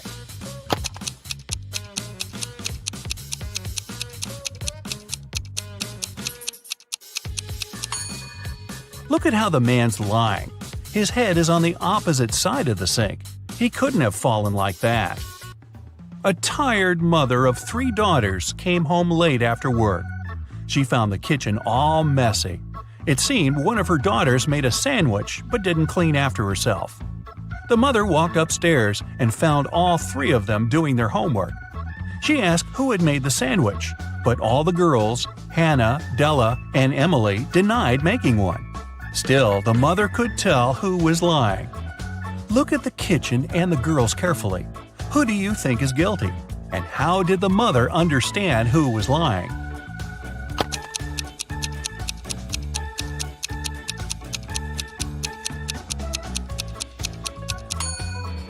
There's some butter on the right side of the knife. It means the person who made the sandwich is left-handed. There's only one left-handed girl in the family, and that's Emily. So, it must have been her. All the money from the city's bank was stolen right in the middle of the day, but no one noticed that. Several days later, the room where the money used to be stored was found completely empty. There was just one note saying 7718. The police arrested the three most known criminals in the city: Bill, Mark, and Cole. But the officers didn't know which of them was guilty. They invited a famous detective to crack the mysterious note, and he managed to do it immediately. Can you do it too?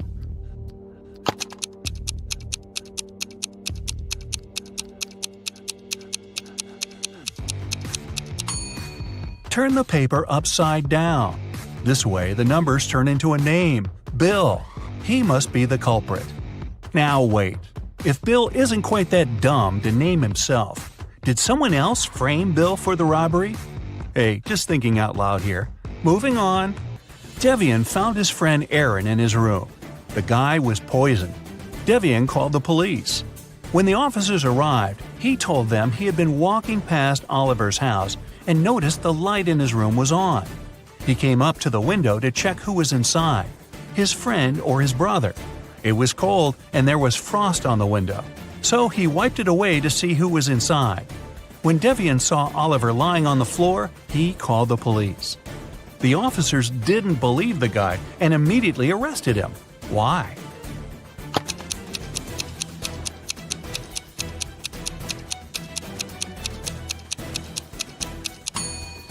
Devian said he'd wiped the frost off the window to see better, but he couldn't possibly do it. Frost forms on the inner surface of the window. Now, let's check how well you know logos. In each pair, you'll have to pick the correct one. What does the Apple logo look like? Try to recall the one on Ted's MacBook.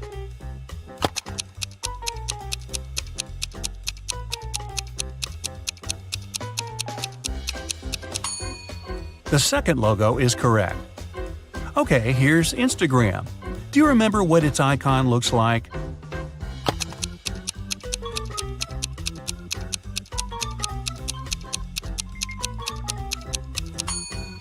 Yes, this small dot must be in the right corner, so the first logo is correct. I bet you see it every day. What's the real Google logo?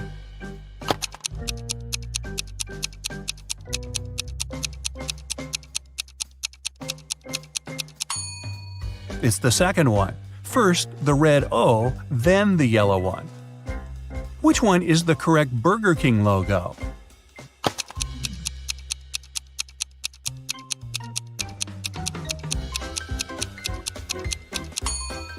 Of course, it's the second one.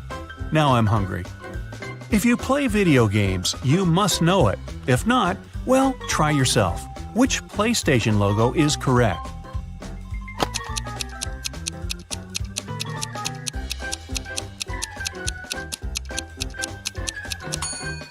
The second one.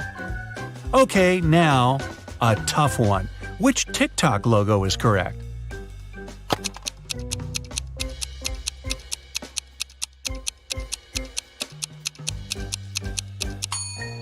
It's the first one. Check it out if you don't believe me. Okay, you ready? Oliver was walking near the river in the evening when a group of people dressed in black caught him. All of them were wearing masks. Their leader offered Oliver three options. They could throw the guy into the sea with hungry piranhas, he could choose to end up in the ocean swarming with sharks, or he could opt for a river with hippos. What should Oliver choose to survive?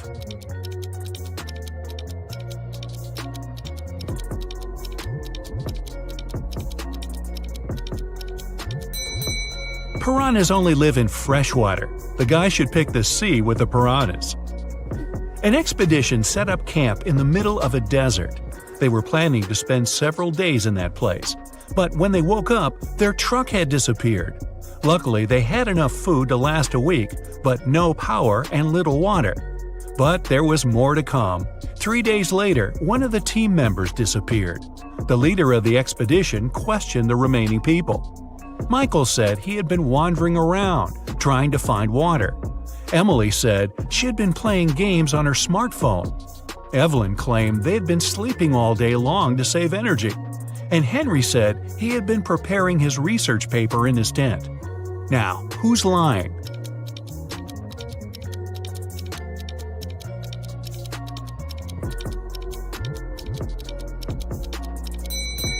Emily. In 3 days, her phone would have already run out of battery. There are 100 books on a shelf. To count off 10 of them, you'll need 10 seconds. How much time you'll spend counting off 70 books?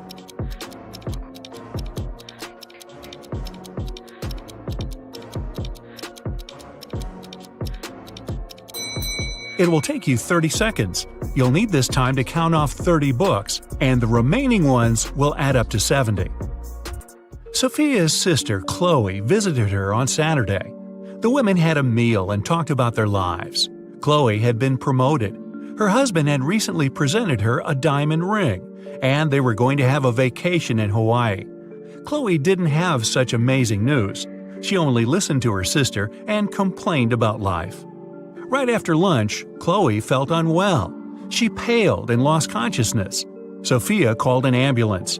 They rushed Chloe to a hospital and hardly had enough time to save her life. It turned out the woman had been poisoned. The police came to Sophia to ask her a couple of questions. She was shocked. "We ate the same food. I cooked chicken and made a vegetable salad. Nothing exotic."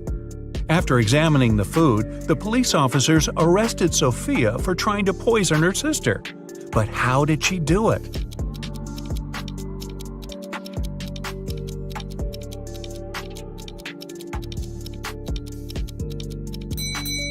The poison was in the bottle with the salad dressing. Chloe added some vinaigrette to her dish, while Sophia didn't touch the bottle. The moral? Stop complaining so much. A small cafe in Boston is called 9 Lanterns, but there are only 7 lanterns hanging outside. The owner knows about this mistake and can easily correct it, but he doesn't. Why?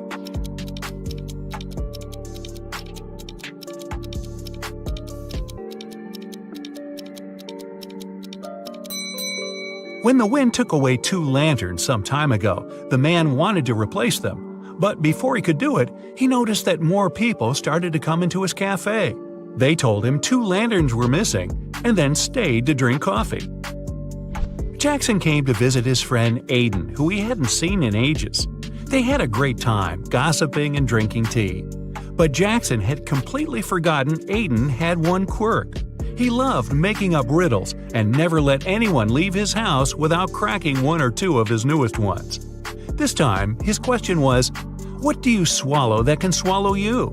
Can you help Jackson get home? Hey, it's already late.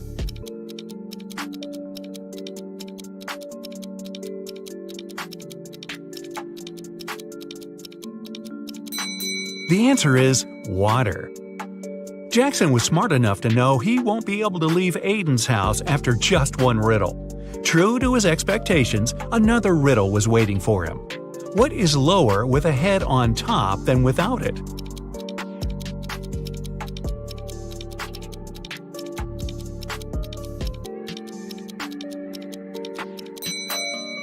Jackson took his sweet time, but eventually he realized the right answer was a pillow. Could he go home now? Apparently not yet, but Aiden promised it would be the last riddle for the evening. He told his friend, Hannah's birthday is on January 23rd, but she always celebrates it in the summer. Why?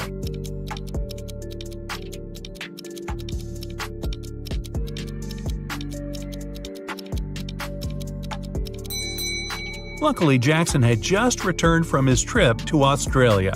He immediately realized that Hannah lived in the southern hemisphere. There, January is the hottest month of the year. Students knew they would have an exam on Friday, but their strict professor didn't tell them the exact time. When one guy gathered enough courage to ask about it, he got a weird reply. If 11 plus 2 equals 1, 10 plus 6 equals 4. If you manage to figure out the answer, you won't miss the exam. Do you know when the students should meet with their professor?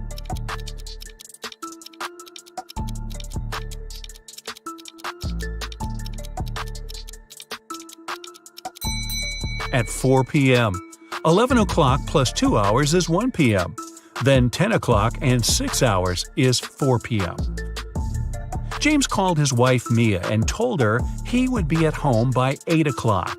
They didn't plan anything special for that evening, But when he arrived at 2 minutes past 8, the woman was furious. Why was she so angry?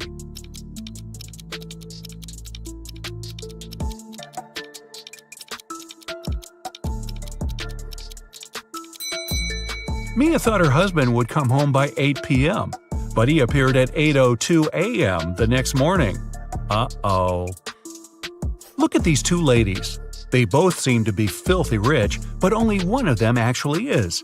Can you figure out who's fake rich?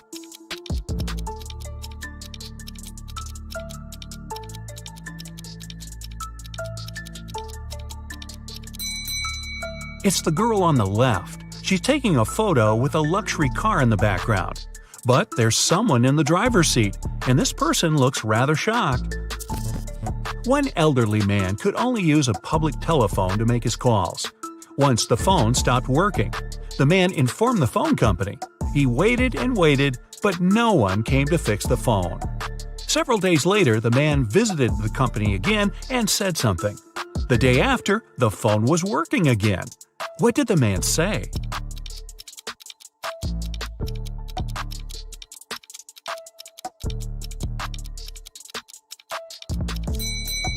He said people use the phone to make calls without paying. Look at this picture attentively. What's wrong with it?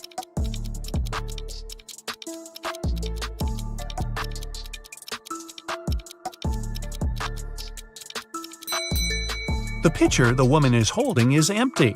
Then where's the milk coming from? Mark has always been jealous of his friend Liam's achievements. This week, they're both taking part in a battle of wits. Mark decides to do everything possible to win this time. And the first task is to guess the word. It has 7 letters and it is very heavy. But if Mark takes away 2 letters, he'll get 8. If he takes away 1 letter, he'll get 80. What word is it?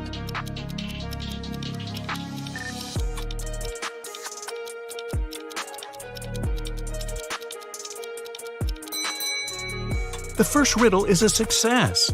Mark finds the right word. It's weighty. The next question is even trickier. A man went around the world in a ship, and still he was always inside of land. How is it possible?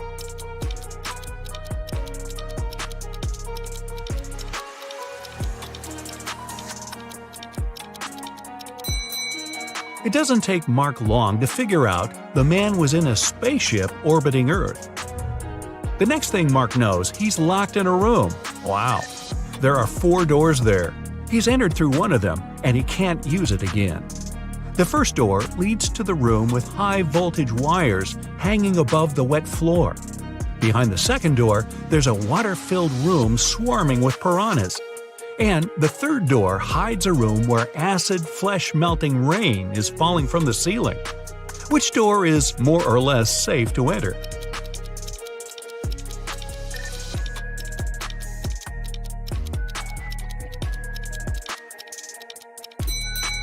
Mark opted for the first door and didn't regret it.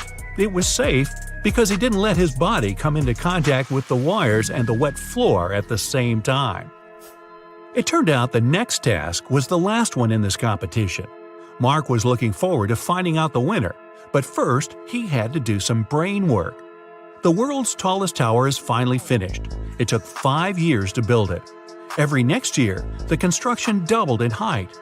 How many years did it take the tower to reach half its current height?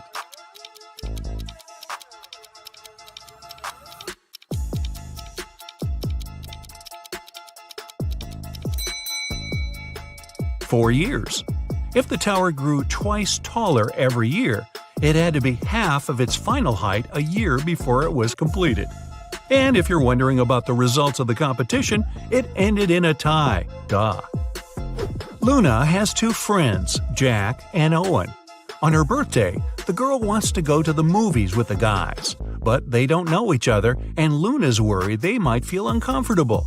But there's also another problem. She spent way too much money this month. But if she invites the guys, she's going to pay. Now, she's trying to understand what is cheaper, to invite both guys at the same time or go to the movies with each of them in turn. Can you help Luna?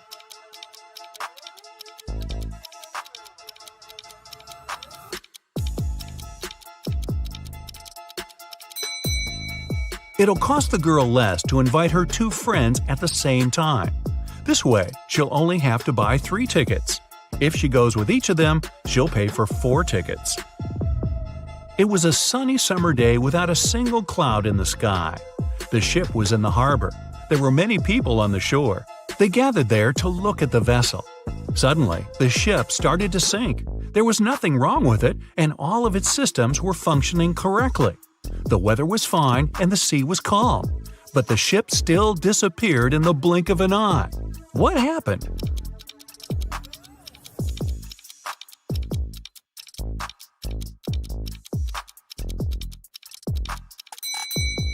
Well, nothing unexpected. Submarines are supposed to travel underwater. Jaden bought a beautiful ring for his girlfriend. He wanted to propose to her at the weekend. He left the ring on his desk at home and went to work. But when he got back in the evening, he didn't find the ring. Only his 3 sisters were at home that day, and all of them didn't like his girlfriend. He went to question each of them. Mia was in her room. She said she had spent the whole day there painting the walls. Emily was in the kitchen. She answered she'd been cooking a birthday cake for her friend. And the youngest, Nora, was in the garden. She said she had been planting roses. It didn't take Jaden long to figure out who had taken the ring. Do you know who it was?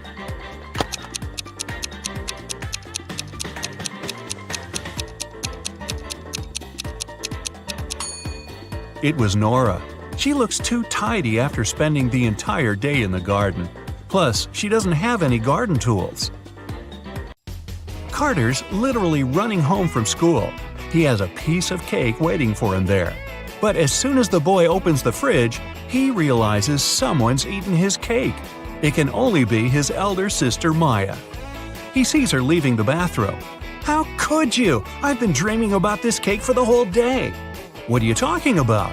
I came home half an hour ago. I immediately got in the shower and just finished." Carter isn't convinced. His sister's hair is completely dry. Maya is both telling the truth about the shower and lying about not eating the cake. How is it possible?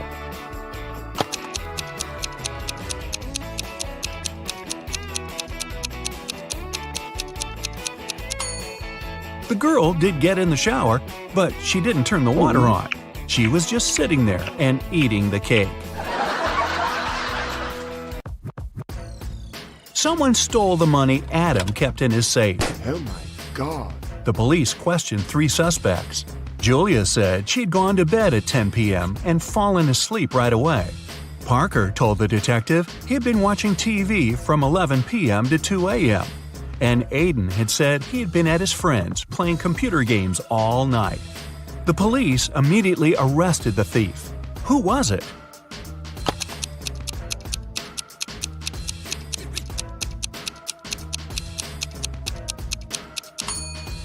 It was Parker. He was very specific about the time. The best player of Julian's volleyball team disappeared right before the game. Julian suspected 3 players from the rival team. Jackson said, "I've just returned from the gym. I was warming up before the competition." Leo had to pick up his wife with her daughter from the hospital. And Ryan claimed he'd fractured his leg, and the team doctor was giving him a massage. Who's behind the player's disappearance?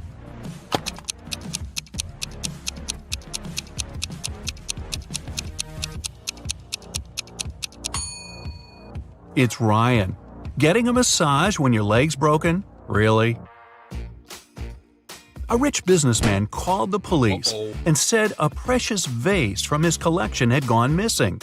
When the detective arrived, he found out the businessman had just returned from his overseas trip. While he was away, a security guard was looking after the house. The man was questioned. "It happened last night. I was in the same room with the vase reading. Suddenly, the power went out. I heard the doorbell ring and hurried to open the door, but there was no one outside. When I came back, the vase was gone." The detective didn't believe the security guard and arrested him. Why?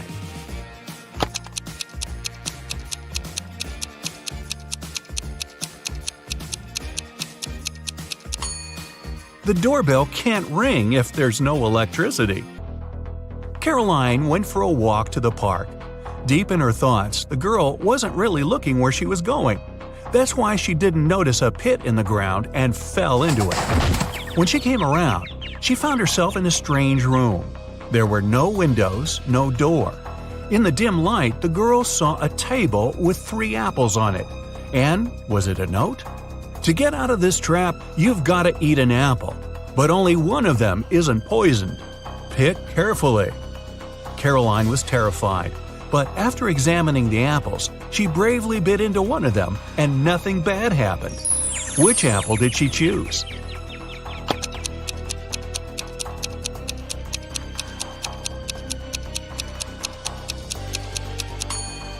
The girl chose the apple with the worm peeking out of it. If this creature can eat the fruit, a human can too. Mary worked as a maid in a rich family. Once they left for a 1-week vacation. The girl stayed alone and looked after the house. When her employers returned, the wife discovered that 2 of her diamond rings had gone missing. The woman called the police and accused Mary of taking the jewelry. Can you help the girl prove she has nothing to do with the theft?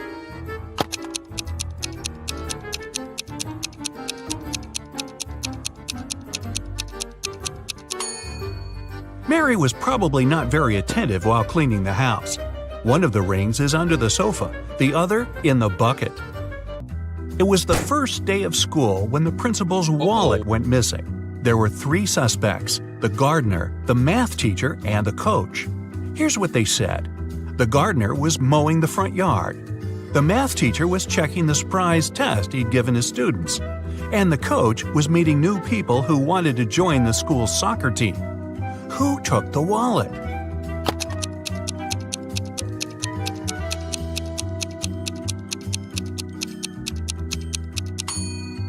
It was the math teacher. Nobody gives surprise tests on the first day of school. Landon's mother is going to visit her relatives in another town.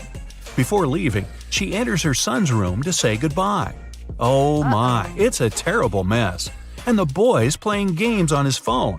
The woman takes the gadget away and locks it in her safe.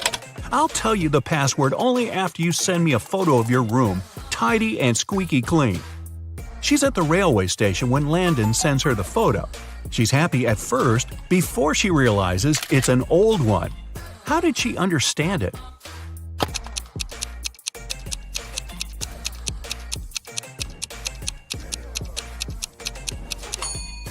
The date on the departure board at the station is December 20th, 2020, but it's July 5th, 2019 on the calendar in Landon's room. Logan is a special agent who's trying to catch a notorious villain. After long months of investigation, he finds the criminal's headquarters. But the door is locked, which is not a surprise really. Logan sees a screen next to the entrance. He touches it and the display lights up. It must be a riddle. Our special agent needs to solve it to get inside. Add 1 line to make it right. 9.5 equals 10, 10, 10. Logan cracks the puzzle in no time. What's the answer?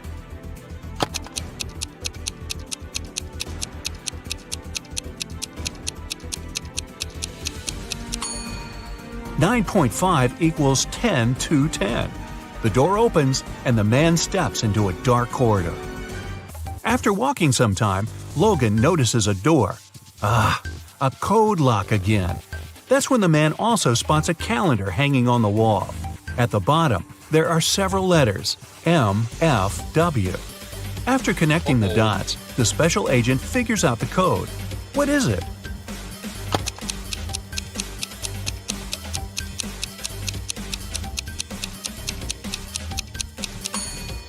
It's 153.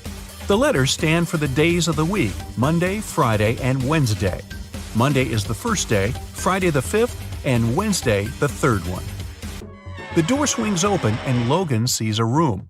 There's not much inside, just an old mattress, several half-rotten fruits in the corner, a small knife half hidden under the mattress, and a water dispenser with a bottle of water on top of it. The villain must have kept someone here. Anyway, there are 4 doors leading out of the room. Behind the first one, there's a mother bear with a cub. The second one leads to a lake with hungry crocodiles. Behind the third door, there's a room filled with toxic gas. And the fourth door hides a wall of fire. With his special training, Logan doesn't need much time to choose the door and leave the room. Which one does he pick?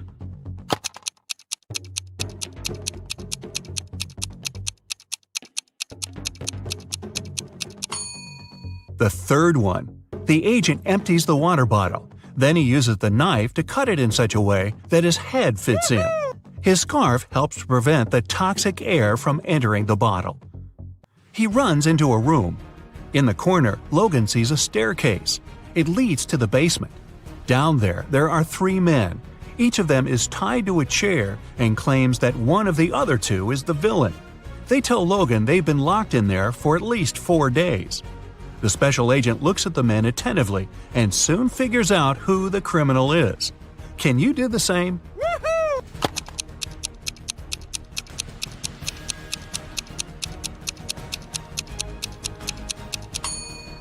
The villain is the man on the left.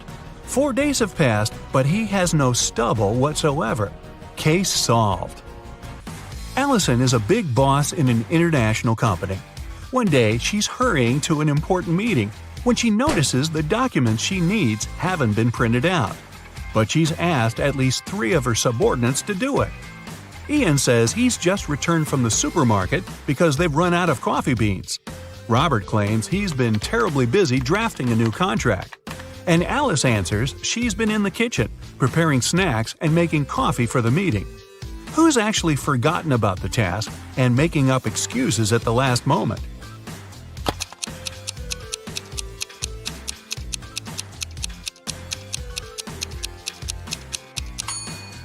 It's Alice. There's no coffee in the office. Then how could she make it?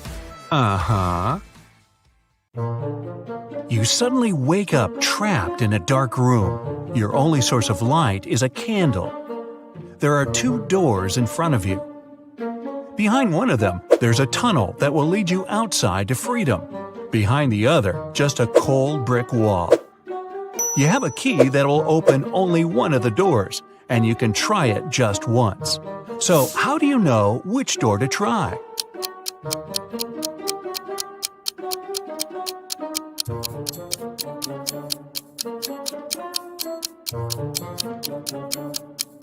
Hold the candle up to each keyhole. The flame will move near the door that leads outside.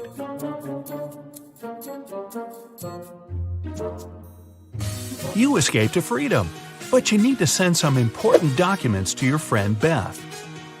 You can't mail them in a regular package because the precious papers will get stolen. So you put them in a box and lock it. But Beth doesn't have the key to this lock. How can you send the papers if you can't send the key to the lock separately?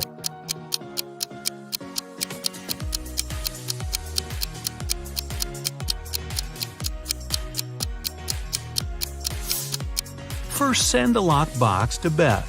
She'll attach her own lock and send the box back to you. Then remove your own lock and send the package again. Beth can then remove her lock and finally open the package. Bad news. You get a call one morning from Beth. She says the crucial documents were stolen from her office. They'd been on the desk the evening before, but are nowhere to be found this morning. You immediately go there to question the employees. In no time, you gather 3 suspects. Sean said he had been at the movies last night. Michael had taken his girlfriend to an amusement park. And Christina was at a prestigious art gallery. Who's lying?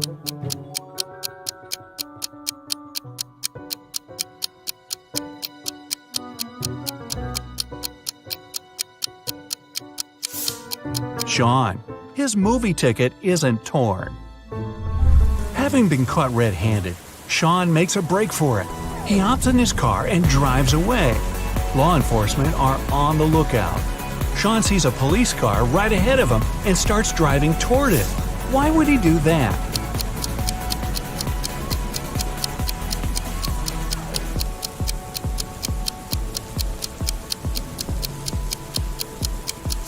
He was on a bridge. He needed to go toward the patrol car to get to the other side and make his escape. No such luck for poor Sean. He gets caught and locked up. But he starts hearing rumors of an inmate planning to break out. The guards have two suspects. First, a quiet bookworm who spends most of his days with his nose buried in sci-fi novels. The second, a big burly tattooed guy who's always working out. Who should Sean become friends with if he wants to get out of here?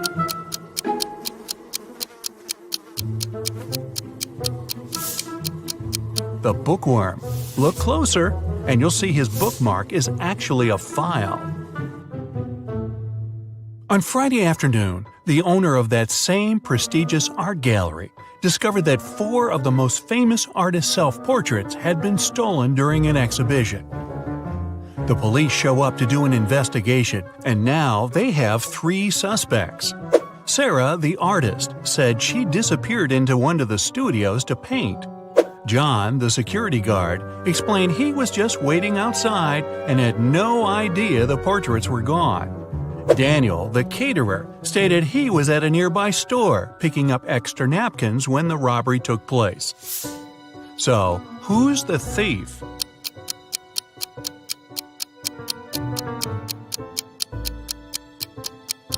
It's the security guard. He couldn't have known the stolen paintings were portraits if he was standing outside.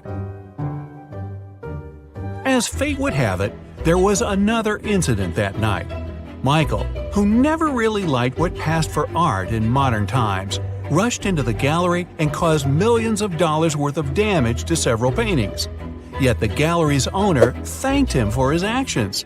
How come?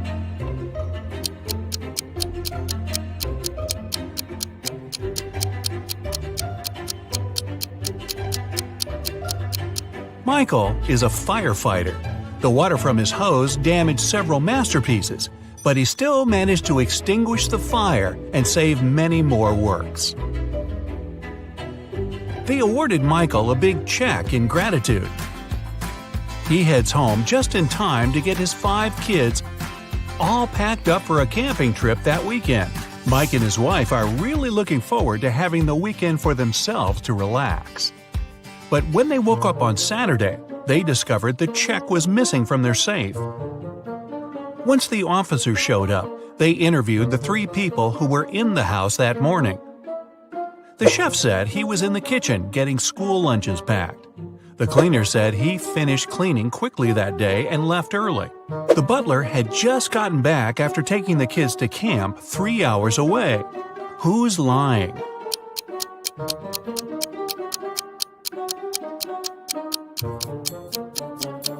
It's the chef. It's Saturday, so there's no school, and the kids have gone camping. Meanwhile, on the other side of town, a scientist is working on something bizarre. He invites Kevin and Claire as blind test subjects for his new serum invention.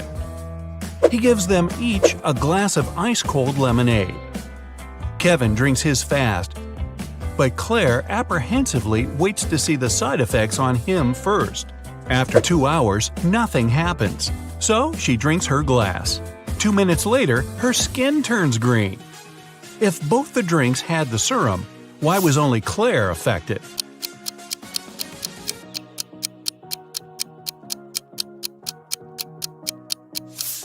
The serum was in the ice. Since Kevin drank his fast, none of it got in the lemonade.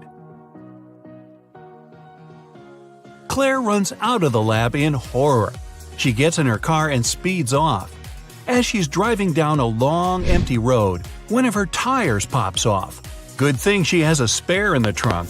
But here's the problem. She now has no lug nuts to put the spare on with. So what should Claire do?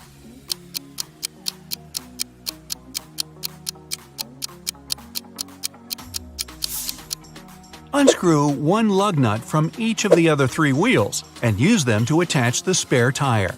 It'll be enough to get to the nearest garage safely. As Claire is putting on her spare tire, the scientist catches up to her. He hands her 4 pills and tells her it's a complex cure to the green face serum. 2 of the pills are an antidote, and the other two are a catalyst that activates it. Claire must take one of each type together. If she takes two of the same, her face will stay green forever. Just as the scientist is handing her the pills, he trips and they get all mixed up. They look identical. What should Claire do?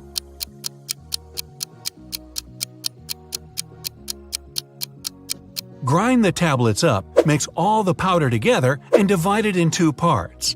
Each half will have the same amount of catalyst and antidote. It worked, and just in time. Whew! The next day, Claire has a big calculus exam. But funny enough, all the students in the class refuse to take it. Professor Miller can expel only one student for skipping the test. All of them know each other's names. If a student knows they'll be expelled, they agree to take the test. How can the professor make all the students take it?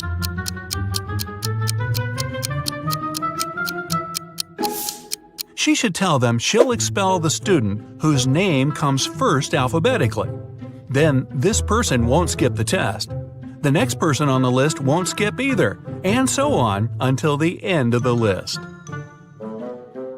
The next day, class isn't any easier.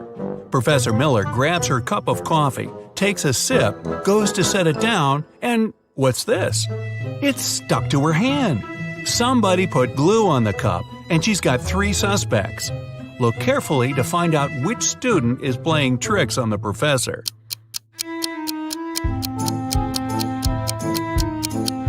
Sure, the first student has an awfully guilt-ridden look on his face, and the second student's smile looks just like pride for a job well done. But look closer at the third student's pocket. Yep, it's the tip of a glue bottle. Professor Miller is so annoyed by her class's shenanigans, she decides to change her career. Wow. She opens a shoe factory. She's so successful that she builds a second one in another city. But despite her success, the problems don't end. Her employees keep secretly taking shoes from the plant. What can she do to resolve the issue?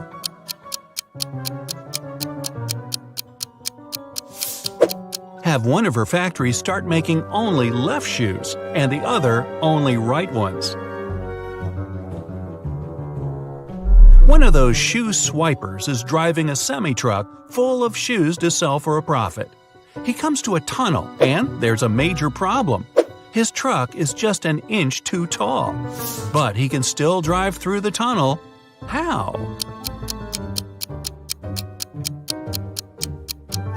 Let some of the air out of the tires. It'll lower the truck just enough. When the shoe swiper gets through the tunnel, he comes to a fork in the road. One goes to the town, the other to never-ending wilderness. There are guides standing at each.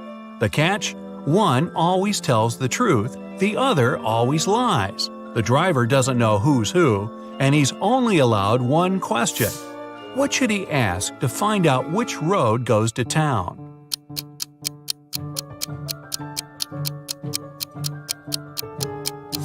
Ask either one of the guides which road the other would say is the right way. Then he must choose the opposite. The truth teller knows the other will lie, so they'll point the driver toward the road to nowhere. If he asks the liar, they'll know the other guard would honestly point him toward the town, so they'll again recommend the road to nowhere.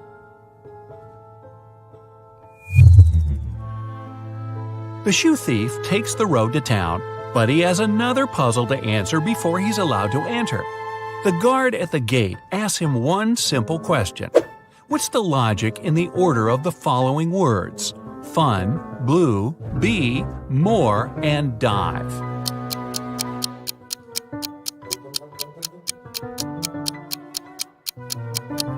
Every word rhymes with its number on the list. Fun 1, blue 2, bee 3, and so on. The shoe swiper finally settles down in this new town. Too bad for him, he can only use a payphone to make calls. One day, the phone breaks. He informs the phone company, but they do nothing. He tries again the next day. Same result. The third time, he finally gets them to come out and fix the phone. So, what did he say?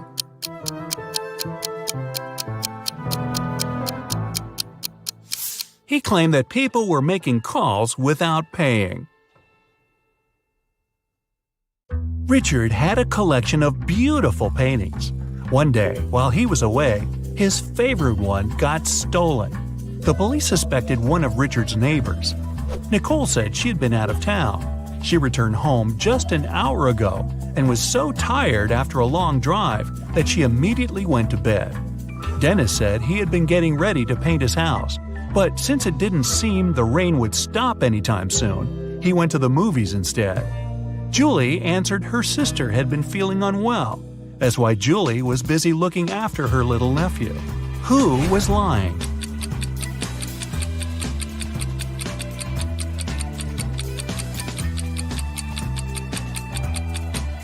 It was Nicole. It had been raining for the whole day. If the woman had returned home just an hour ago, the road under her car would be wet. A wealthy businessman had two sons, Gary and Jeffrey. The loving father doted on his boys, but unfortunately, he had a lot of enemies who often threatened to harm his sons. One day, Gary was rushed to a hospital. He had been poisoned. Jeffrey, scared out of his mind but feeling okay, went with his brother. When the businessman arrived, he asked Jeffrey what had happened. "We were playing soccer and got awfully thirsty. Some man gave each of us a bottle of water and we drank it all. But then, how come Gary is in a hospital bed, poisoned, while Jeffrey is fine?"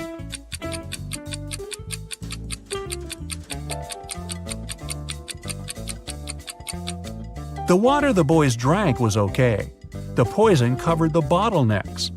Unlike Gary, Jeffrey didn't touch his bottle with his lips while drinking. Kyle has been caught by a mad professor and locked in a room with only one door and no windows. Is the scientist going to experiment on the poor guy? Kyle has to get out of there as soon as possible. After searching the room, he finds 4 keys. On the door, there are 4 keyholes with a number under each of them. Kyle has to match the keys and keyholes, and there's hardly any time left. The professor's car has just stopped near the house.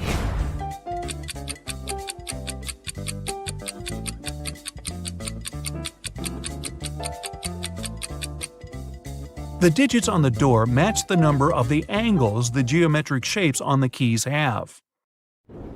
3 people were stopped at the security check of an international airport. They were suspected of smuggling different stuff out of the country. The first man was heading for a beach resort. In his suitcase, there were a lot of things needed at the seaside: an umbrella, a pair of sunglasses, sunscreen, and a beach towel. The second man had a cage with 3 colorful birds and a pet carrier with a family of hamsters. He had all the necessary papers. The third man was traveling for business. In his bag, he had a suit, some documents, a toothbrush and toothpaste, and a bottle of expensive shampoo. Who's the smuggler?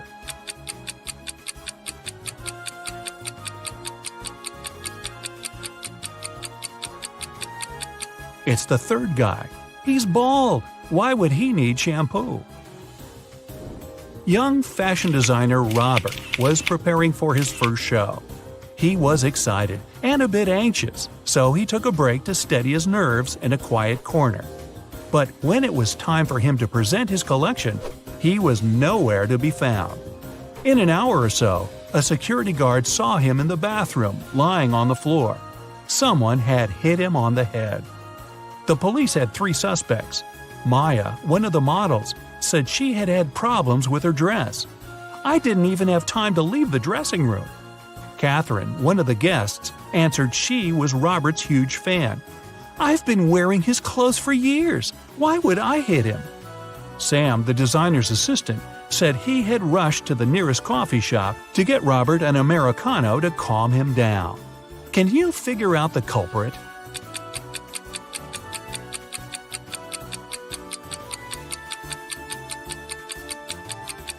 It was Catherine. That day, it was Robert's first show. Then, how could she be wearing his clothes for years? Ethan and his girlfriend Anne went to explore a cave and got lost.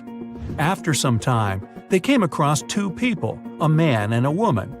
The man, bearded and rough-looking, had a shovel in his hands. "I've been stuck here for a week. I know how to get to the surface, but I need your help. Come with me." The young woman exclaimed, "Don't trust him. He's a criminal. Follow me. I've been here longer than him. I know where the exit is." Who should the guys believe?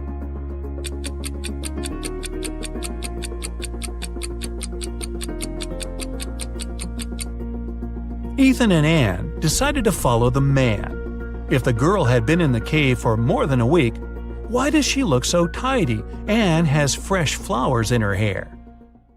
Mickey wakes up locked in a basement. The guy has no idea how he got there, probably through a hatch in the ceiling. There are also 3 doors leading out of the room. Behind the first one, there's a deep pit with metal spikes at the bottom.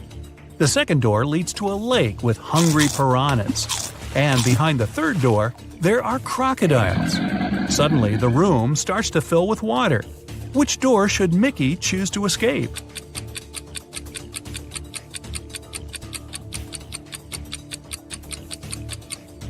He should pick the first door.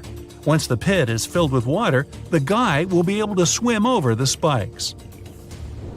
Adam's car has gotten broken right in the middle of a deserted forest road. But the worst thing? It's winter, snowdrifts are huge, and the wind is freezing cold. Adam has to get to the nearest town, and fast. But if he follows the first path, he'll have to deal with hungry wolves.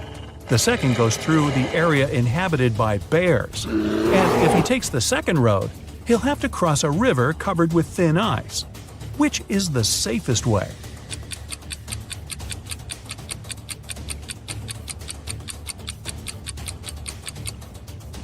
Adam should sneak through the bears' territory. These animals sleep in the winter. Lauren has cooked 10 buckets of chicken wings for a family gathering, 1 for each guest. But later, it turns out little Jimmy has been left without his portion. Someone has taken 2 buckets. Is it Uncle Patrick? He looks suspicious. Or maybe Lauren's son Justin. He's wearing this creepy, knowing smile. Or could little Jimmy himself hide his chicken wings in his bag with toys to get another portion?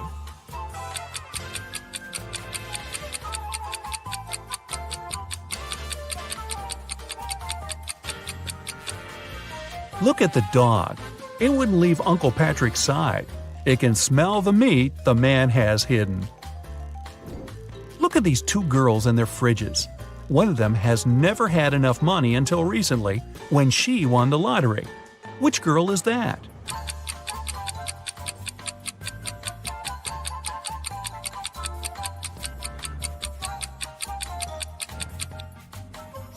It's the girl on the left. High heels, a flashy dress, and a fridge filled to the brim. She looks like a person who has finally managed to get their hands on some big money. Lisa was a millionaire's daughter. She was fed up with her dad trying to control her life. After he told her one day he'd found a fiancé for her, she decided to run away from home. She took enough money and the most discreet car she could find in the garage and left. The girl knew her father would send his people to bring her back. That's why she never stayed in one hotel for more than one night. One day, she found herself in a small town. It was getting dark, and she had no choice but to stop at the first hotel she saw. The receptionist said her room number was 710 and offered to show her where it was. Lisa immediately grabbed her bag, ran out of the hotel, jumped in the car, and sped away. Why?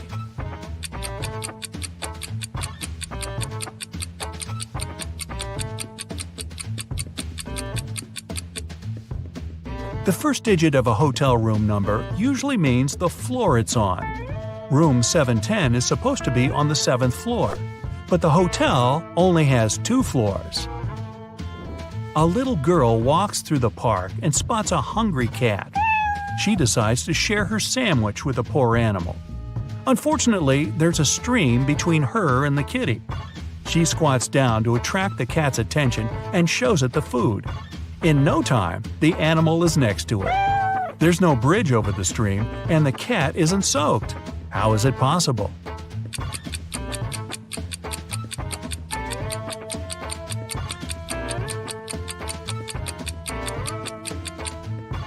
It's winter.